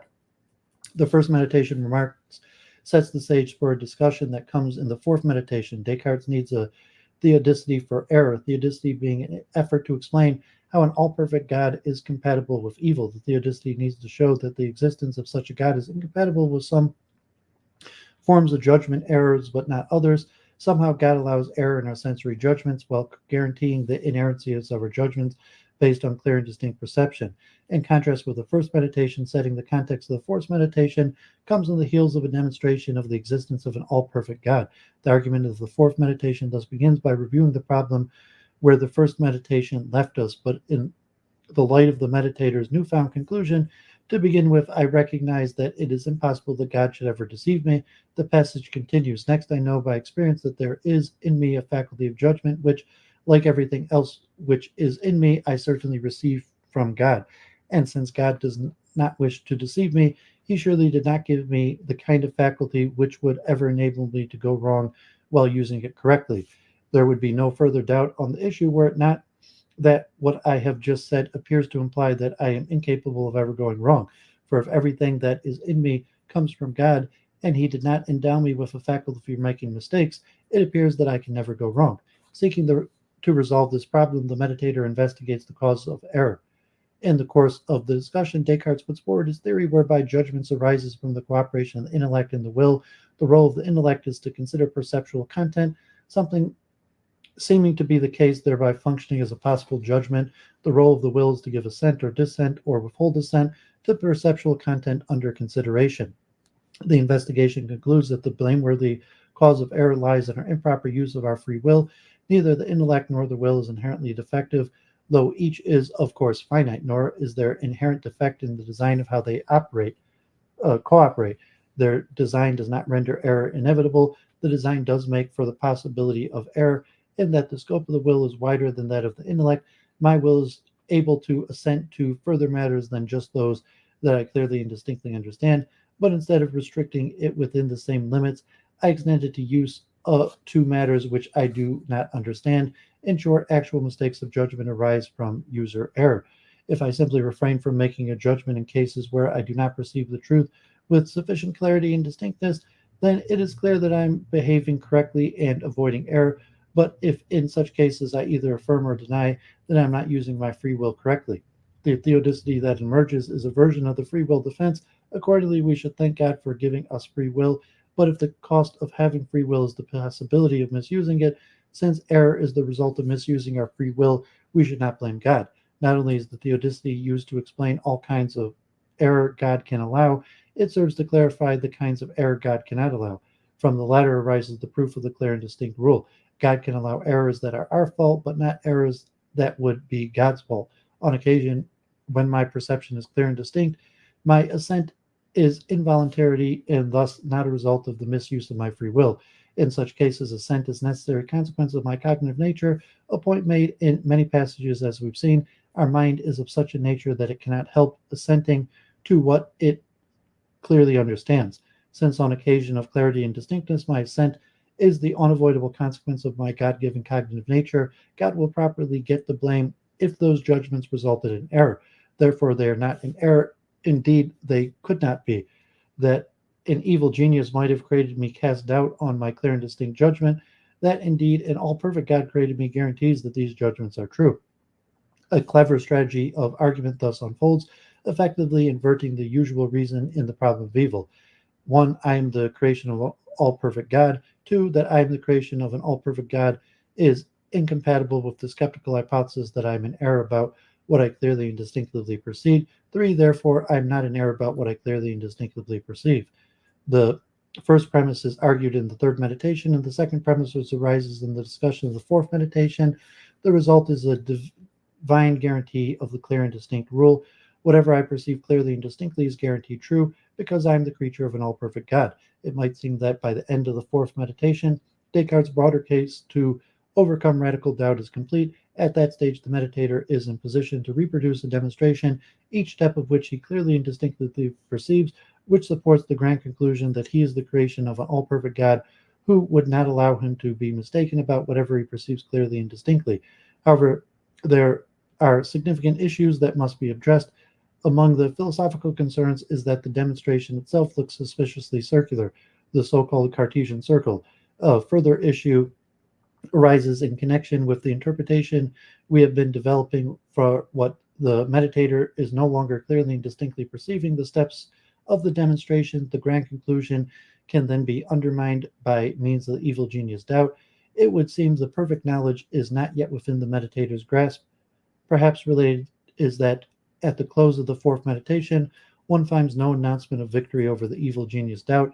Instead, the announcement comes at the end of the fifth meditation. But why? It is to such issues that we now turn. Perfect knowledge, circularity, and truth. The Cartesian circle. Students of philosophy can expect to be taught a long-standing interpretation according to which Descartes' broader argument is viciously circular. He first argues from clearly and distinctly perceived premises to the conclusion that an all-perfect God exists. He then argues from the premise that an all-perfect God exists to the conclusion that whatever is clearly and distinctly perceived is true. The worry is that he presupposes the clear and distinct rule in the effort to prove the clear and distinct rule. Despite its prima facie plausibility, Descartes' scholarship generally resists the vicious circularity interpretation based on numerous textual considerations. But even putting those texts to the side, it should be surprising that the project would be viciously circular. As Thomas Lennon noted, it would be nothing less than astonishing if the central argument of the central text or the central figure of the central period of the history of philosophy were obviously circular. How could the father of modern philosophy, the source of epistemological turn, have produced such an obviously loopy argument?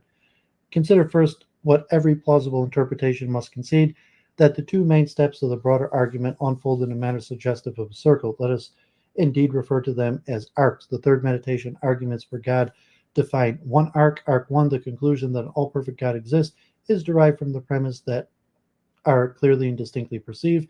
The fourth meditation argument defines a second arc. Arc 2, the general veracity of propositions that are clearly and distinctly perceived.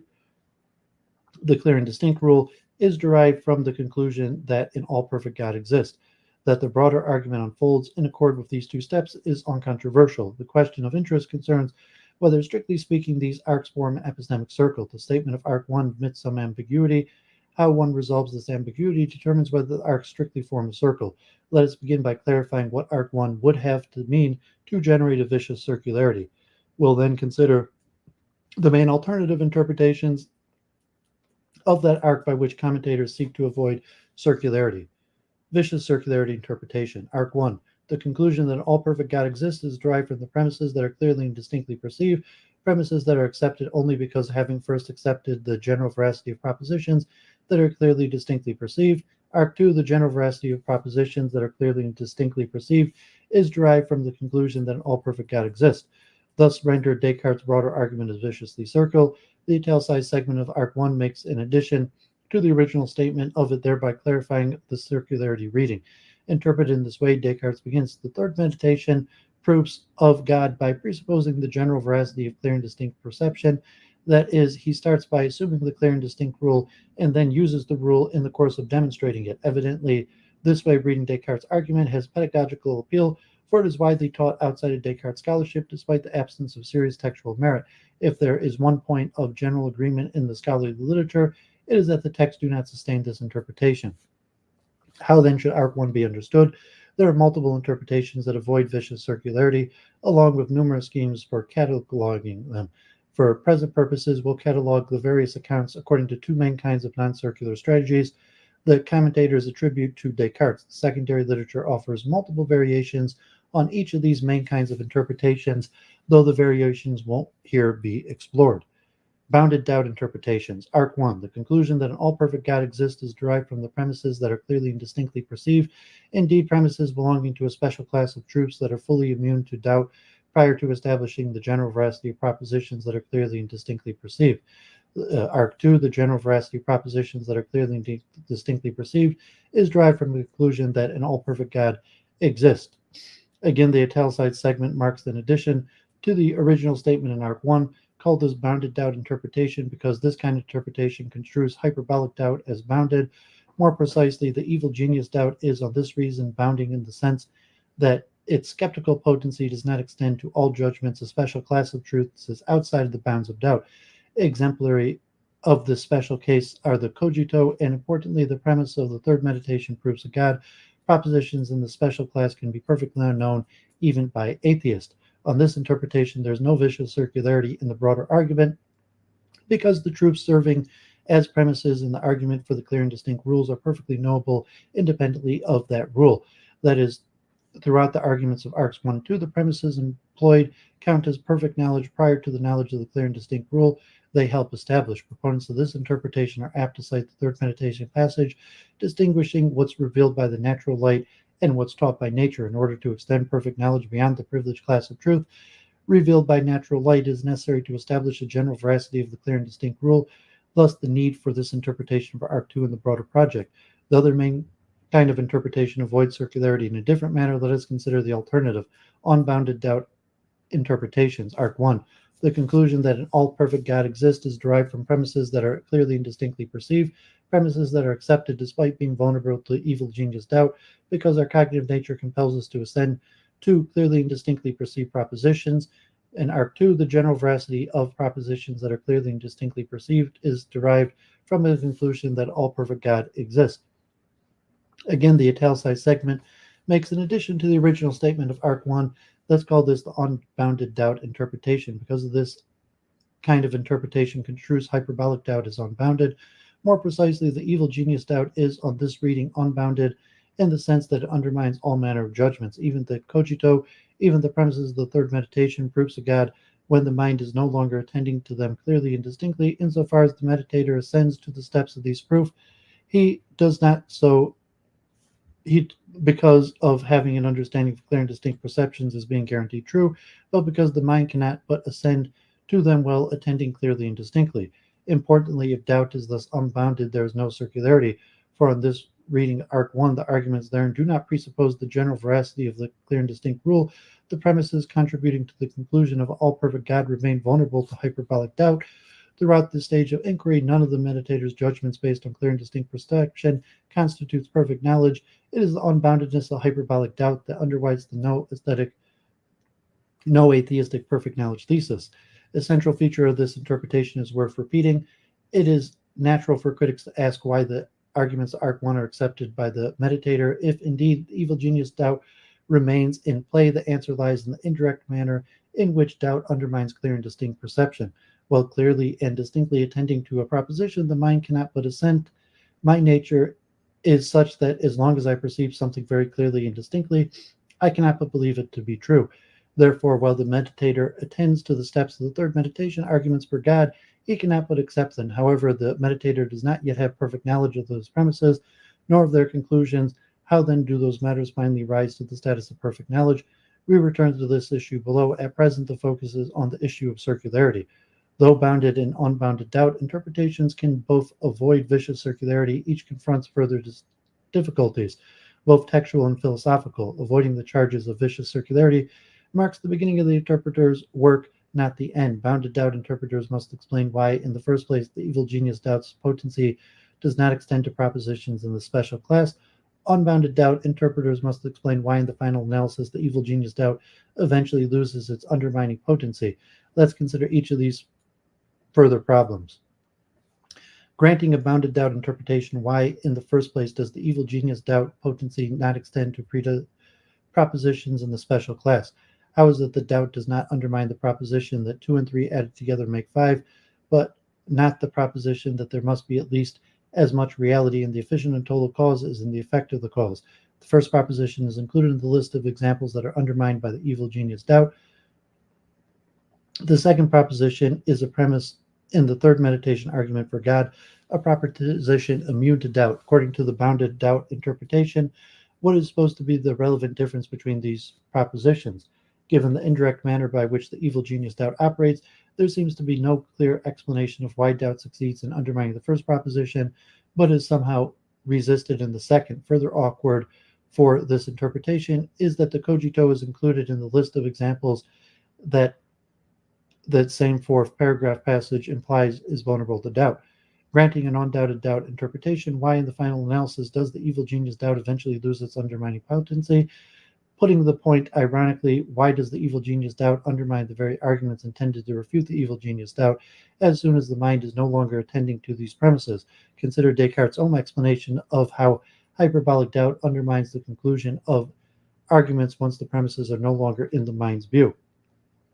There are other truths which are perceived very clearly by our intellect so long as we attend to the arguments on which our knowledge of them depends, and we are therefore incapable of doubting them during this time. But we may forget the arguments in question and later remember simply the conclusions which were deduced from them. The question will now arise as to whether we possess the same firm and immutable conviction concerning these conclusions when we simply recollect that they were previously deduced from quite evident principles. Our ability to call them conclusions presupposes such a recollection. So when we're no longer clearly and distinctly perceiving the steps of an argument, we do not possess the same firm and immutable conviction of its conclusions, but precisely such moments are when hyperbolic doubt does its undermining work. This means that upon diverting attention from the premises of Arc 1 and 2, it would then be impossible to run the evil genius doubt on their conclusions. It would thus seem that the unbounded doubt interpretations leave us in a syphilis-like predicament. According to the myth, each time Syphilis pushes his boulder near the top of the hill, the boulder slips away, rolling to the very bottom, and the whole process must start again. But careful construction of the arguments of Arc 1 and 2, the meditator gains anti-skeptical momentum, pushing his project near to the goal of perfect knowledge, but each time, once his attention is diverted from the steps of the argument, he finds himself back at the bottom of the hill, wondering about the credibility of those proofs that had seemed so evident. That is, as Descartes states, the comparable problem above, the questions now arise as to whether we possess the same firm and immutable conviction concerning these conclusions when we simply recollect that they were previously deduced from quite evident principles. As Michael Ayers writes, Descartes' enterprise might well look worthless, for even if it were granted that his argument is both valid and simple enough to be grasped intuitively, as soon as it is no longer so grasped, it would seem to fall open to the very same doubt as it refutes. What is the value of such a momentary triumph over skepticism? Let's turn to account that purports to solve this problem arising with unbounded doubt interpretations. Self-evident God interpretation. Again, the hard question for unbounded doubt interpretations: why in the final analysis does the evil genius doubt eventually lose its undermining potency? One reason unbounded doubt interpretation offers a solution, including an explanation of why Descartes waits until the end of the fifth meditation to claim final victory over the skeptical problem. Here's a sketch of the account. Descartes claims that his final solution to the skeptical problem makes it impossible for us ever to have any reason for doubting what we are convinced of. Yet, how is the impossibility supposed to be achieved? We have seen that the sticking point in the account is indirect doubt. Descartes projects that we could overcome the problem via uninterrupted, clear, and distinct perception. My nature is also such that I cannot fix my mental vision continually on the same thing so as to keep perceiving it clearly, and often the memory of a previously made judgment may come back when I am no longer attending the arguments which led me to make it. At such moments of inattention, any an indirect doubt remains possible so long as we cannot make sense of the evil genius scenario, or any other scenario wherein we have a defective cognitive nature. It thus seems that a final solution to the problem would need somehow to make it no longer possible to make sense of the relevant skeptical scenarios. Indeed, the proposed interpretation has the skeptical scenarios become self-evidently incoherent. We come to an utterly basic apprehension that we're the creation of an all-perfect creator who would not allow us to be deceived about what we clearly and distinctly perceive. The needed apprehension of God would have to be self-evident, for suppose my apprehension is grounded in demonstration. In that case, it is possible to think of the conclusion of that demonstration without also thinking of the premises, and in such occasions my confidence in the demonstrations is vulnerable to an indirect doubt. Thus, the needed apprehension of God is self-evident, clear, and distinct conceptions that render as literally unthinkable the very skeptical scenarios that underwrite indirect doubt. A useful analogy lies in the doubt-resisting character of the cogito. If I attempt to direct doubt of my own existence, the effort is self-stultifying. I immediately apprehend that I must exist in order to attempt the doubt. What Descartes needs is similarly strong and immediate doubt-resisting outcome in connection with the very attempt at running an indirect doubt, that is, on occasion of trying to undermine clearly and distinctly perceived matters by doubting God's existence, of benevolence, or the like. The very effort at doubt would be immediately thwarted. Multiple texts suggest that this is the account Descartes intends, and that the fifth meditation is the locus of the meditator's discovery of an enhanced self-evident apprehension of God. The fifth meditation introduces various themes about innate truths, including the positive epistemic effects of repeated meditations. Truths initially noticed only by means of inference might eventually come to be apprehended self-evidently. In the build-up to the passage claiming that the evil genius doubt is finally and fully overcome, Descartes writes, "Some of the things I clearly and distinctly perceive are obvious to everyone, while others are discovered only by those who look more closely and investigate more carefully. But once they've been discovered, the latter are judged to be just as certain as the former. In the case of a right-angled triangle, for example, the fact that the square and on the hypotenuse is equal to the square on the other two sides is not so readily apparent, and the fact that the hypotenuse subtends the largest angle, but one has seen it, one believes it just as strongly.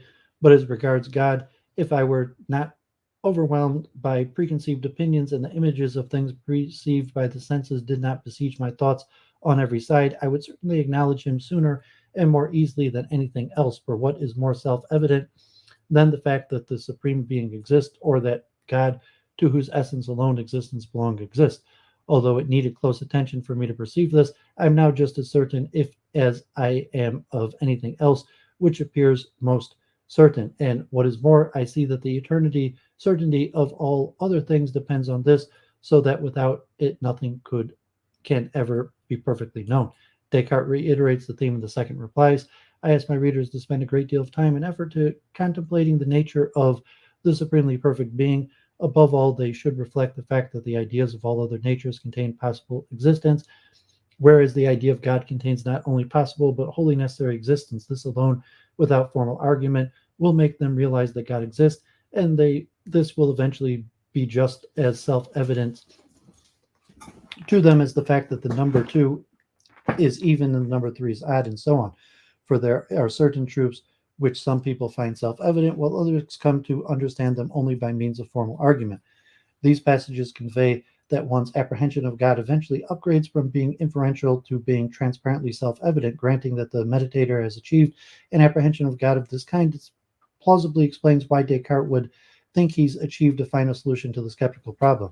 Given his newfound epistemic standing, the meditator would be able to make coherent sense of the evil genius doubt. His clear and distinct perceptions would be fully indubitable, thereby counting as perfect knowledge. The interpretation helps explain two passages wherein Descartes purports to be detailing the final solution to the skeptical problem.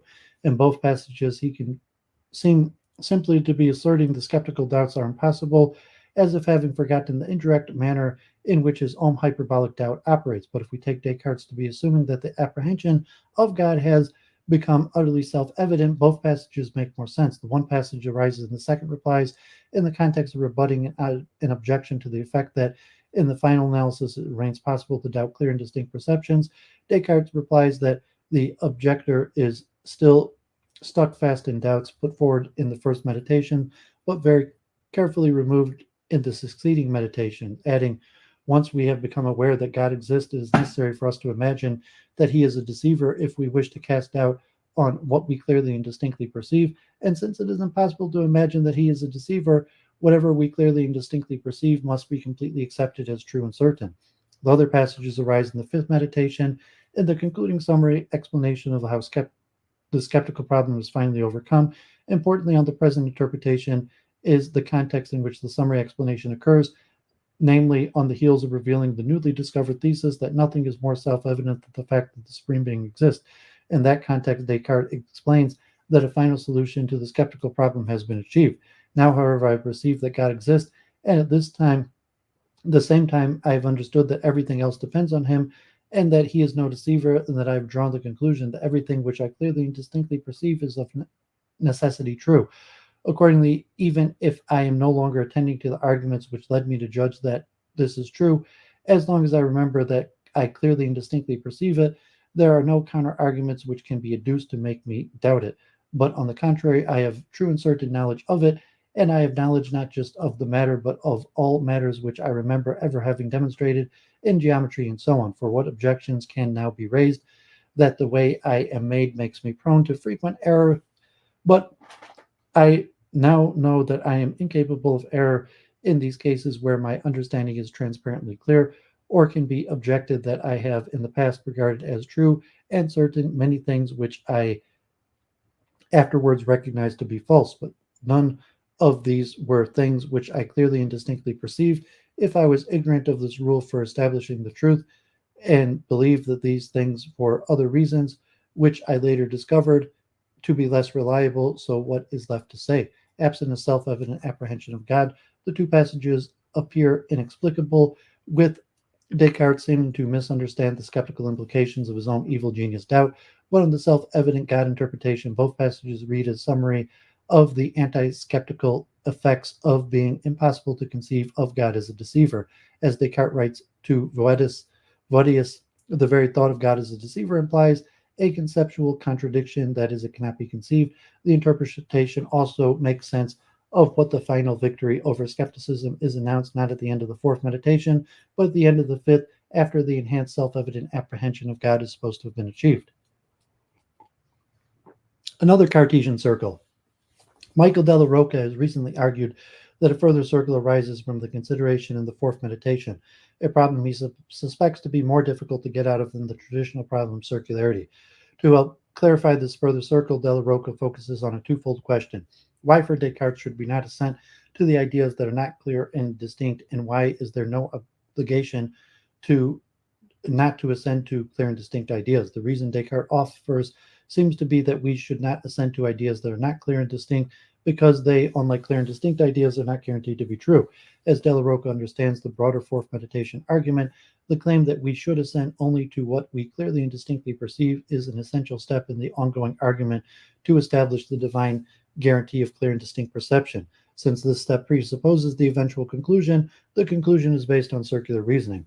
One of the premises needed for the arguing that clear and distinct ideas are true is, as we have seen, that we should assent only to clear and distinct ideas. This claim in turn requires the argument, and the argument for it seems to be based on the claim that clear and distinct ideas are guaranteed to be true. So one of the premises of the argument for the claim that clear and distinct ideas are true is that clear and distinct ideas are guaranteed to be true. Here the conclusion indeed is a strengthened version of the conclusion, it itself a premise of the argument. Perhaps you can avoid this alleged circle. The linchpin of Della Rocca's charge of circularity is his contention that Descartes' reason for saying that we should assent only to clear and distinct ideas is that such ideas are guaranteed to be true, and ideas that are not clear and distinct are not guaranteed to be true. Though Descartes can be read in this way, the text supporting the following alternative understandings of the broader argumentative narrative. In the first meditation, The meditator initially resolves that he should withhold assent to anything which is not completely certain and indubitable. Early in the third meditation, having reflected on the epistemic impressiveness of the cogito, the meditator discovers that all but only clear and distinct perceptions are utterly assent compelling. As a practical consequence, his initial resolve effectively implies that he should assent only to clear and distinct perceptions, not because of the presupposing the conclusion of the eventual proof of the clear and distinct rule, but because these are the only perceptions to which he can't but assent. This provides a practical answer to Della Rocca's question concerning why we should not assent to the ideas that are not clear and distinct, and why there is no such obligation to assent to clear and distinct ideas. In the fourth meditation, that the meditator purports to demonstrate the divine guarantee of the clear and distinct rule. However, no step of the demonstration presupposes that clear and distinct perceptions have already been established as true. The conclusion of the demonstration is not, as Della Rocca contends, based on the claim that clear and distinct ideas are guaranteed to be true. Rather, the conclusion purports to be based on the analysis of the respective contributions of the intellect and the will to judgment formation, summarizing the key steps. So, what then is the source of my mistake? It must be simply this: the scope of the will is wider than that of the intellect, but instead of restricting it within the same limits, I extend it to use to matters which I do not understand. Granted, the meditator needs each of the demonstrative steps to be clearly and distinctly perceived. However, he needs this not because of presupposing the conclusion to be proved, but in order to be in compliance with its own initial resolve, stating the first meditation to withhold assent to anything which is not completely certain and indubitable. Central to the above account, avoiding Della Rocca's circle, is, among the other claims, the thesis that clear and distinct perceptions are assent compelling. As Descartes writes, that the nature of my mind is such that I cannot put assent to these things, at least so long as I clearly perceive them. It is worth noting that Della Rocca wavers on whether Descartes holds this thesis. He interprets a remark in Descartes' correspondence to suggest that we cannot withhold assent from even a current clear and distinct perception. Is truth a condition of perfect knowledge? We noted earlier that Descartes' clear statements appear to indicate a justified belief analysis of perfect knowledge. Consider again the relevant second replies passage. Hence, you see that once we have become aware that God exists, it is necessary for us to imagine that he is a deceiver if we wish to cast doubt on what we clearly and distinctly perceive. And since it is impossible to imagine that he is a deceiver, what we clearly and distinctly perceive must be completely accepted as true and certain. But since I see that you are still stuck on the fast in the doubts which I put forward in the first meditation, and which I thought I had very carefully removed in the succeeding meditations, I shall now expound for a second time the basis on which it seems to me that all human certainty can be founded. First of all, as soon as we think that we correctly perceive something, we are spontaneously convinced that it is true. Now, if this conviction is so firm that it is impossible for us to ever have any reason for doubting what we are convinced of, then there's no further question for us to ask. We have everything that we could reasonably want. What is it to us that someone may make out of that perception whose truth we are so firmly convinced of may appear false to God or an angel, so that it is absolutely speaking false? Why should this allegedly absolute falsity bother us, since we neither believe it nor have the even smallest suspicion of it? For the supposition which we are making here is of conviction so firm that it is quite incapable of being destroyed, and such a conviction is clearly the same of the most perfect certainty. The last part of the passage emphasizes two conditions: a belief condition expressed in terms of conviction, and a justification condition expressed in terms of indubitability or unshakability. Conviction based on reason so strong that can never be shaken by any stronger reason. Conspicuously missing is any further condition stipulating that the conviction must be true. The passage does clarify, if of anything that would count as perfect knowledge, that it is completely accepted as true, that we are convinced that it is true, indeed that we are firmly convinced, but these remarks speak to the belief condition, not to an expressed truth condition. Indeed, the passage is plausibly read even more strongly, not merely as omitting mention of the truth condition, but also allowing for some broad possibility that we regard as indubitable truths are, absolutely speaking, false. Why then is Descartes dismissive of the stated objection, indicating that shouldn't bother us? On one plausible reading of the passage, Descartes is assuming that the possibility in question is simply a further iteration of the evil genius doubt. I see that you are still stuck fast on the doubts that I put forward in the first meditation. Whether a deceiving God is really possible, it's something Descartes has argued to be unimaginable for perfect knowers. For successful graduates of the meditation, it is impossible to imagine that God is a deceiver. On a plausible reasoning, therefore, Descartes is dismissive of the objection not on metaphysical grounds of absolute impossibility, but on epistemic grounds of indubitability. The alleged absolute falsity noted in the objection should in no way bother us because our conviction is so firm that it is quite incapable of being destroyed. Why does Descartes not add a truth condition, thereby ensuring that beliefs counting as perfect knowledge are true? In an influential 1970 book, Harry Frankfurt offers a provocative answer. He argues that Descartes' goal, truth-wise, is to establish the consistency of our beliefs, not to correspondence with an external reality. Writes Frankfurt, the point of Descartes' validation of reason is that if reason is properly employed, that is, if we give assent only to what we clearly and distinctly perceive, we are not led to doubt the reason is reliable. The crux of Descartes' validation of reason is not so much the discovery that a benign deity exists, but that reason leads to the conclusion that such a deity exists. Frankfurt thinks that Descartes' novel plan involves arguing that our best rational efforts show that our best rational efforts are logically consistent. It is an attempt to show that there are no good reasons for believing that reason is unreliable. That is, the mistrust of reason is not supported by reason, and that it is accordingly irrational. Frankfurt adds that the conception of truth involved in Descartes' question about the truth of what is clearly and distinctly perceived is, in other words, the conception of coherence rather than a correspondence. Frankfurt's coherentist interpretation is at odds with a number of textual and doctrinal considerations. Descartes writes to Mersenne that the word truth, in the strictest sense, denotes the conformity of thought with its subject. The suggestion here is of some version of a correspondence theory. Also, on the most straightforward reading of the epistemic moves in the meditation, Descartes is presupposing that at least some truths involve instrumental metaphysical relations. Consider the evil genius doubt is fundamentally a worry not about whether our various clear and distinct judgments cohere, but about whether they accurately represent an extra-mental reality. A doubt about whether things do in reality correspond to our perceptions of them.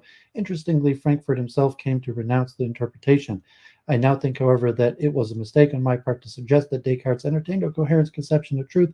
The fact is that there is no textual evidence to support that suggestion. On the contrary, whenever Descartes gives an explicit account of truth, he explains it unequivocally as a correspondence with reality. How then should we interpret the second replies passage, and how should we interpret the absence of truth conditions?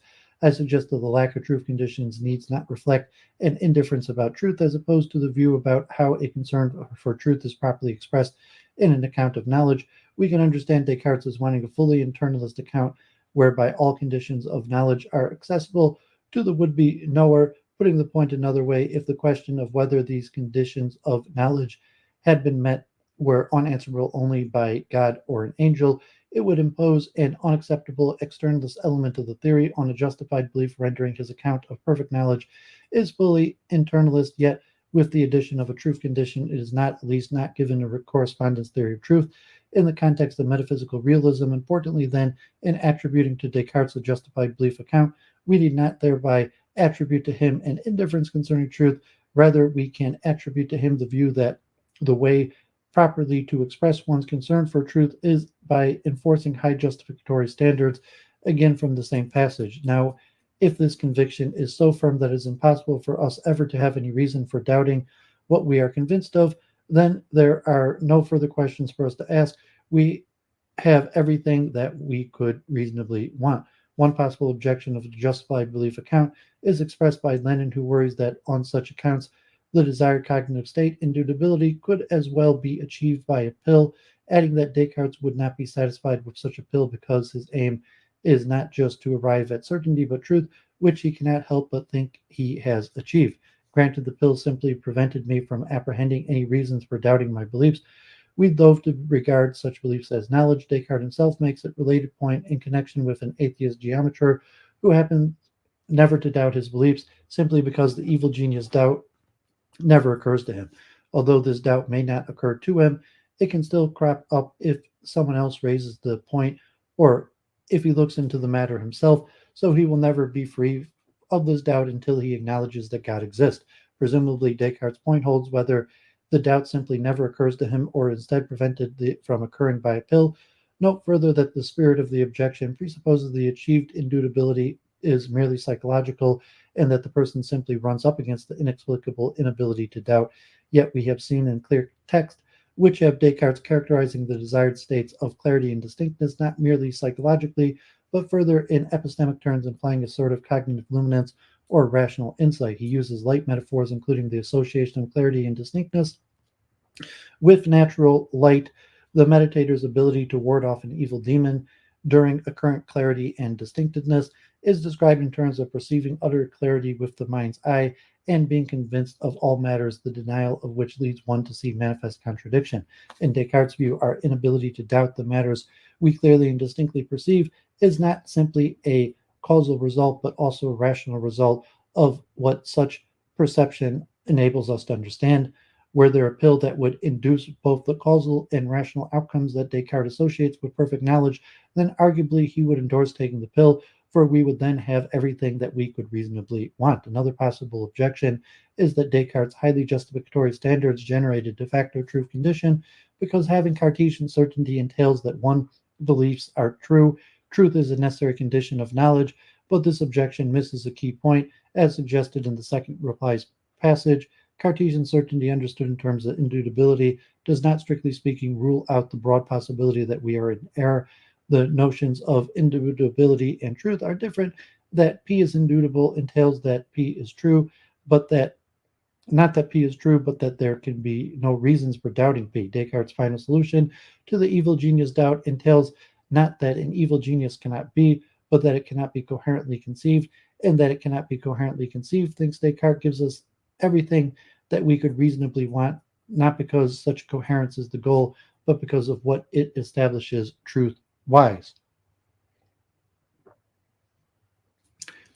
Proving an external world. The opening line of the sixth meditation makes clear its principal objective. It remains for me to examine whether material things exist. At this juncture, the meditator perfectly knows of his own existence and of God's. It follows that there is an external world with at least one object, namely God. However, the existence of an external material world remains in doubt. Establishing the existence of material bodies is not a straightforward matter of perceiving them, because in Descartes' view, bodies are not strictly perceived by the senses. In his evidential argument, Descartes' strategy for proving an external material world has two main parts. First, he argues for the externality of the causes of the sensations. Second, he argues for the materiality of these external causes. Calling the ideas in question sensations can seem circular if one conceives of sensations as having physiological components, but note that for Descartes, what is calling having a sensory perception strictly encompasses only a mental aspect. From these two steps, it follows that there exists an external material world. Let's consider each phase of the argument. Case for the externality of the causes of sensation. Descartes builds on a familiar line of argument in the history of philosophy, itself appealing to the involuntariness of sensations. The familiar argument is first articulated in the third meditation, speaking of his apparently adventitious ideas, sensations. The meditator remarks, but the chief question at this point concerns the idea which I take to be derived from things existing outside of me. I know by experience that these ideas do not depend on my will, and hence they do not depend simply on me. Frequently, I notice them even when I do not want to. Now, for example, I feel the heat, whether I want to or not, and this is why I think the sensation or idea of heat comes to me from something other than myself, namely the heat of the fire by which I'm sitting. Though some such involuntariness argument has convinced many philosophers, the inference does not hold up to a methodological doubt, as the meditator explains. Then again, although these apparent adventitious ideas do not depend on my will, it does not follow that they must come from things located outside of me, just as the impulses which I am speaking of a moment ago seemed opposed to my will, even though they are within me. So there may be some other faculty of my mind, not yet fully known to me, which produces these ideas without any assistance from external things. This is, after all, just how I have always thought ideas are produced in me when I am dreaming. We first examined this passage in regard to the always dreaming doubt. That skeptical hypothesis raises the problem of the existence of external things. For all I know, My waking experiences are produced not by external things, but by processes similar to those producing my dreams. This skeptical possibility explains why the familiar involuntariness argument fails. The inference presupposes exactly what is at issue, namely whether involuntary received sensory ideas are produced by external things rather than by subconscious faculty of my mind. Many philosophers have assumed that we lack the epistemic resources to solve this skeptical problem. For example, Hume writes, by what argument can it be proved that the preconceptions of the mind must be caused by external objects, and could not arise either from the energy of the mind itself or from some other cause still more unknown to us? It is acknowledged that, in fact, many of these preconceptions arise not from anything external, as in dreams, madness, and other diseases. It is a question of fact whether these preconceptions of the senses be produced by external objects, but here experience is and must be entirely silent. Interestingly, Descartes would agree that experiential resources cannot solve this problem. By the sixth meditation, however, Descartes purports to have the innate resources he needs to solve it, notably innate ideas of mind and body.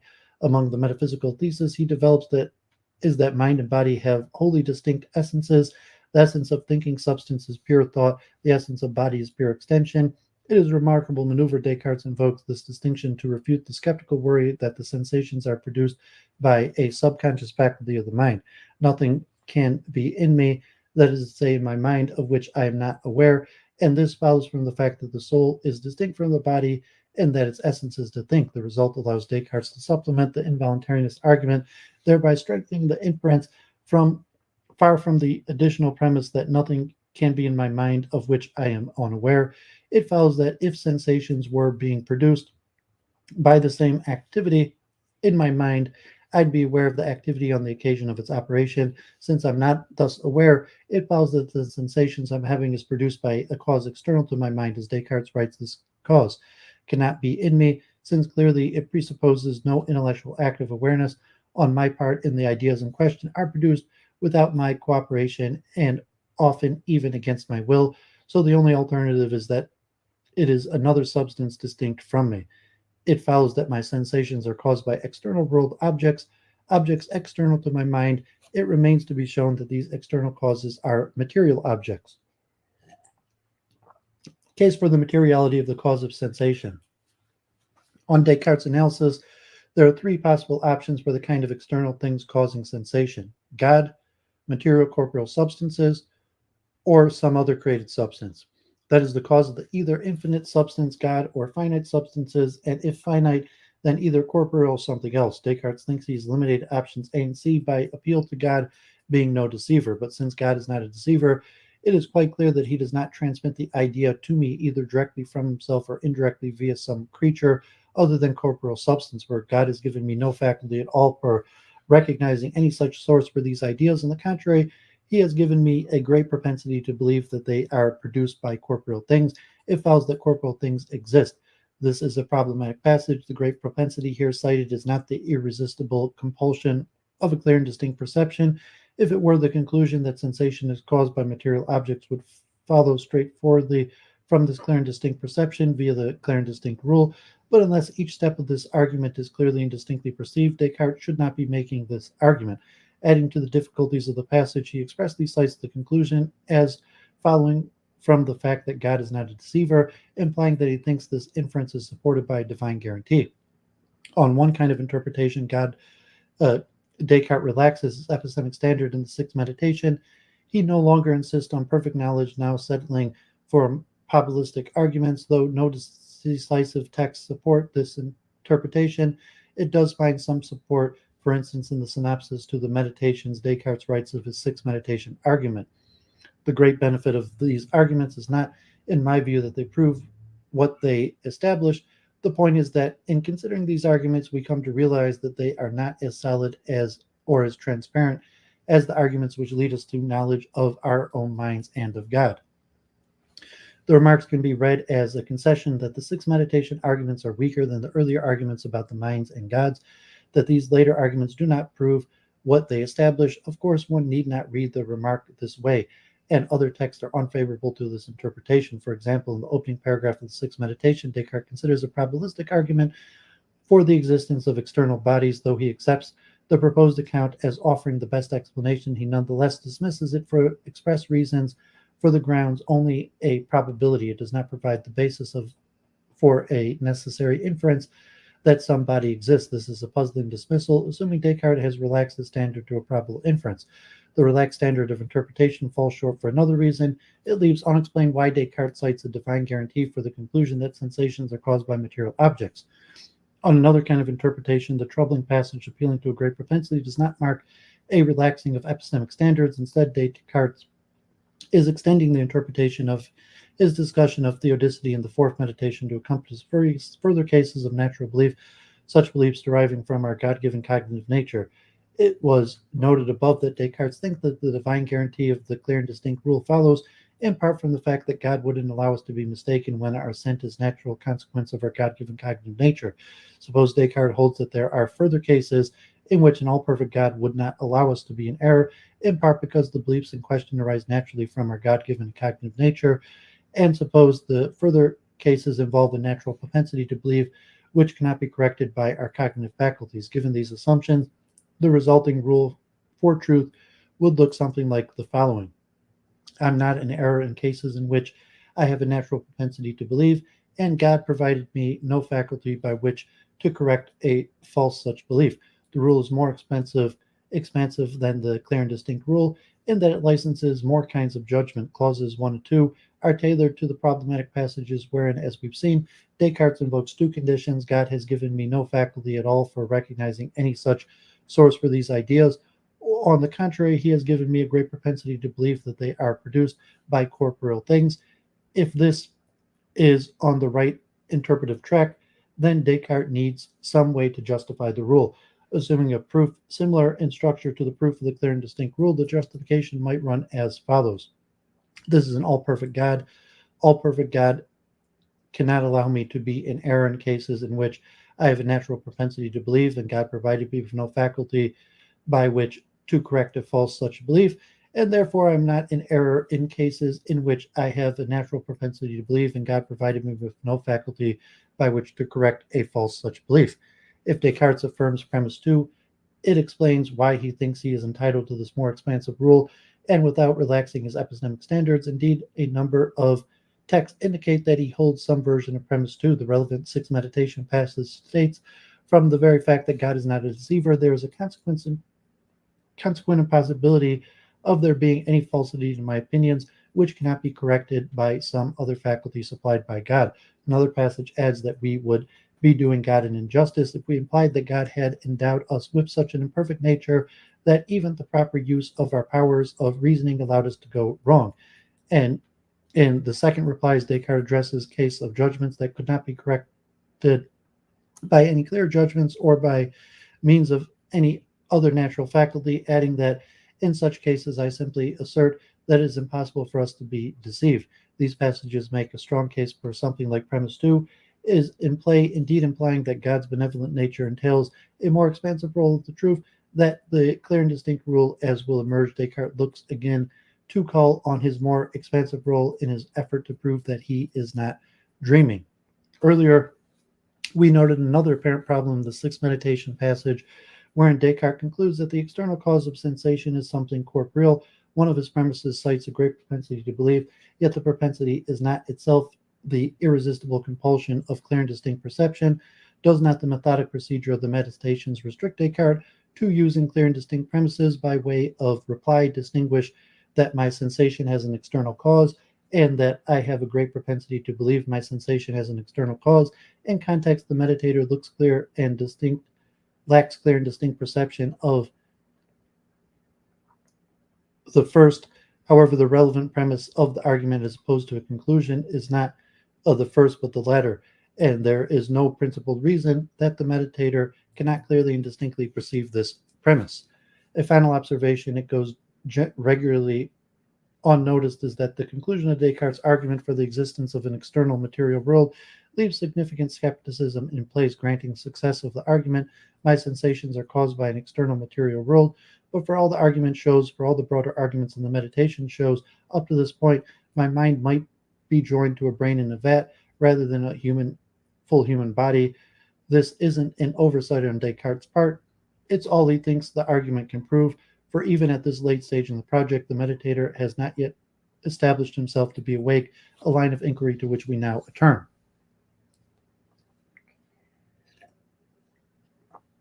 Perfect knowledge of being awake. By design, the constructive arguments of the meditations unfold even though the meditator remains in doubt about being awake. This, of course, reinforces the ongoing theme of the perfect knowledge does not properly encompass judgments of external sense.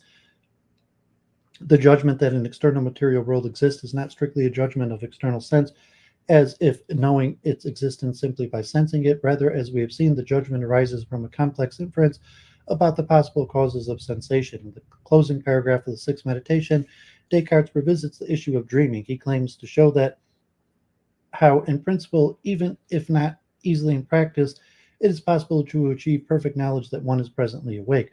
A causal reasoning of the final paragraph might suggest that Descartes offers a naturalistic solution to the problem, a non-theistic solution in the form of a continuity test, since continuity with the past experience holds only of waking but not dreaming.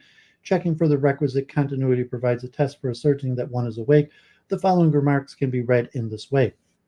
I now notice that there's a vast difference between the two, being asleep and being awake, in that dreams are never linked by memory with all the other actions of life as waking experiences. But when I distinctly see where things come from and where and when they come to me, and when I can connect my perceptions of them with the whole rest of my life without a break, then I am quite certain that when I encounter these things, I'm not asleep but awake. The naturalistic solution prompts two obvious criticisms, both raised by Hobbes in the third objections. First, the solution runs contrary to Descartes' no atheistic perfect knowledge thesis, since the continuity test on the naturalistic reading of it does not invoke God. It thus appears, as Hobbes notes, that someone can know he is awake without knowledge of the true God. Second, it seems that one could dream the requisite continuity. One could dream that his dream fits in with his ideas as long as a series of past events, thus undermining the credibility of the continuity test. Mirroring our earlier discussion, one kind of interpretation has Descartes relaxing his epistemic standards.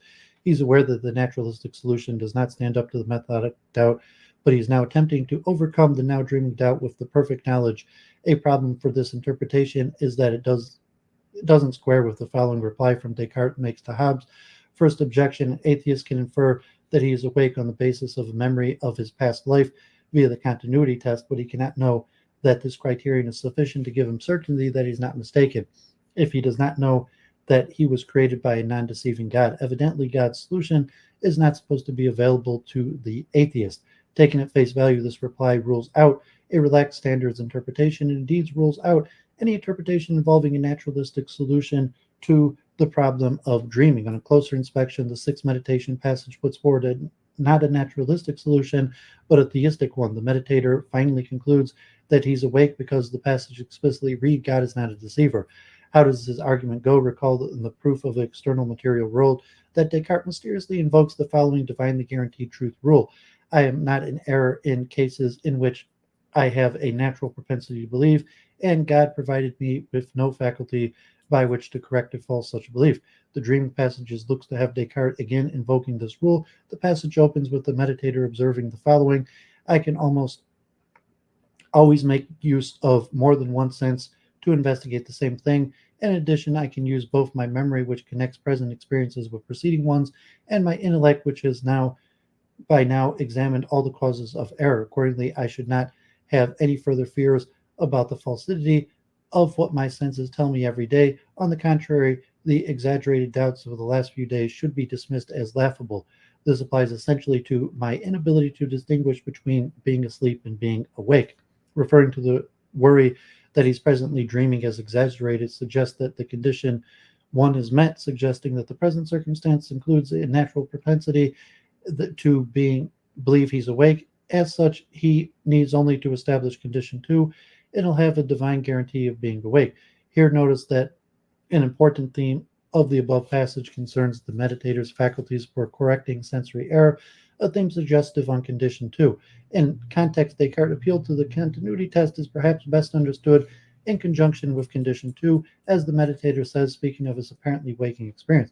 When I distinctly see where things come from and where and when they come to me, and when I can connect my perceptions of them with the whole of the rest of my life without a break, then I'm quite certain that when I encounter these things, I am not asleep but awake, and I ought not to have even the slightest doubt of their reality if, after calling up all the senses as well as my memory and my intellect in order to check them, I receive no conflicting reports from any of these sources.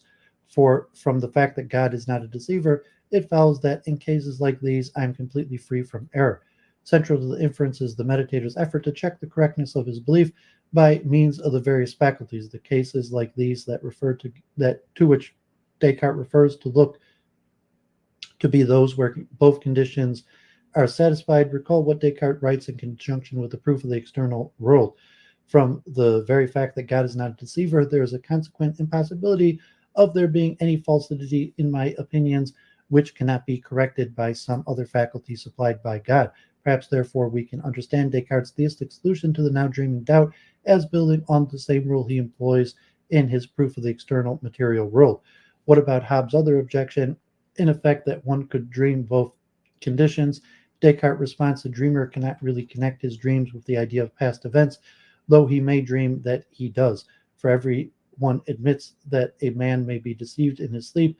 Perhaps Descartes thinks the situation in dreaming parallels that of waking life. Those who are sufficiently tired or otherwise perceptually inattentive cannot really perceive truths clearly and distinctly, though it may seem to them that they do.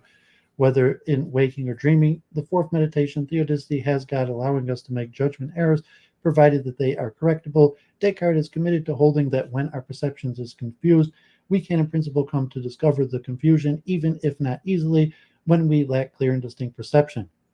We are at fault, not God, for any resulting judgments, in part because we can discover that our perception is confused. Descartes needs it that the same principle holds even while dreaming, and again, nearly the entirety of the meditation unfolds under the supposition that, for all we know, we may presently be dreaming.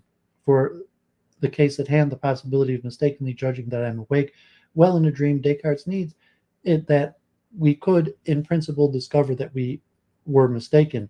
Apropos to the condition 2, therefore, is whether God has provided us a faculty by which to discover that we are dreaming on occasion when we wrongly believe ourselves to be awake. Evidently, Descartes thinks so, as he tells Gassendi, when, for example, we are asleep and are aware that we are dreaming, we need imagination in order to dream.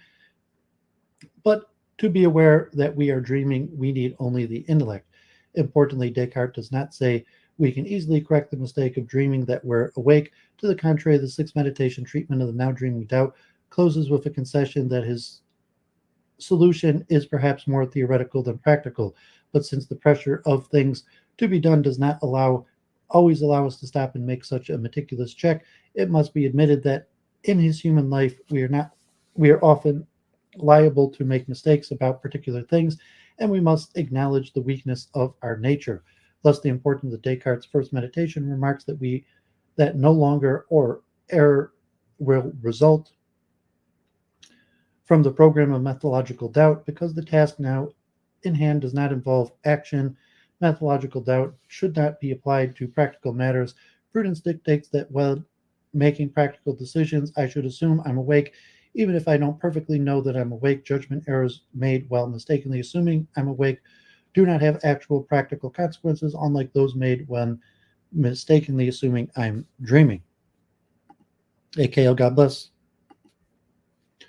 And finally, self-knowledge. That mind is better known than body.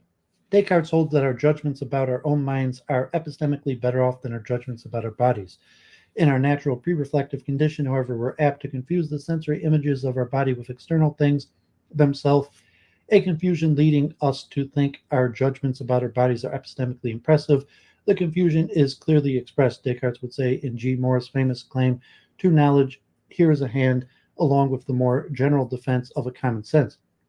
I begin then with my list of truism, every one of which, in my own opinion, I know with certainty to be true. There exists at present a living human body, which is my body. The body was born at a certain time of the past and has existed continuously ever since, but the earth has existed also for many years before my body was born. In contrast, Descartes writes, if I judge the earth exists from the fact that I touch and see it, the very fact undoubtedly gives even greater support for the judgment that my mind exists, for it may perhaps be the case that I judge that I am touching the earth, even though the earth does not exist at all, but it cannot be that when I make this judgment, my mind, which is making the judgment, does not exist. Methodological doubt is intended to help us appreciate the folly of commonsensical positions, helping us recognize the perception of our own minds is not simply prior to or more certain, but also more evident than perceptions of our own body. Disagreement on this point, writes Descartes, comes from those who have not done their philosophizing in an orderly way. For those who, while properly acknowledging the certainty of their own existence, mistakenly take themselves to mean only their bodies, failing to realize that they should have taken the self in the context to mean their minds alone. In epistemic context, Descartes purports to establish the mind better known than body doctrine with methodological doubt. For example, while reflecting on his epistemic positions in regard to both himself and to the wax, the second meditator says, surely my awareness of my own self is not merely much truer and more certain than my awareness of the wax, but also much more distinct and evident, for I judge that the wax exists from the fact that I see it clearly. This same fact entails much more evidently than I myself also exist. It is possible that what I see is not really the wax. It is possible that I do not even have eyes with which to see anything, but when I see, or I think I see, I am not here distinguishing the two. It is simply not possible that I, who am now thinking, am not something.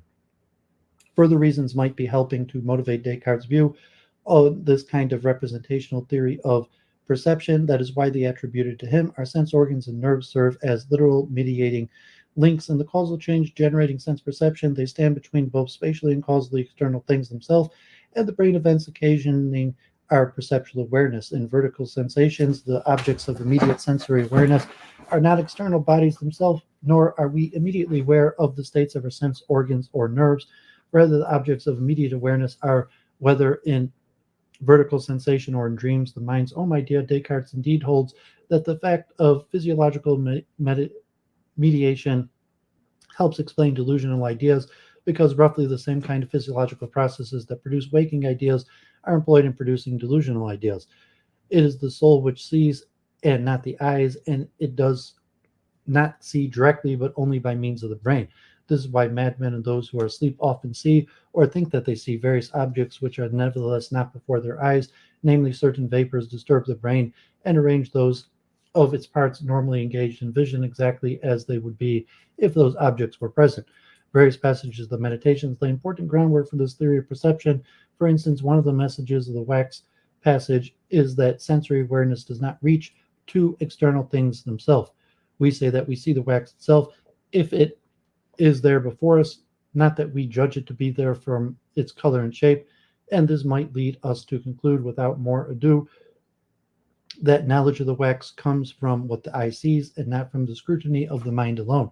But then if I look out the window and see men crossing the square, as I just happen to have done, I normally say that I see the men myself, just as I say that I see the wax. Do see Yet do I see any more hats and coats but which could conceal automatons? I judge that they are men. Descartes thinks that we're apt to be tricked by ordinary ways of talking.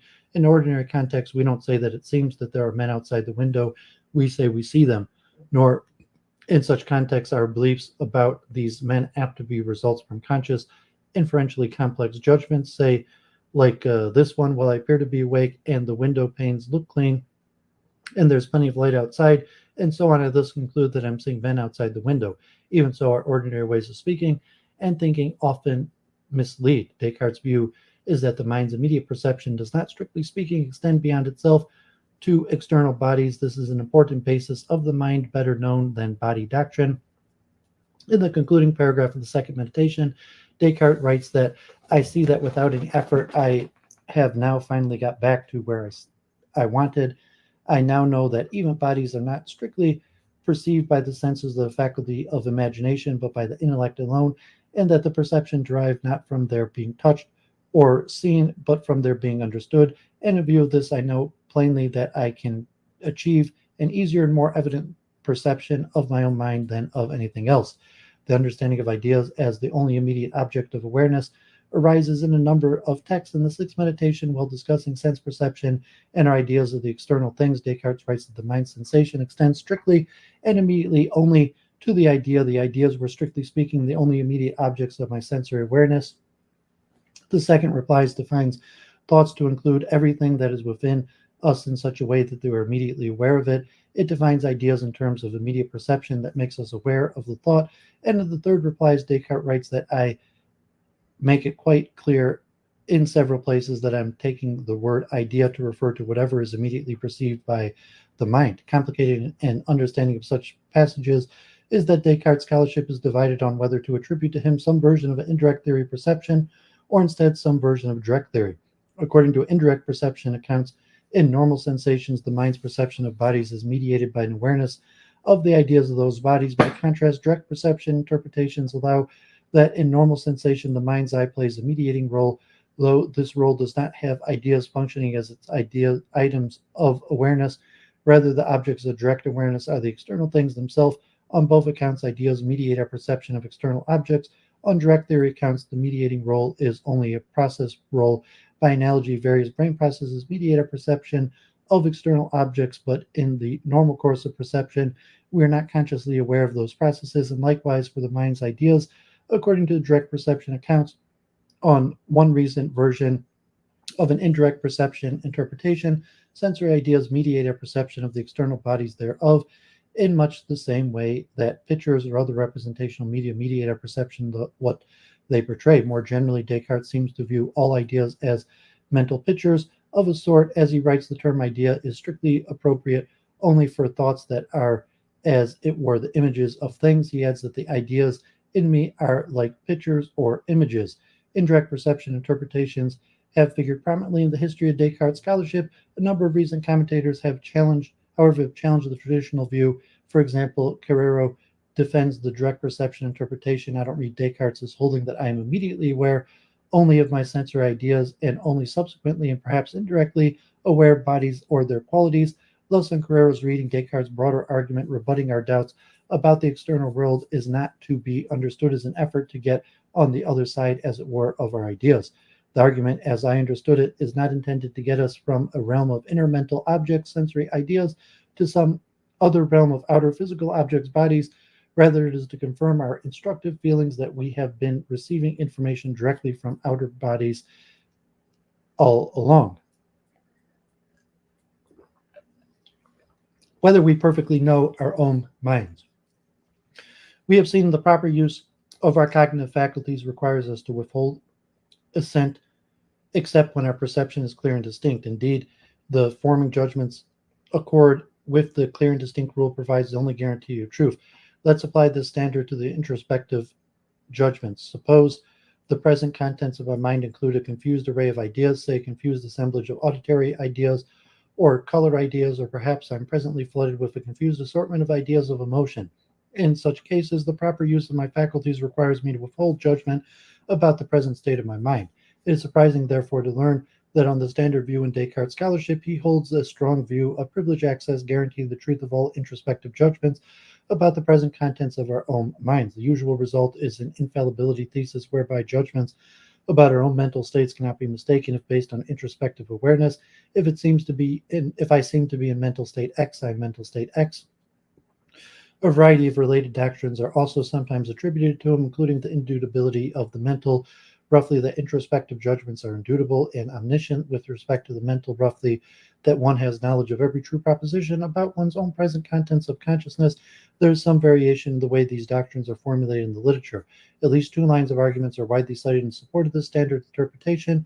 One draws on the transparency doctrine, the other draws on the text interpreted as providing support. Let us examine both.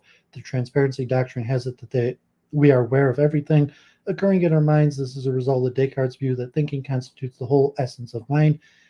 As to the fact that there can be nothing in the mind, in so as far as it is thinking thing of which it is not aware, this seems to me to be self-evident, for there is nothing that we can understand to be in the mind regardless of this way that is not a thought or dependent on a thought, and we cannot have any thought on which we are not aware at the very moment when it is in us. Add to this that, unlike with external sensation, there is no introspective appearance reality gap, and there can seem to be no room for introspective errors. Zeno Vendler explains, if the mind at any given time is identical with a certain complex of thought, then the very idea of a medium between the mind and its thoughts is impossible from the outset. Accordingly, it is an understatement to say that the mind knows its thoughts. The mind is these thoughts. Kenny adds, the occurrence of thought is not open to doubt or error. Thoughts cannot occur without our knowing that they occur, and we cannot think that a thought is occurring unless that thought actually is occurring. In opposition to the standard interpretation, note from the fact that I have awareness of whatever is occurring in my mind, it does not follow that I have distinct awareness if what's occurring in my mind is confused muddle of ideas. Then I'll be aware of the confused muddle of ideas, but in that case, forming a judgment about the present state of my mind is a recipe for error. Given the fourth meditation account of proper judgment, the situation arguably better in cases in which I am experiencing fewer and simpler ideas. This is because such ideas are generally easier to render clear and distinct. Even so, such ideas must actually be rendered as clear and distinct. Noteworthy is that Descartes writes of sensations, emotions, and appetites that we are frequently wrong in our judgments concerning them, adding that we can avoid such errors provided we take great care in our judgments concerning them to include no more than what is strictly contained in our perceptions, no more than that which we have in our inner awareness. Consider another case that seems at odds with the standard interpretation, where Descartes committed to introspective infallibility, that he should say that we could never be mistaken as to whether our occurring ideas are ideas of sensations or instead ideas of imagination occurring in a dream. Yet, as we have seen, he takes dreaming based skepticism utterly seriously. What about the textual line of the argument regularly cited in support of the standard interpretation? Consider two meditations passages that can seem to entail the infallibility thesis. I certainly seem to see, to hear, and to be warmed. This cannot be false. What is called having a sensory perception is strictly just this, and in this restricted sense, the term is it is simply thinking. Now, as far as ideas are concerned, provided that they're considerably solely in themselves, and I do not refer to them as anything else, they cannot, strictly speaking, be false, for whatever it is, whether it is a goat or a chimera that I'm imagining, it is just as true that I imagine the former as the latter. As for the will and the emotions, here too one need not worry about the falsity, for even if the things which I may desire are wicked or even non existent, that does not make it any less true that I desire them. Prima facie, it is plausible to take such a passage to entail that if I seem to be having an idea or of blue or an idea of a noise or of warmth, then I am indeed. One might take such passages to convey that judgments of this effect cannot be false, because introspective judgments are infallible. But note the continuation of the second passage, that the only remaining thoughts where I must be on my guard against making a mistake are judgments. This suggests that these passages can be read in a very different way. Accordingly, a mere seeming cannot be false, because it is not the kind of mental state that could be false. On Descartes' view, falsity arises not simply from the mind's awareness of its ideas, but from judgments, from acts of will assenting to those items of awareness. Reading in this way, these passages anticipate the fourth meditation theory of judgment. Now, all that the intellect does is to enable me to perceive the ideas which are subjects for the possibility of possible judgments, and when regarded strictly in this light, it turns out to contain no error in the proper sense of that term. Arguably, Descartes' mind, better known than body doctrine, is intended as a comparative rather than superlative thesis. We have seen that for Descartes, the only superlative perceptual state is that of clarity and distinctness. This suggests that the only guarantee of truth in our introspective judgment is, like all other judgments, that they be based on clear and distinct perception. If I clearly and distinctly perceive myself to be in a mental state X, then I am mental state X. Okay, that one was exceptionally long. I think it took me almost 3 hours to read through it, but we got through it. Descartes' epistemology, extremely important stuff there, and glad we did it. So let's finish up here with the modal metaphysics. So you see, this one was extremely long. I say the epistemology was probably the most important part. Like the metaphysics one is also relatively long. It might take me an hour to an hour and a half, and we'll call it a night. But the epistemology was extremely important. It was basically the totality of Descartes' meditations. So there you have it. We have to leave it there, but that was a pretty serious introduction overview. So let me just stand up a little bit and prepare for this final stretch. Up on some lights. Be back in one minute.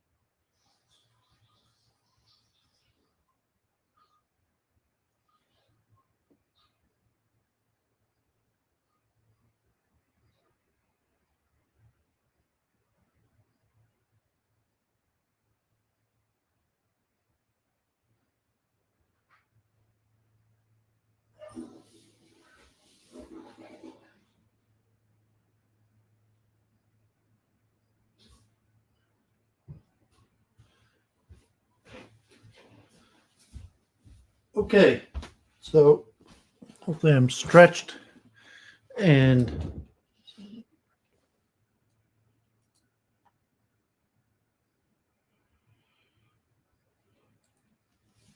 okay, so we're on the homeward stretch, the final part, Descartes' Modal Metaphysics. And this one's semi-long, but we should be done probably a little more than an hour. Descartes' Modal Metaphysics. Descartes sometimes speaks of things that have possible existence in addition to speaking of things that have actual existence. He also speaks of eternal and necessary truths that are the product of God's free and wholly unconstrained activity. One of the interpretive projects that he is inspired by Descartes' sometimes provocative claims about possibility and necessity is the construction of a general Cartesian theory of modality. Any such theory would, of course, need to be sensitive to all the claims that Descartes made that bear on possibility and necessity, but it would also need to understand and interpret these claims in light of the terminology and commitments of his larger metaphysical system. Modality and clear and distinct perception. There are a number of claims about possibilities and necessities that seem to be intuitive. For example, it is made, for example, that it is possible that things be other than they are, but Descartes will not make his account of modality sensitive to all these things. Famously, he subscribes to the view that when doing metaphysics, we ought not to affirm what we do not clearly and distinctly perceive. Descartes reveals his commitment to this view in a number of passages. I should like you to remember here that in matters which may be embraced by the will, I made a very careful distinction between the conduct of life and the contemplation of the truth. As far as the conduct of life is concerned, I am very far from thinking that we should assent only to what is clearly perceived, but when we are dealing solely with the contemplation of the truth, surely no one has ever denied that we should refrain from giving assent to matters which we do not perceive with sufficient distinctness. If Descartes holds that when doing metaphysics we ought not to speak of what we do not clearly and distinctly perceive, a general Cartesian theory of modality should not be sensitive to claims about possibilities or necessities that Descartes himself would identify as confused. There are modal claims that only seem intuitive and obvious. Descartes might say, and modal claims that actually are intuitive and obvious, and he would want his account of modality to accommodate only the latter.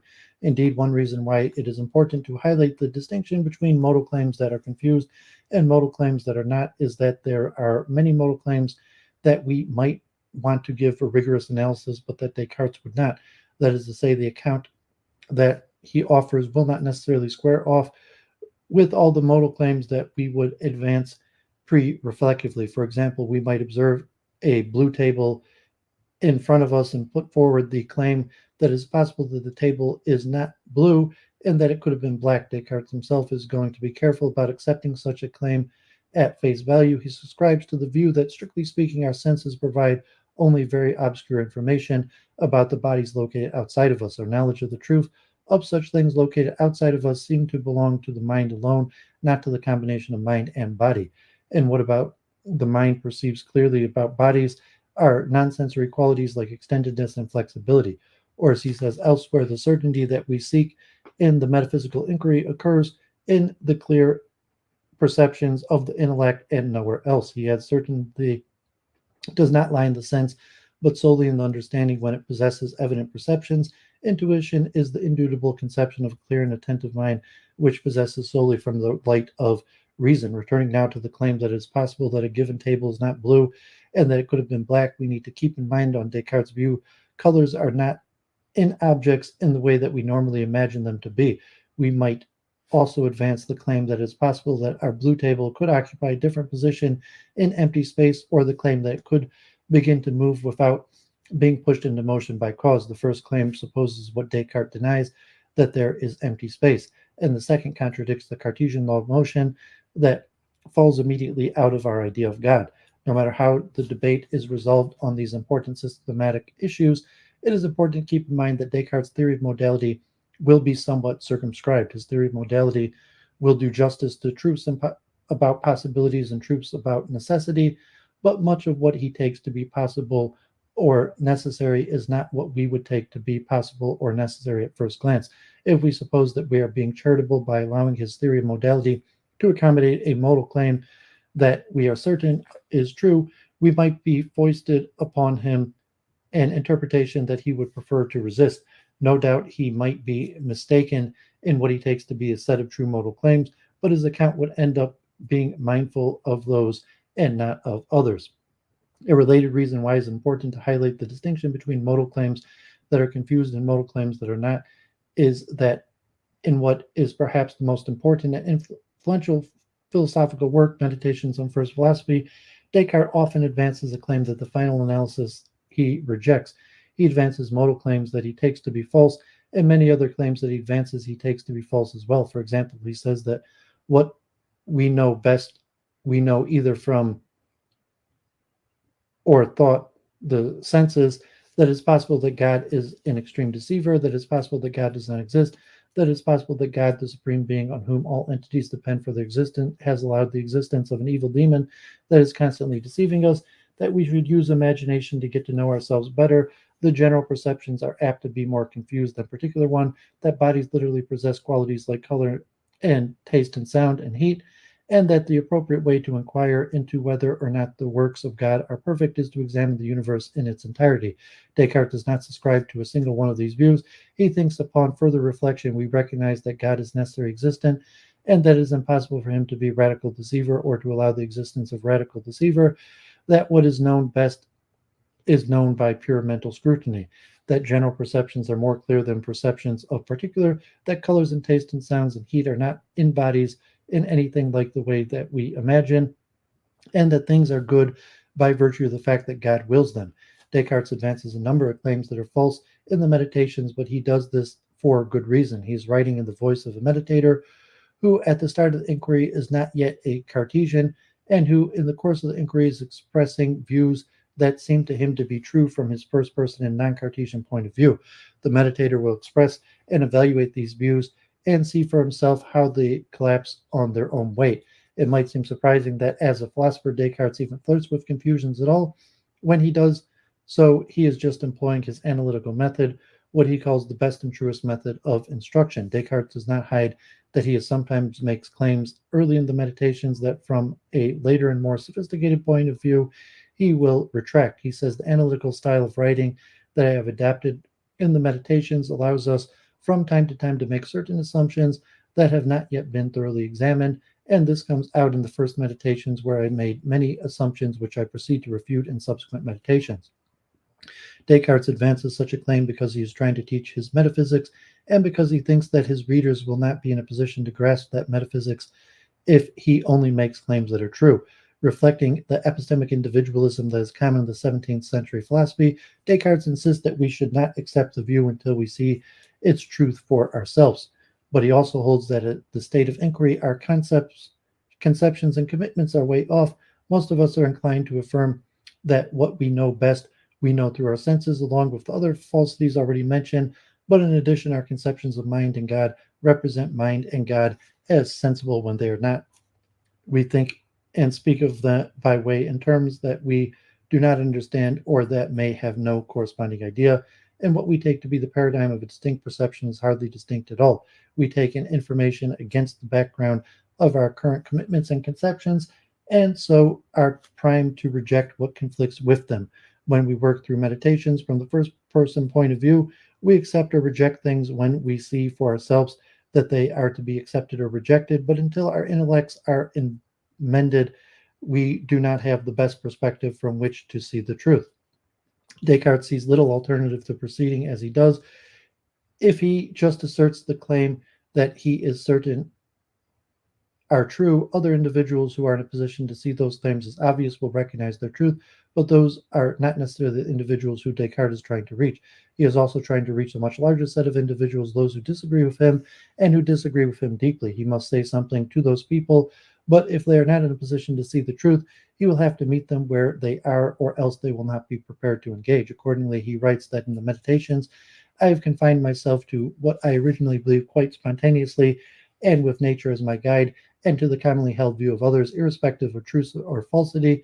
For my purposes in making this survey was not to adopt these beliefs, but merely to examine them. In the Meditations, Descartes is working to appeal to a variety of different minds about the many false claims that he puts forward therein. He writes, a philosopher would be no more surprised at such suppositions of falsity than he would be in order to straighten out a curved stick. We bent it round in the opposite direction. The philosopher knows that it is often useful to assume falsehoods instead of truths in this way in order to shed light on the truths. When astronomers imagine that the equator, the zodiac, or any or other circles in the sky, or geometers add new lines to given figures, philosophers frequently do the same. If someone calls this having recourse to artifice, sleight of hand, or circumlocution, and says it is unworthy of philosophical honesty and the love of truth, then he certainly shows that he himself, so far from being philosophically honest or being prepared to employ any argument at all, simply wants to indulge in rhetorical display. In second replies, Descartes makes a distinction between the simple and primary notions of metaphysics, which are not derivable from anything, and other truths that can be generated from these. A dilemma that he highlights is that if a person is so confused that he does not recognize the truth of primary notions, it is not clear what to say about them. The primary notions are not derived from other notions. That is what makes them simple and fundamental, and so they cannot be demonstrated or argued for. But if the philosopher just repeats them, that won't do much good either. A further dilemma, according to Descartes, is that primary notions often contradict the everyday worldview to which most of us subscribe uncritically. If so, we are primed to reject the primary notions of metaphysics and the further disoriented conclusion that they entail. A philosopher like Descartes needs to say something to his audience to get them to see the force of his view, but ironically enough, the truth will not cut it, at least not at first. What Descartes does then is to employ a version of the analytical method of ancient geometry, in which claims are made that, strictly speaking, are false, but that help a student see eventually what is true. He will emulate a practice of geometers like Archimedes, who articulate the nature of a sphere on analogy with rectilinear figures that is inscribed in a circle, even though the notion of a rectilinear sphere is incoherent.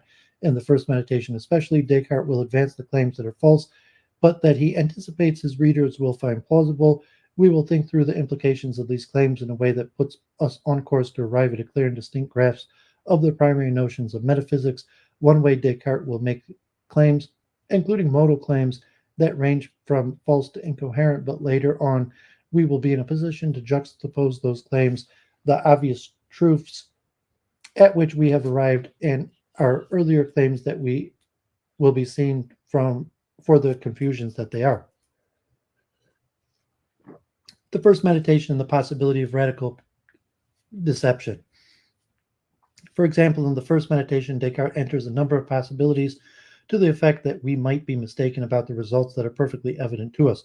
One such possibility is that we have been created by a supremely good God, but that for reasons unbeknownst to us, our nature is such that we go wrong every time we add 2 and 3, or count the sides of a square, or in some even simpler matter.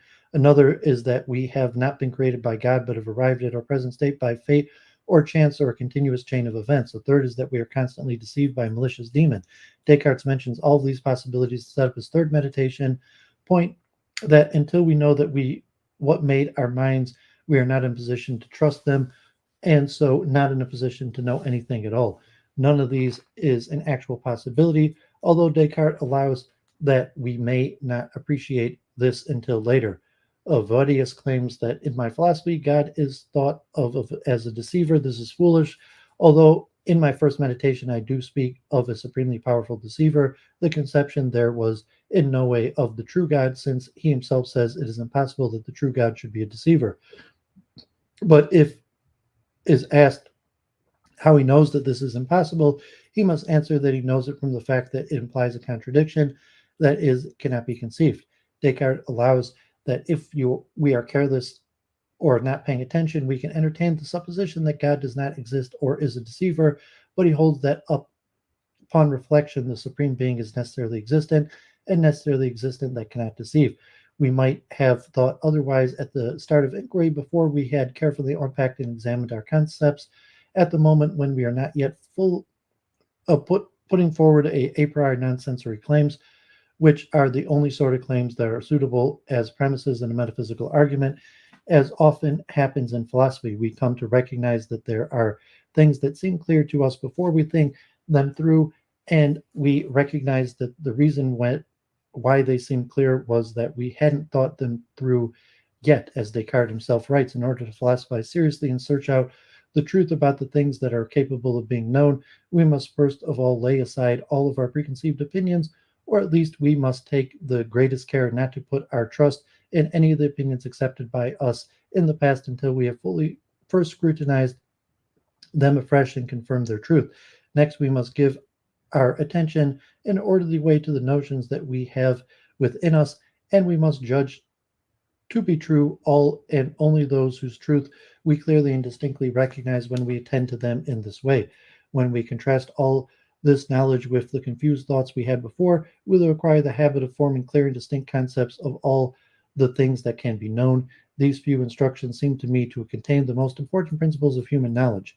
When we contrast arguments on the basis of basic a priori principles of metaphysics, what Descartes calls primary notions, and not the non-a priori premises that constitute much of the early thinking Descartes meditator, we recognize that God is the necessary existent who cannot deceive, and also that he is the independent and supreme creator of all reality, both possible and actual.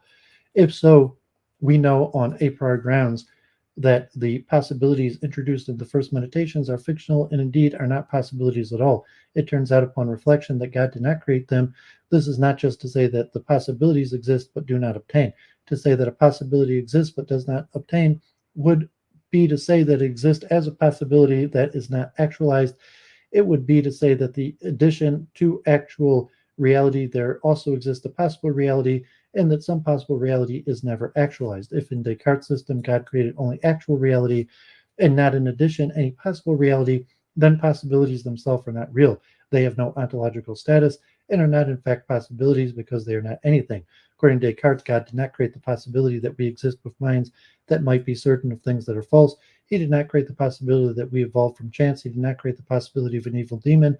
None of these possibilities exist unless they are created, and they do not exist just because the cognitive deliverances of the first meditation meditator tells us that they do. When we or the meditator postulated their existence in the first meditation, we are being hasty, and all that we had to go on at that early stage of inquiry was our confused premeditation's conceptions.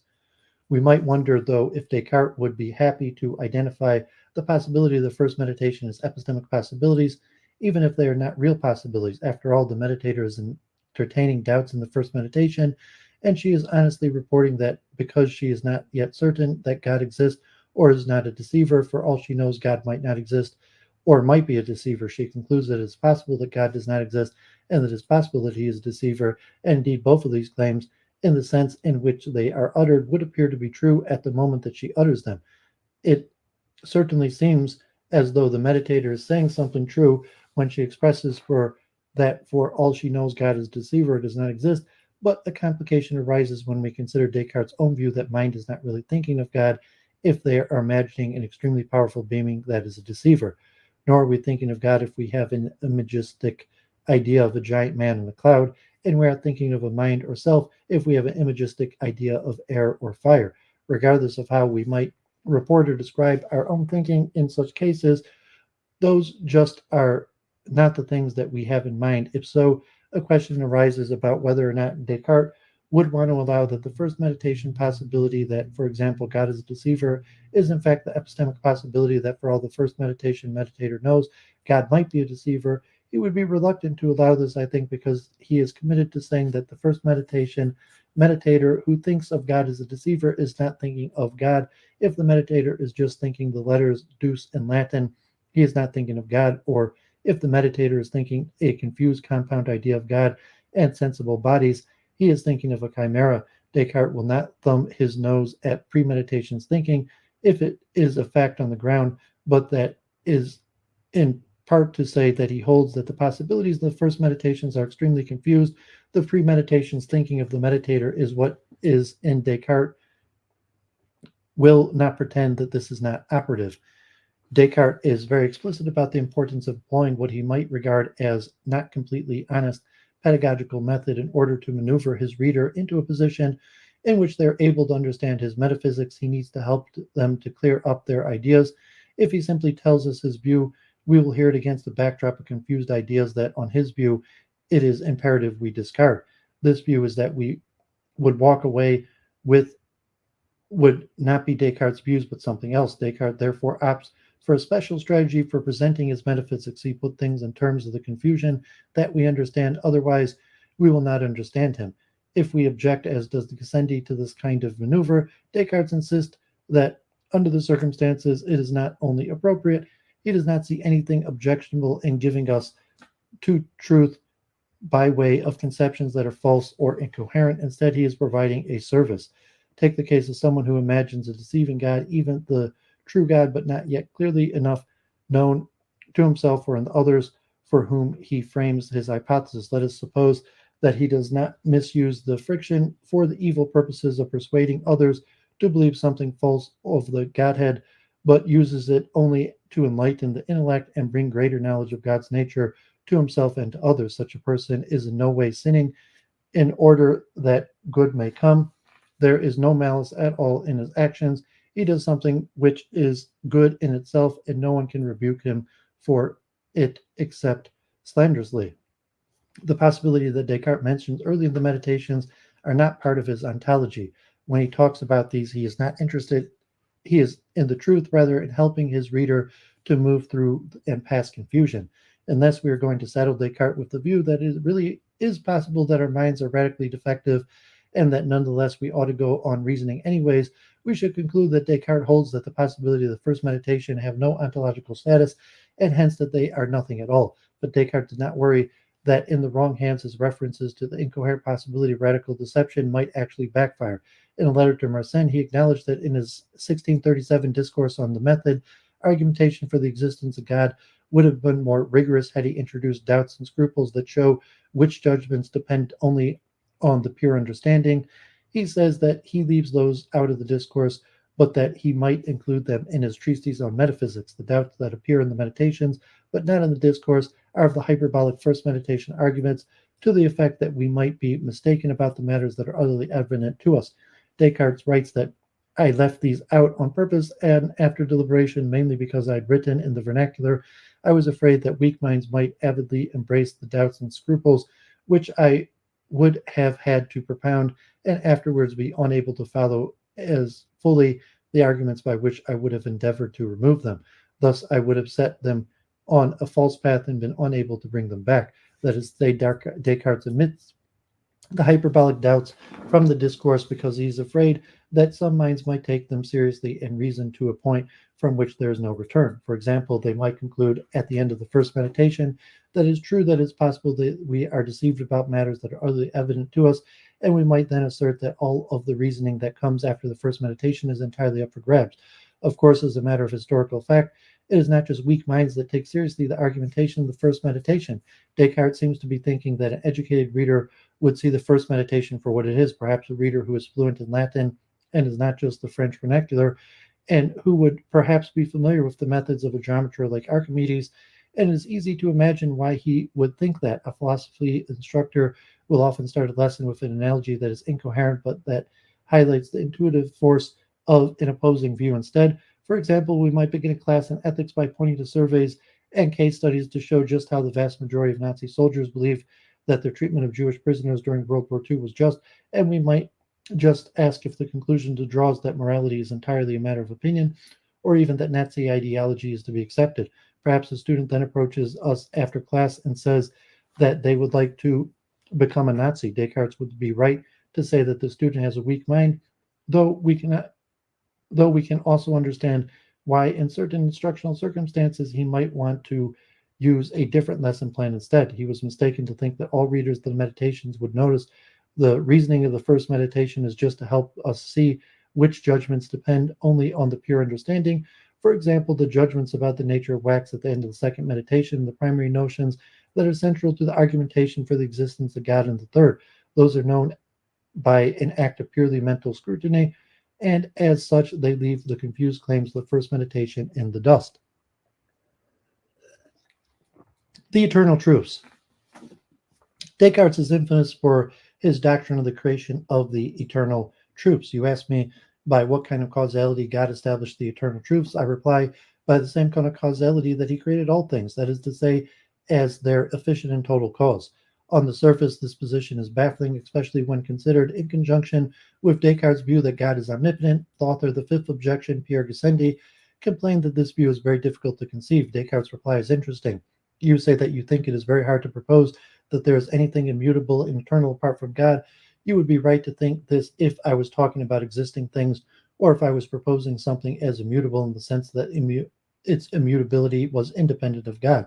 But just as the poet supposed that the fates were originally established by Jupiter, but that after they were established, he bound himself to abide by them, so I do not think that the essence of things and the mathematical truths which we can know concerning them are independent of God. Nevertheless, I do think that they are immutable and eternal, since the will and the decree of God will and decree that they should be. Whether you think this is hard or easy to accept, it is enough for me that it is true. Descartes holds that each and every thing depends on God for its existence, and that as things, eternal truths depend on God as well. One of Gassendi's worries is that God can do anything and thus can alter any item that he creates. Nothing that he creates is immutable. Another reason that Descartes' view is difficult to conceive is that he takes eternal truths to be necessary. That is, it's difficult to conceive how eternal truths could be necessary if they were created by a free act of God.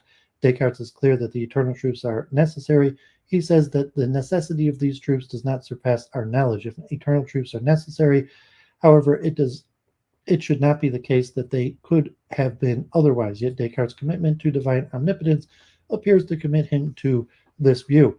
You ask what necessitated God to create these truths, and I replied that he was free to make it not true that all the radii of the circle are equal, just as free as he was to not create the world, and it is certain that these truths are no more necessarily attached to his essence than are other created things. It appears that something in Descartes' comments about the eternal truth has to give. It might be that since Descartes is clearly not prepared to adjust his commitment to the divine omnipotence, he instead has to abandon his view that they are necessary. On this interpretation, developed and defended by Harry Frankfurt, all eternal truths are inherently contingent because they could have been false, and that they could have been false because God could have made their contradictories true. Frankfurt's interpretation is motivated not only by Descartes' commitment to divine omnipotence, therefore are also some texts God cannot have been determined to make it true that contradictories cannot be true together, and therefore he could have done the opposite. I do not think that we should ever say that anything that cannot be brought about by God, for since every basis of truth and goodness depends on his omnipotence, I would not dare to say that God cannot make a mountain without a valley, or bring it to say that 1, 2, are not 3. If Frankfurt is right, Cartesian eternal truths are not really necessary. They are inherently as contingent as any other proposition. They may appear to be necessary to our rational faculties, but this is just a function of the makeup of our rational faculties and not of the necessity of the truths themselves. Frankfurt then argues more generally that Descartes holds that for all we know, our rational faculties may be wrong about other things as well. After all, we are mistaken about the necessity of the eternal truths, which seems so very obvious, and so we might be mistaken about anything else that is similarly evident. If Frankfurt is correct, Descartes holds that there is a way that reality appears from the viewpoint of the clearest of human understanding, reasoning, and the best that we can do as rational agents is to take up that viewpoint, but we can never get outside of it and see how things are absolutely. If Descartes holds that eternal truths are necessary in a robust sense, Frankfurt's view has an obvious drawback. It also suffers from the problem that if it Frankfurt's view cannot be formulated without supposing that Descartes allows that there is a human perspective from which eternal truths can be seen as not necessary, but an important component of Frankfurt's view is the thesis that Descartes thinks that this is part of the structure of the human mind to regard eternal truths as wholly necessary. Another drawback for Frankfurt's view is that it is self-contradictory in postulating that, according to Descartes, we cannot make claims about what reality is like absolutely. On Frankfurt's view, Descartes holds that God is omnipotent in the sense that he can do anything at all and has authority over even the eternal truths. That is to say, Descartes holds that, absolutely speaking, it is true that God can do anything at all and has authority over the eternal truths. Frankfurt's Descartes is not entitled to say that. He is only entitled to say that from a finite human perspective, it appears to be true that God can do anything and has authority over eternal truths. If Frankfurt is right, what is maximally obvious to a finite mind is just that, what is maximally obvious to a finite mind, and it is not a guarantee of actual truth.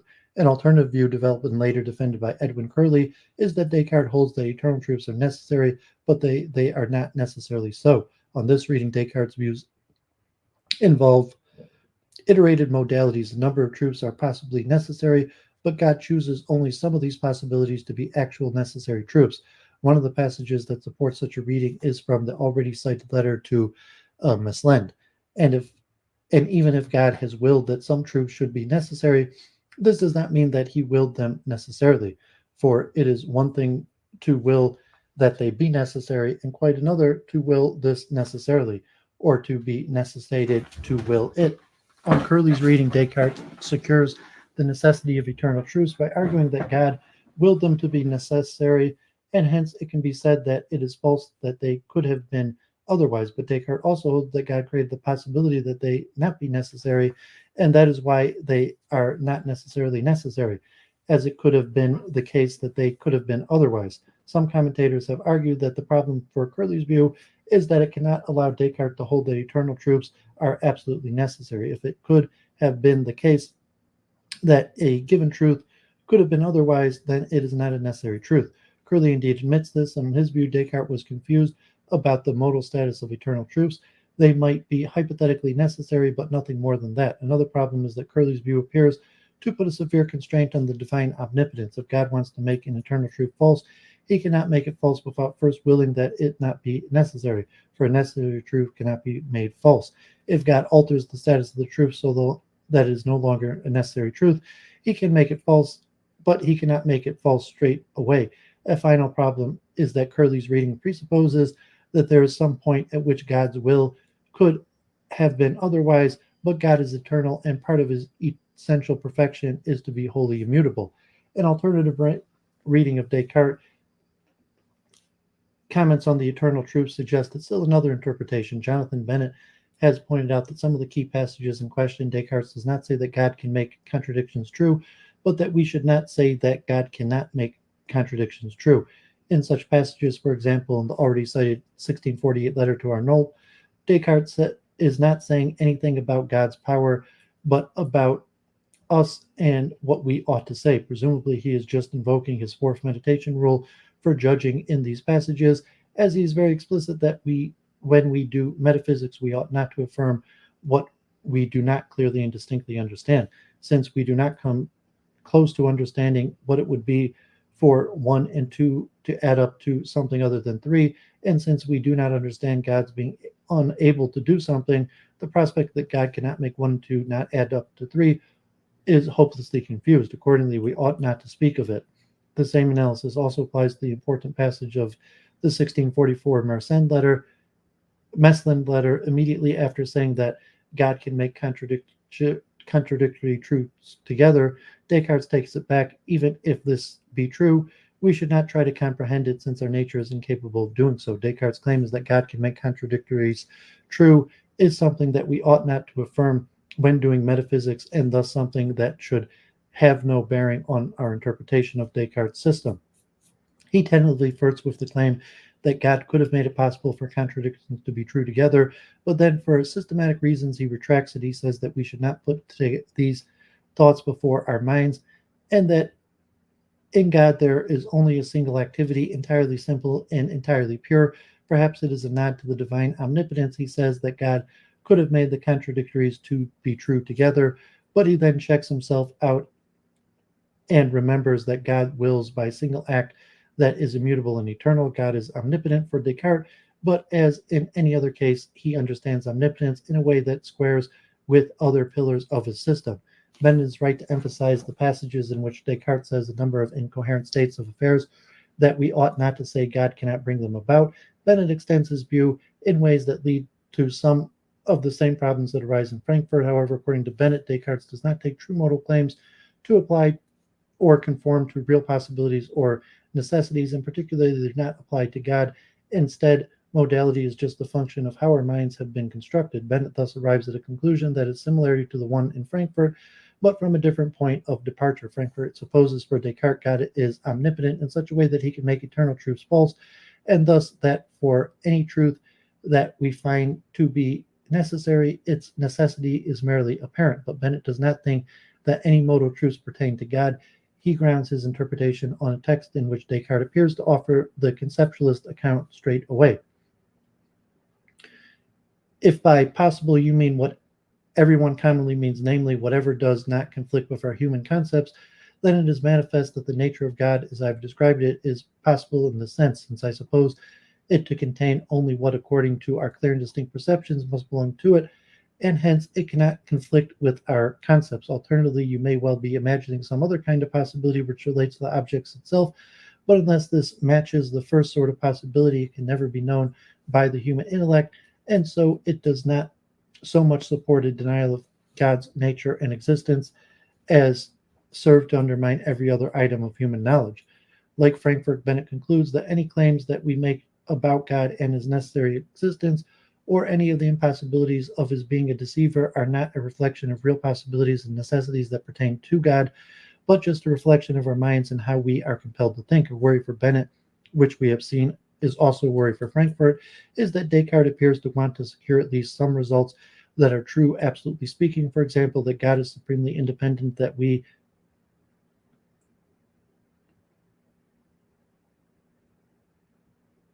and that God has created finite minds in a way that puts constraints on what we take to be possible.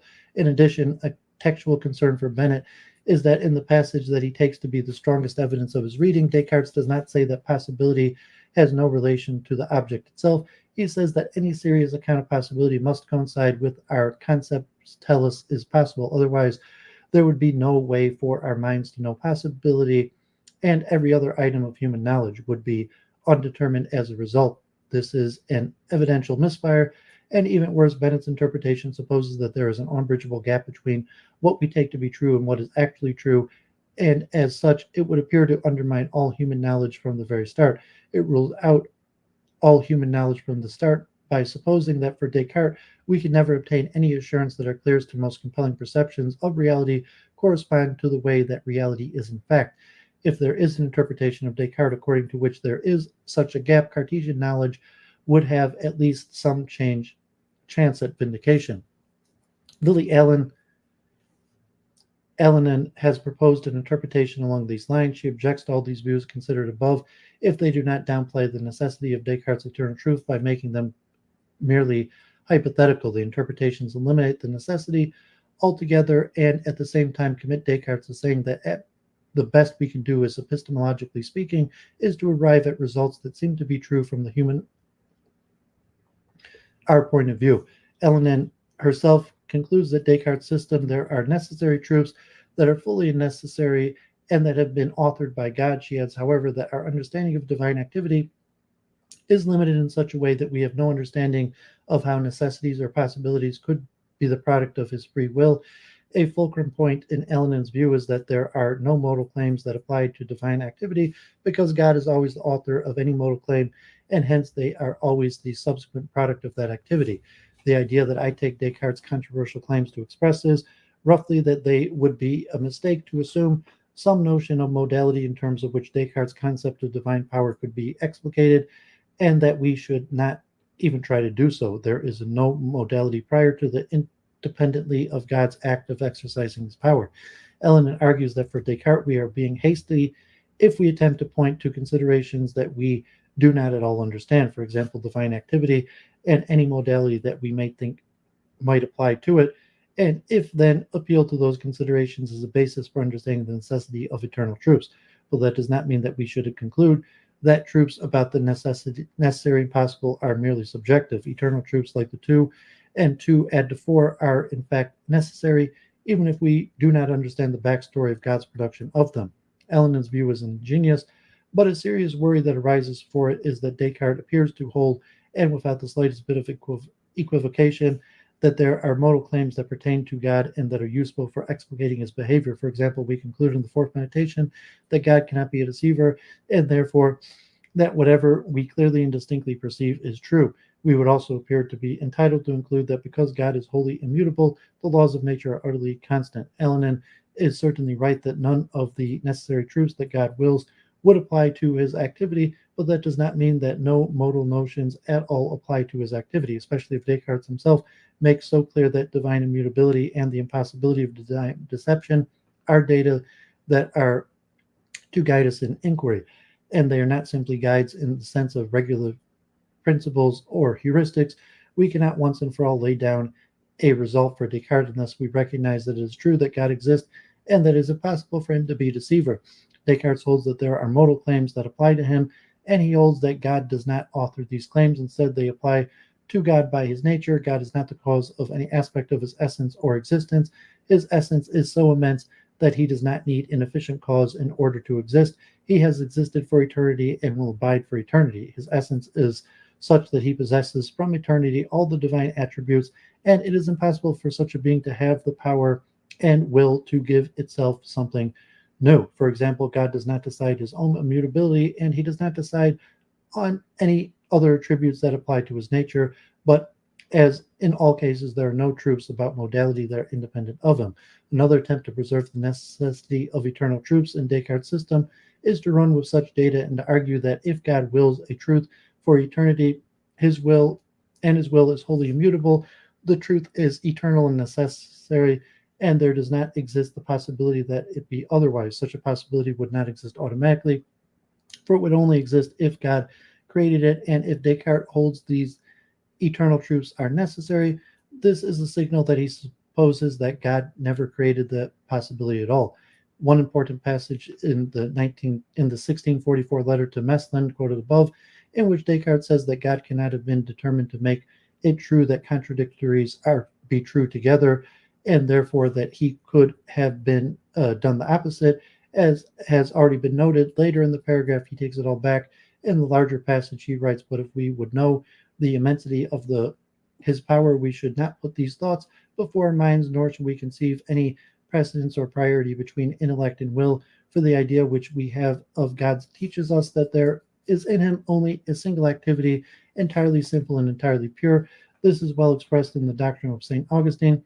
They are so because they cease them to be so, because in God seeing and willing we are only and the same thing. There are similar passages elsewhere in Descartes' corpus, where the view that Descartes that takes himself to be able to express and to express intelligibly is that there is always a single identical and perfectly simple act by means of which he, God, simultaneously understands, wills, and accomplishes everything. If God is wholly immutable and wills the truth of mathematics and geometry in a single act for eternity, it will appear that we are entitled to infer that the result of those truths are necessary, just as we can infer from the impossibility of divine deception that our clear and distinct perceptions are true. We must also consider the third meditation passage in which Descartes says that in God there is absolutely nothing that is potential. If there is just a single activity in God, and if the simple and eternal is also immutable, then it makes no sense to talk of God as changing course and actualizing an alternative set of possibilities aside from that the one that actually obtains. It might be tempting to think that although God wills all of the creaturely reality by a single immutable and eternal volition, God might have had a different immutable and eternal volition. But in God, there is absolutely no potential being, a kind of being that Descartes says, strictly speaking, is nothing. If so, there does not exist alternative possible eternal truths, and there does not exist the possibility of change in God's eternal and immutable will, and so contra Frankfurt eternal truths are absolutely necessary. A final consideration to mention in favor of the view that Descartes holds that eternal truths are absolutely necessary is that it is sensitive to the important worry raised by Broughton and Nadler, 1987, that if Descartes hold that eternal truths of mathematics could have been otherwise, then he is committed to the conclusion that physical laws admit of more necessity than, for example, the truth of 2 and 2 add to 4. Descartes is clear that physical laws follow from God's nature, and so they are absolutely necessary, but that would mean that he supposes that physical laws are more necessary than eternal truths. If anything, we would expect the story to go the other way around, that eternal truths would be necessary and the physical laws would be wholly contingent.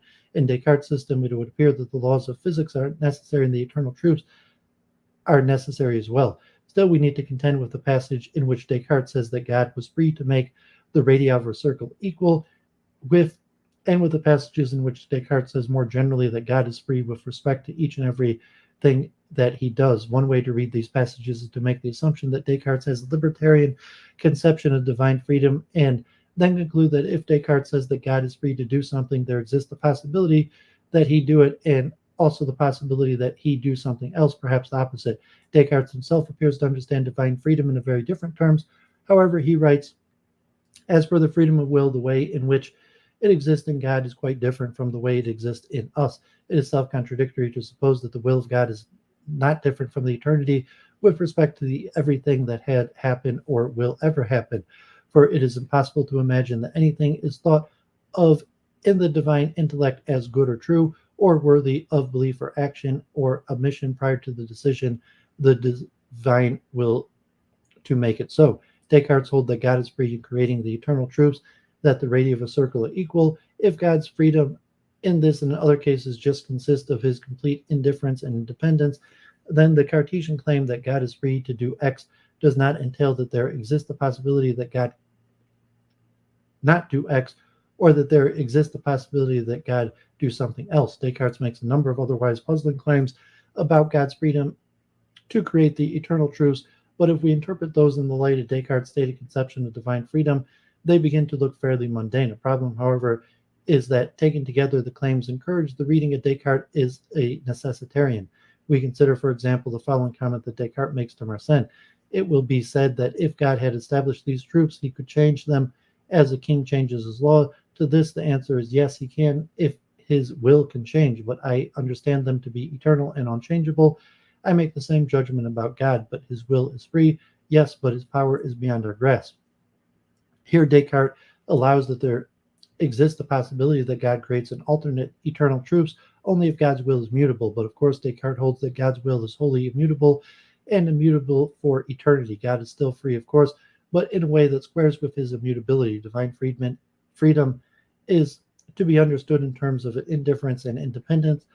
The worry that is starting to arise that if God is the immutable and eternal author of reality, the eternal truths, and everything else that exists, then there does not exist the possibility that God will alternate series of creatures, and hence God does not author the possibility, but instead everything that happens necessarily. Descartes subscribes to a version of the Spinozic view that the divine freedom is a matter of indifference, and there is also some systematic evidence that Descartes accepts the Spinozic doctrine of necessitarianism, as Descartes recognizes in the April 15th, 1630 letter to Mersenne.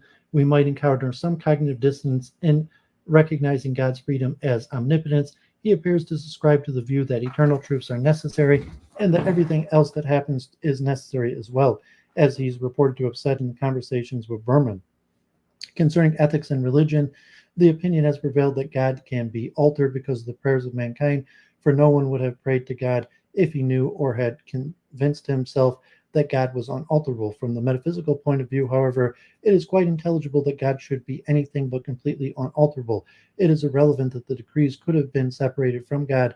Indeed, this should not really be asserted, for although God is completely indifferent with respect to all things, he necessarily made the decrees he did, since necessarily willed what was best, even though it was of his own will that he did what was best.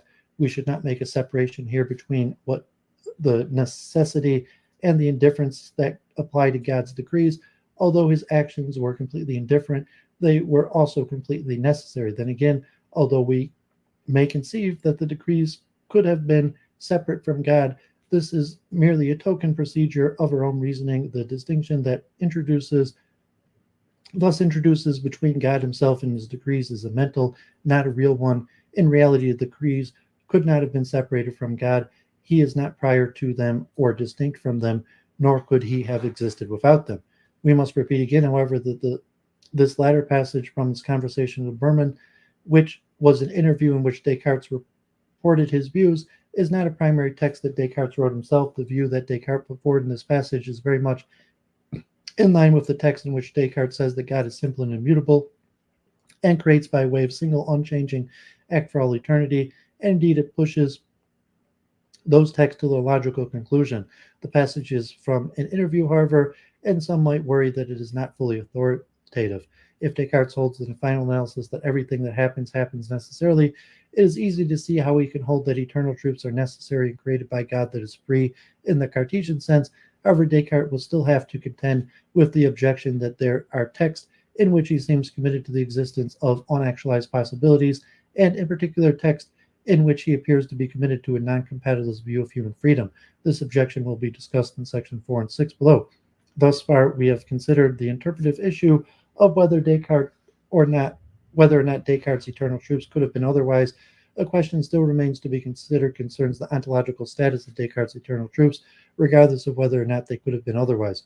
One view is that since Descartes' eternal truths are neither finite mental things, finite physical things, nor God, they must have something akin to Platonic forms. A problem with this view, of course, is that it does violence to Descartes' parsimonious dualism.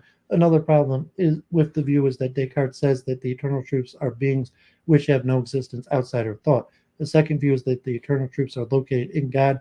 One of the merits of this view is that it provides for eternal truths to be eternal in a very robust sense. God is eternal. Anything else is eternal if it is housed in his eternal mind. Still, this view conflicts with the fact that Descartes holds that eternal truths are creatures and are housed in finite minds only. A third reading of Descartes on eternal truths is that they are ideas in finite minds. If truth is the conformity of thought with its object, the eternal truths are ideas, but Descartes has also said the eternal truths have no existence outside of our thought. They are true ideas, but not true ideas in the mind of God, because eternal truths are creatures. A problem with this third reading, however, is that although it allows eternal truths to be truths, it is not clear that it allows them to be eternal. In some passages, Descartes does not distance himself from the appellation eternal truths. He refers to those truths which are called eternal and to the mathematical truths which you call eternal, and he allows that things can be identified as eternal so long as they are always the same. So a deflationary view of the eternality of the Cartesian eternal truths might be in order. However, Descartes says to Mersenne that from all eternity God willed them eternal truths to be, and by the very fact he created them. Descartes, as a rule, shies away from making claims about theological matters, but it is not clear that we want to attribute to him the view that finite minds are co-eternal of God. Perhaps he holds that human minds exist at every point in the series that God wills, or perhaps his understanding of the eternality of eternal truths is more deflationary. God wills a single series for all eternity, and that series includes unchanging true ideas in finite minds. Unactualized possibilities. Descartes is ambiguous that there are some things that we clearly and distinctly perceive to be possible. To Mersenne, he speaks of beings whose existence we clearly perceive to be possible. He also says that God can bring about everything that I clearly and distinctly recognize as possible. In his first replies, he says that we must distinguish between possible and necessary existence. It must be noted that possible existence is contained in the concept or idea of everything that we clearly and distinctly understand, but In no case is necessary existence so contained except in the case of the idea of God. In addition, he says to Meslin that our mind is finite and so created as to be able to perceive as possible things which God has wished to be in fact possible. This interpretive issue here is what Descartes is talking about when he speaks in such terms. One interpretation that immediately suggests itself is that Descartes holds that there are things or states of affairs that, though not actual, are counterfactually possible. A number of considerations speak in favor of such a reading. One is that Descartes' view of mind and body are really distinct. It appears to be the view that minds and bodies that are in fact united can exist apart. Another is that Descartes says that we have a clear and distinct perceptions of possible existence and of what is possible, thus making it appear that he holds that God's creatures include not only actuals but unactualized possibles. Finally, a possibilist reading fits Descartes within a long tradition of figures like Scotus and Bradwardine, who posit possible being to secure the meaning and reference of the claims about things that could be but aren't. If Descartes wants to make claims about unactualized possibilities, and if he does not want those claims to be nonsensical, unactualized possibilities need to have some kind of ontological status in the system. Descartes may in fact be committed to attributing reality to unactualized possibilities, but a few interpretive problems arise if he does. One is that we have seen, he says elsewhere, that unactualized beings is nothing. In the third meditation, he argues that objective reality of the idea of God cannot have been caused by potential perfections towards with a finite being might be evolving because potentialities are nothing and so have no causal power. He says, I perceive that the objective being of an idea cannot be produced merely by potential being, which strictly speaking is nothing, but only by actual or formal being.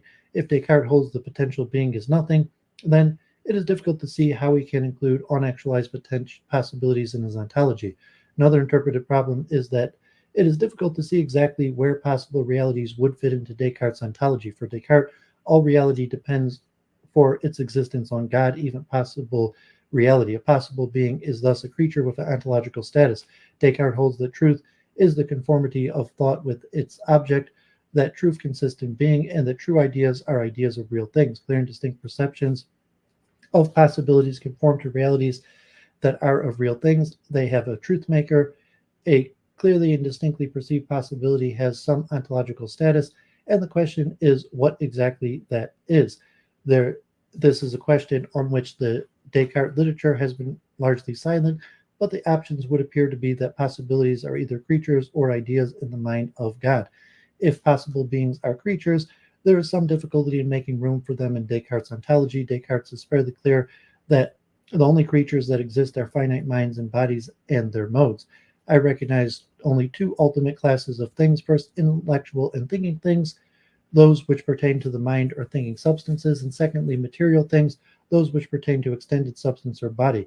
Perception, volitions, and all other modes, both for perceiving and willing, are referred to thinking substance, while the extended substance belong to size, that is, extension in length, breadth, and depth, shape, motion, position, divisibility of component parts, and the like. One category of being in Descartes' ontology is thinking substances and its modes, and another is the extended substance and its modes. If Descartes' possibles are just created thinking or extended substance, then presumably they are actuals and not possibles. Of course, one might suggest that Descartes' dualism entails that there are two kinds of things, thinking things and material things, but that in each of these classes there are substances with actual existence and also substances with possible existence.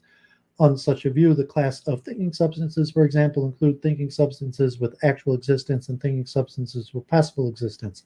There are a couple of problems with this view, however. One is that Descartes holds that it follows from God's essence that God is eternal and his will is wholly immutable. If it is a necessary truth that God is eternal and his will is immutable, and if God contains absolutely no potentiality, then there does not exist the possibility that God's eternal will could have been other than it is. So the possibility does not exist, and neither does it appear that there exist any possible creatures. Descartes holds that there is a single series that God preordains, and that is, as would be expected, immutable. If God created things that were merely possible, it is unclear how he would be able to actualize them instead of the things that were actualized in their series.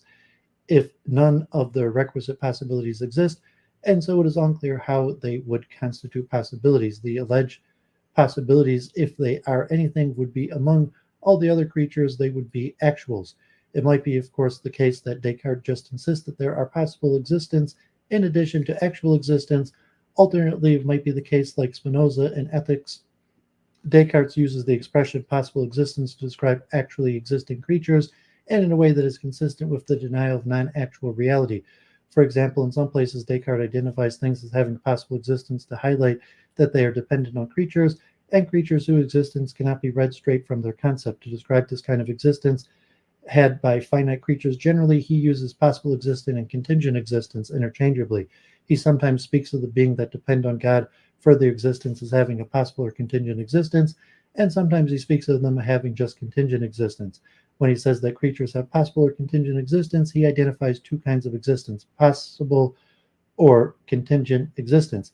If contingent existence is just the kind of existence had by beings that depend for their existence on God's will and whose existence cannot be established by analysis of their concept alone, then the fact that a thing has a possible existence in Descartes' ontology does not suggest that the thing does not actually exist.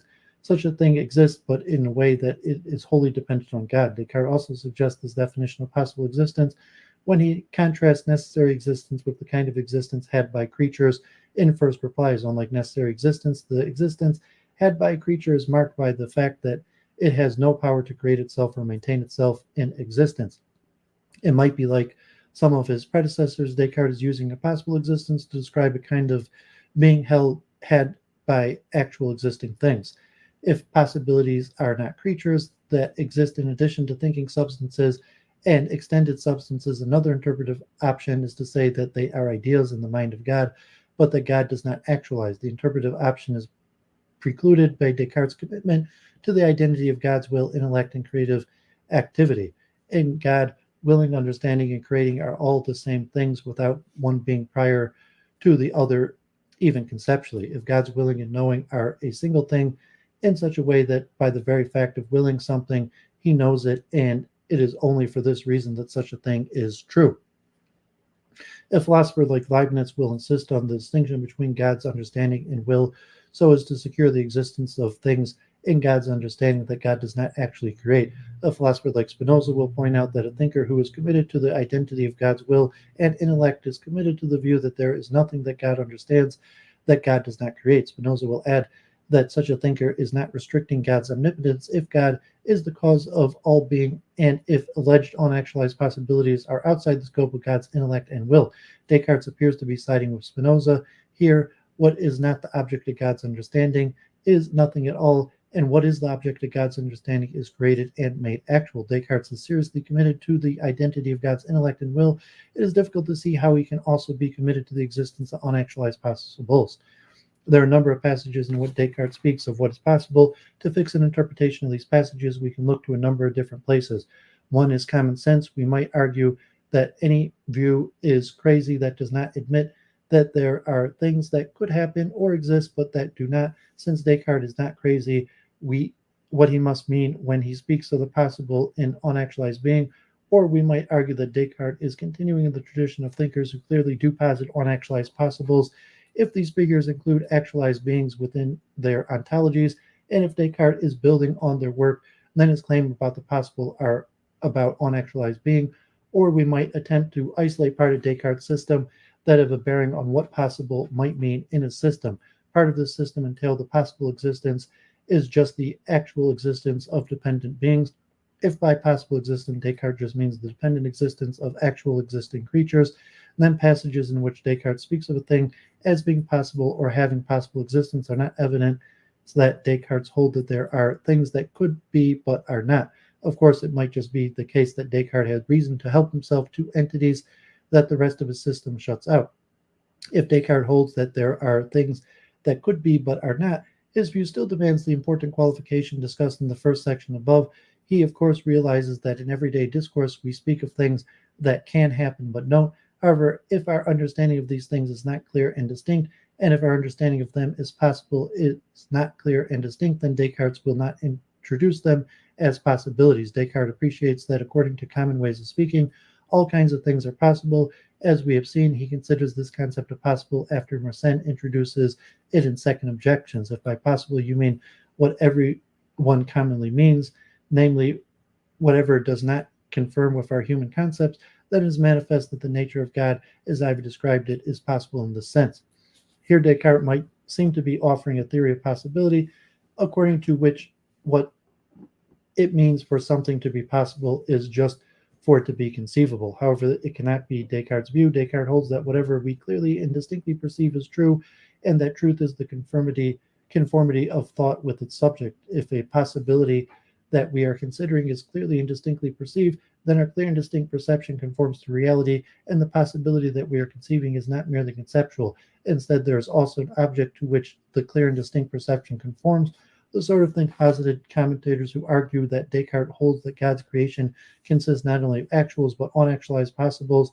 Thus, for any possibility of which we have a conception, if there is no object to which the conception conforms, that is, if the possibility exists only in thought, the possibility is not clearly and distinctly perceived. Possibilities which exist only in thought are not part of Descartes' ontology, and so in Descartes' view are not possibilities at all. Descartes remarks to Mersenne actually bear this out. He is indeed considering the view of possibility as conceivability, but in doing so he is merely acknowledging what everyone commonly means by possible. Descartes sometimes speaks of the possible as clearly and distinctly perceived. It is on these passages that any interpretation of Descartes' views on possibility must be built. Real distinction. Any interpretation of Descartes' views on modality needs to be sensitive to his views that mind and body are really distinct. The conclusion of a sixth meditation argument for substance dualism is that I am really distinct from my body and can exist without it. A natural reading of Descartes' conclusion has him saying that for any minds and bodies that are united, it is counterfactually possible that they be separated. His arguments would be as follows. 1. I clearly and distinctly understand mind apart from body and body apart from mind. 2. God can bring about whatever I clearly and distinctly perceive. 3. God can bring about that mind is apart from body and body is apart from mind. 4. If God can bring about that mind is apart from body and body is apart from mind, then mind and body can exist apart. 5. Mind and body can exist apart. Such a reading is sensitive not only to Descartes' six meditation comments, but also to his further remarks. So in Real Distinctions, the fourth replies, there Descartes says that for establishing a real distinction, it is sufficient that two things can be understood as complete, and that each one can be understood apart from the other. A thing is complete for Descartes when it is a substance. By a complete thing, I simply mean a substance endowed with the forms or attributes which enable me to recognize that it is a substance. Since a Cartesian substance is a thing that is ontologically independent, a complete thing is an ontologically independent thing. When we clearly and distinctly perceive mind and body to be complete, we know that they are substances. When we still clearly and distinctly perceive them to be substances after clearly and distinctly perceiving them apart from each other, we know that they are not the same substance under different descriptions. On this view, Descartes holds that the mind and body are ontologically independent substances, and their distinctness consists in their ability to continue to exist even after God separates them.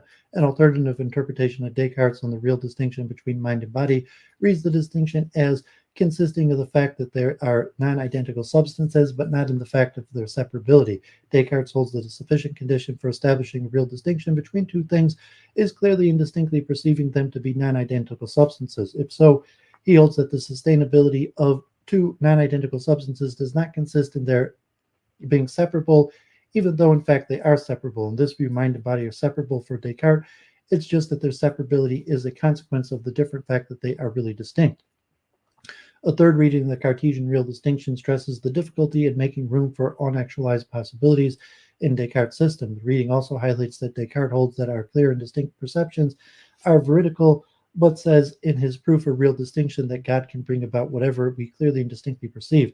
Descartes is clear that in other texts that the reason why he mentions God's power in the proof of real distinction is to remind us that no matter how unlikely we think it is that our intimately united minds and bodies could also be really distinct, God has enough power to have made all of our clear and distinct perceptions veridical.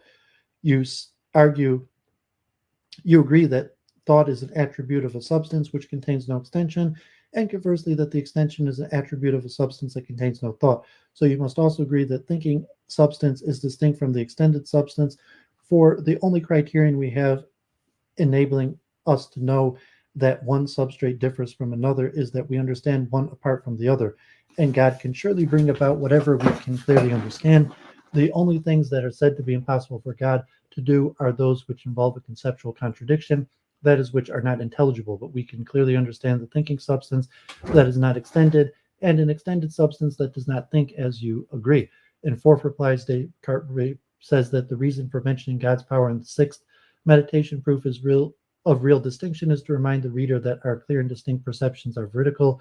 In the sixth meditation itself, he arrives at a clear and distinct perception of the mind as an immaterial substance and a body as a material, non-thinking substance, and is immediately struck by the union of mind and body. It is true that I may have a body that is very closely joined to me. He says that nevertheless his mind and body are really distinct. Descartes appreciates that the facts of mind-body union and mind-body separation are opposed. In this context of demonstrating the real distinction between mind and body, he reminds us that God's power is such that there can be creatures that have nothing in common but that are intimately united.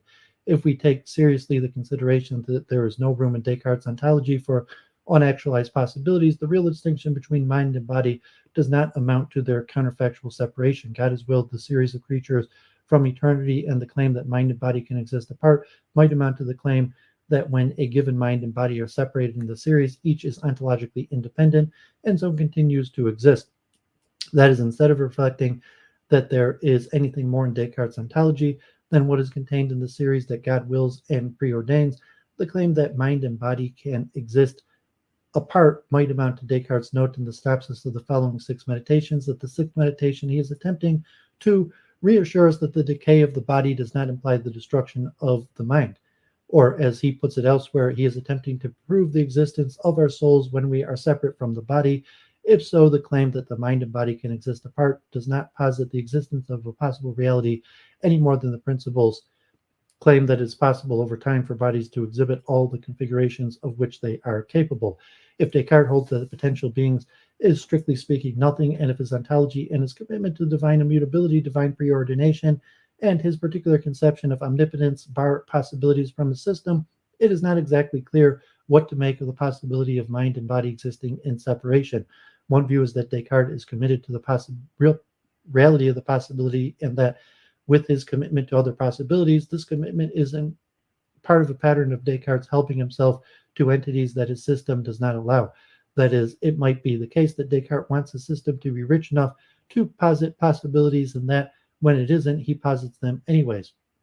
Or it might be the case that because the meditations does not attempt to analyze and then refine the meditator's pre-meditation's view of modality, the can in Descartes' claim that the body and mind can exist apart is the not fully analyzed can of the vernacular.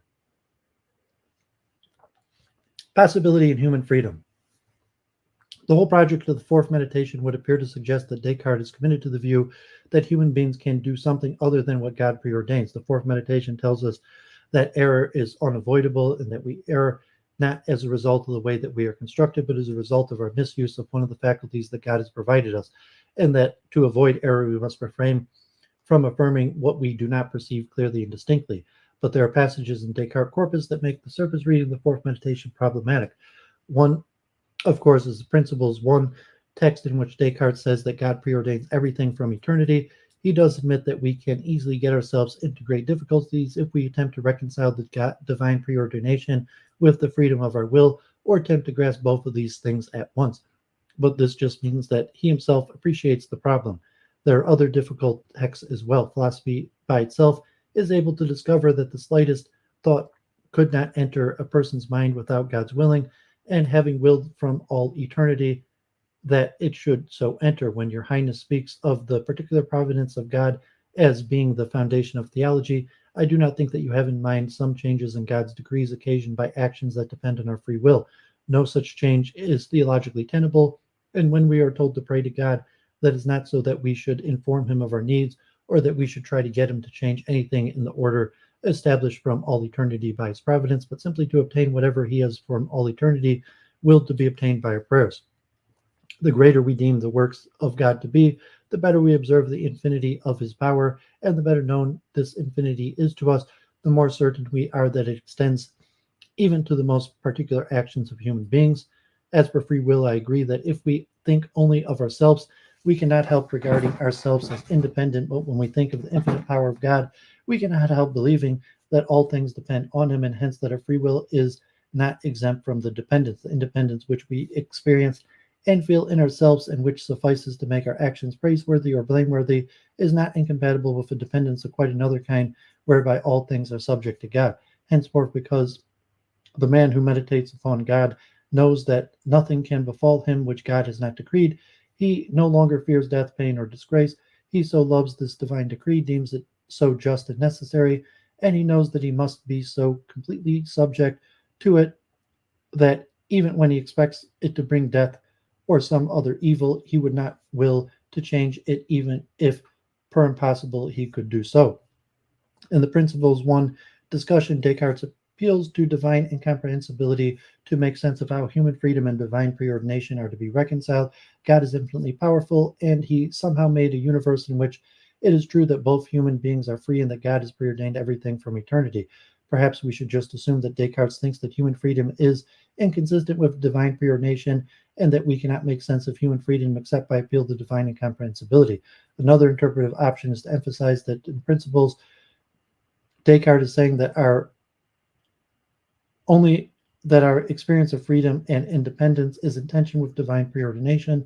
There is a way in which our experience of freedom is perfectly consistent with preordination. Of course, if God is immutably decreed all of our mental life for all eternity, and our mental life includes some experiences and not other, but it might seem puzzling why we have experiences of freedom at all. Still, if Descartes allows that human freedom itself is consistent with divine preordination, then he's not a libertarian but a compatibilist.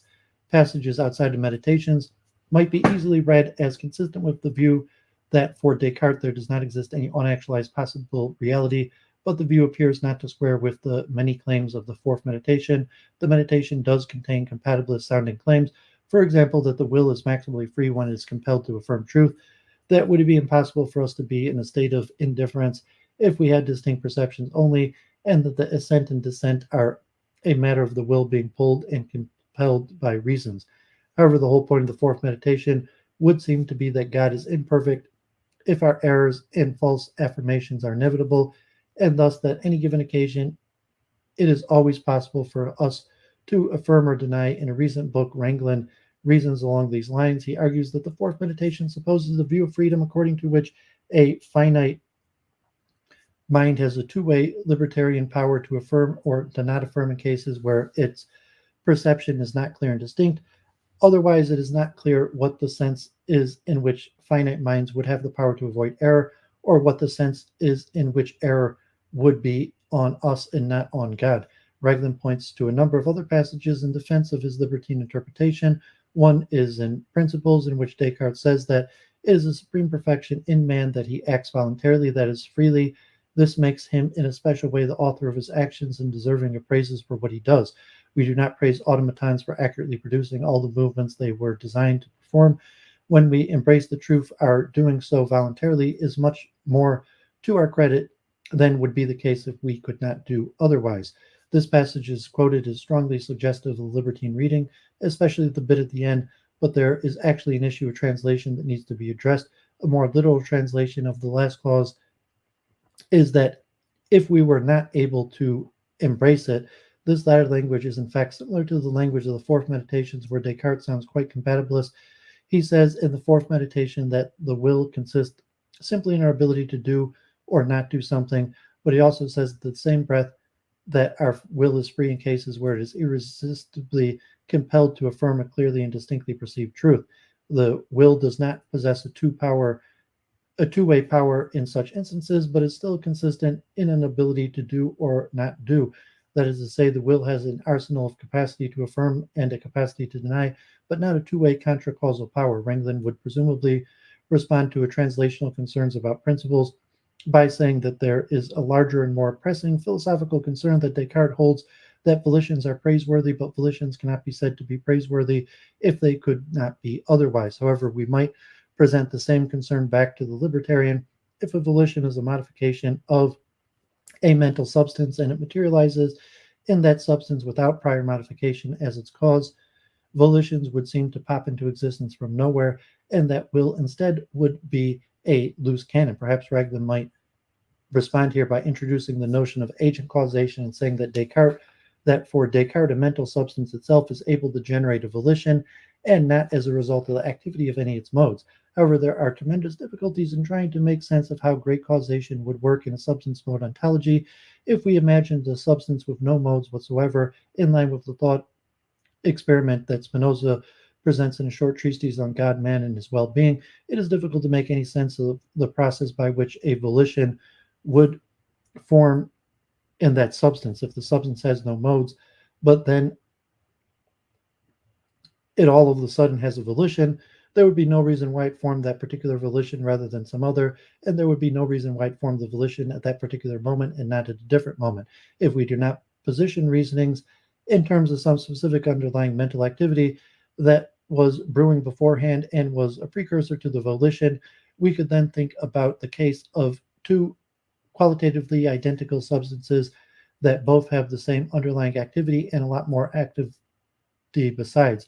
If both substances are identical and have all of the same models, we could ask if a volition could occur in one that did not occur in the other, but the same set of concerns would seem to arise. There would be no reason for the volition to appear, in which case it would again be random, and the notion of accountability for volition would make little sense. The compatibilist reading of the fourth meditation resolution of the problem of error would have to emphasize the following: that the meditations provides reasons to push and compel the will to refrain from affirming perceptions that are not clear and distinct, that the meditation speaks on the will as being pushed and pulled by reasons that are presented to it, and that Descartes insists that upon further reflections which occur past the meditations, it is clear that the entirety of our mental life depends on God's eternal and immutable will, and that as a result, nothing that happens, including pain, death, and presumably error, is bad, and that something like error can be the outcome of God's will if we just understand it in its full context. In the sixth meditation, Descartes offers a similar theodicity to explain the occurrence of misleading sensations. For example, the feeling of pain in a part of body that has been amputated. Descartes argues that if we are going to have a body, things like this will sometimes happen, that they are part of the territory for mind that is embodied, and for reasons that are not entirely clear to us, it is better to be embodied than not. The fourth meditation, theodicity, might be exactly parallel. If we had just will or just an intellect, we would never err, but there are advantages to having both. When the two are brought together, however, the intellect sometimes pushes and pulls the will to affirm or deny. A finite intellect has limited information, and some of the affirmations that it compels the will to make will not conform exactly to reality. But it is better that we have both than that we have just one. Furthermore, we can trust that insofar as these acts depend on God, they are wholly true and good, and so perhaps there is a prescription from which even our erroneous affirmations are getting at truth in an incomplete manner or just confusedly. A final problem for the view that Descartes ascribes to a libertarian conception of freedom is that at the end it is required to appeal to a doctrine of divine incomprehensibility to explain how divine providence and foreknowledge are consistent with libertarian freedom. Raglan does this, as does we. We do not need to force Descartes to appeal to divine incomprehensibility if we interpret him as a compatibilist, and as we have seen, we could save him from additional trouble as well. It is one thing for a philosopher to appeal to divine incomprehensibility in a case in which there are two truths that are in tension, or in a case in which a truth is mysterious in the face of other truths, but it is an entirely different thing for a philosopher to appeal to divine incomprehensibility after positing a logical contradiction.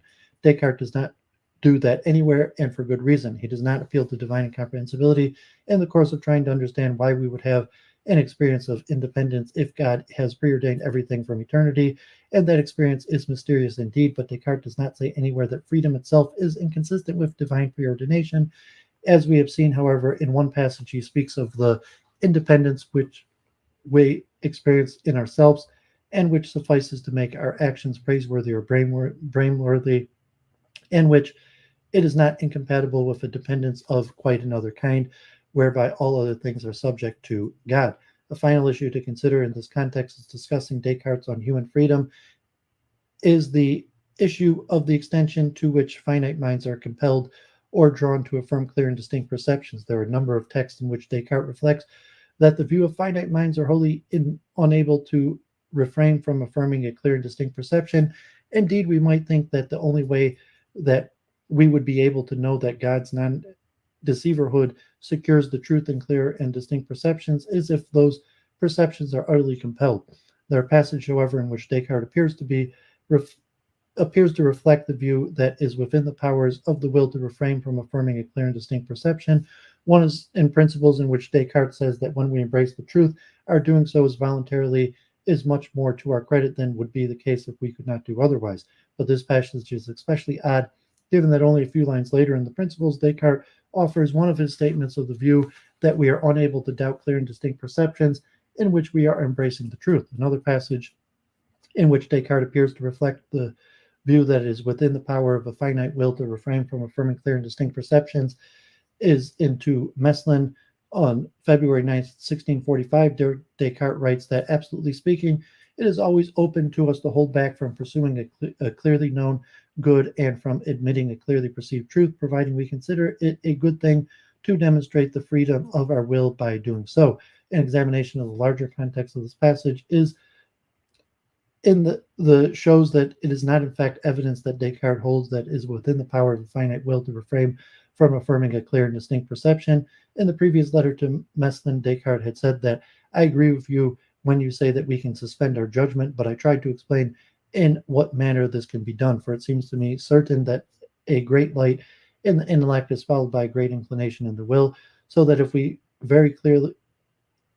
see very clearly that a thing is good for us, it is very difficult, and it might be impossible as long as one continues in the same thought to stop the course of our desire. Descartes' view that clear and distinct perceptions are will compelling is the view that so long as the intellect has a clear and distinct idea, it is impossible for the will to refrain from affirming it.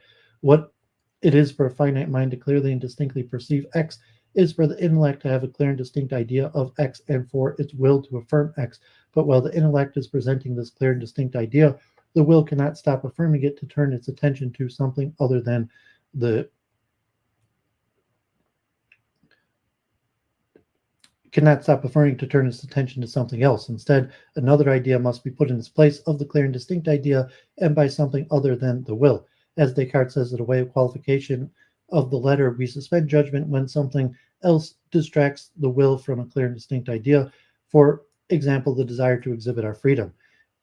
It is tempting to assume that Descartes accepts the Spinozic view that the will is at the mercy of the clarity with which the intellect has ideas. Of course, in Spinoza's language, the view is that there is no distinction between will and intellect, and that to the extent that we understand something, our will is drawn to affirm it. Descartes appears to accept this view in the case of clear and distinct ideas at least, and it would make sense for him to think that the compellingness of truth and goodness does not disappear when our grasp of it is slightly weakened, but such a reading is speculative at best. A final passage to consider is the passions of the soul. There, Descartes says that the will is by its nature so free that it can never be constrained.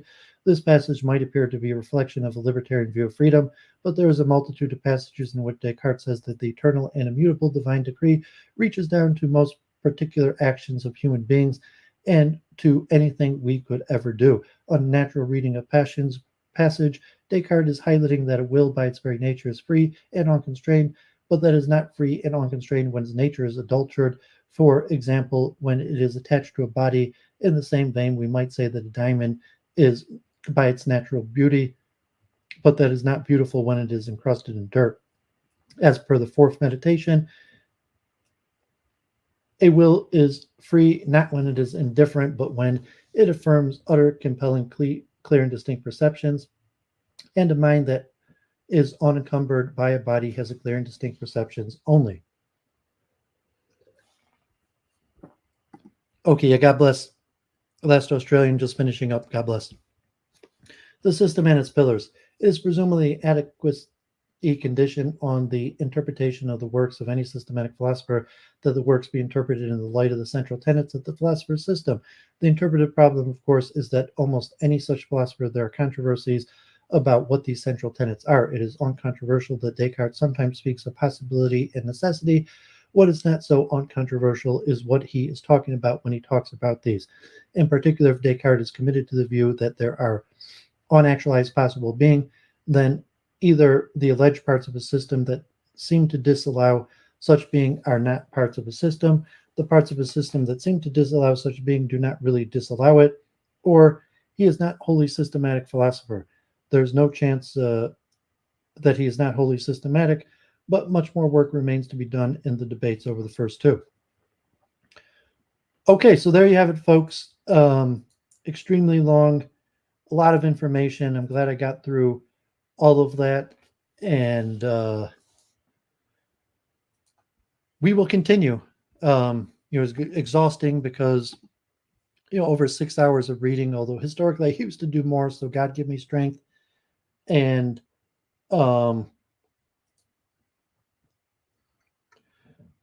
we will continue. The research must go on, and as I mentioned, the next will be the philosophers, the astronomers, the original scientists of Kepler, Copernicus, Galileo, Bruno, and Talicio. And after that,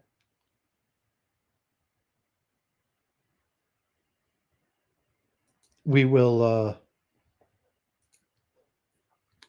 probably stay in the era of Descartes, Leibniz, the founding of the Royal Society of London and of Paris. And from there, eventually, we will start moving into Leibniz and then Kant. And then from there, we'll move into specific topics of metaphysics as opposed to people. But, I said, we're probably about 25% through, including the philosophy of science. So, if I've done about 25 episodes, that means I plan on doing 100 of them. So, God give me the strength. Huge topic. Feeling good about my research, and you hope to continue as much as possible. Descartes was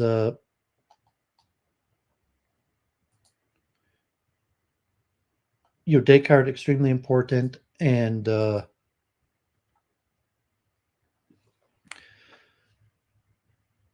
yeah, I guess I'm so exhausted from the reading, so I don't have much concluding remarks. But you say, Descartes is extremely important, possibly like the pivotal change from the Aristotelian scholastic method and the creation of science, and a whole bunch of thoughts, like dualism, the nature of thought, meditation, reality, theology, across the board.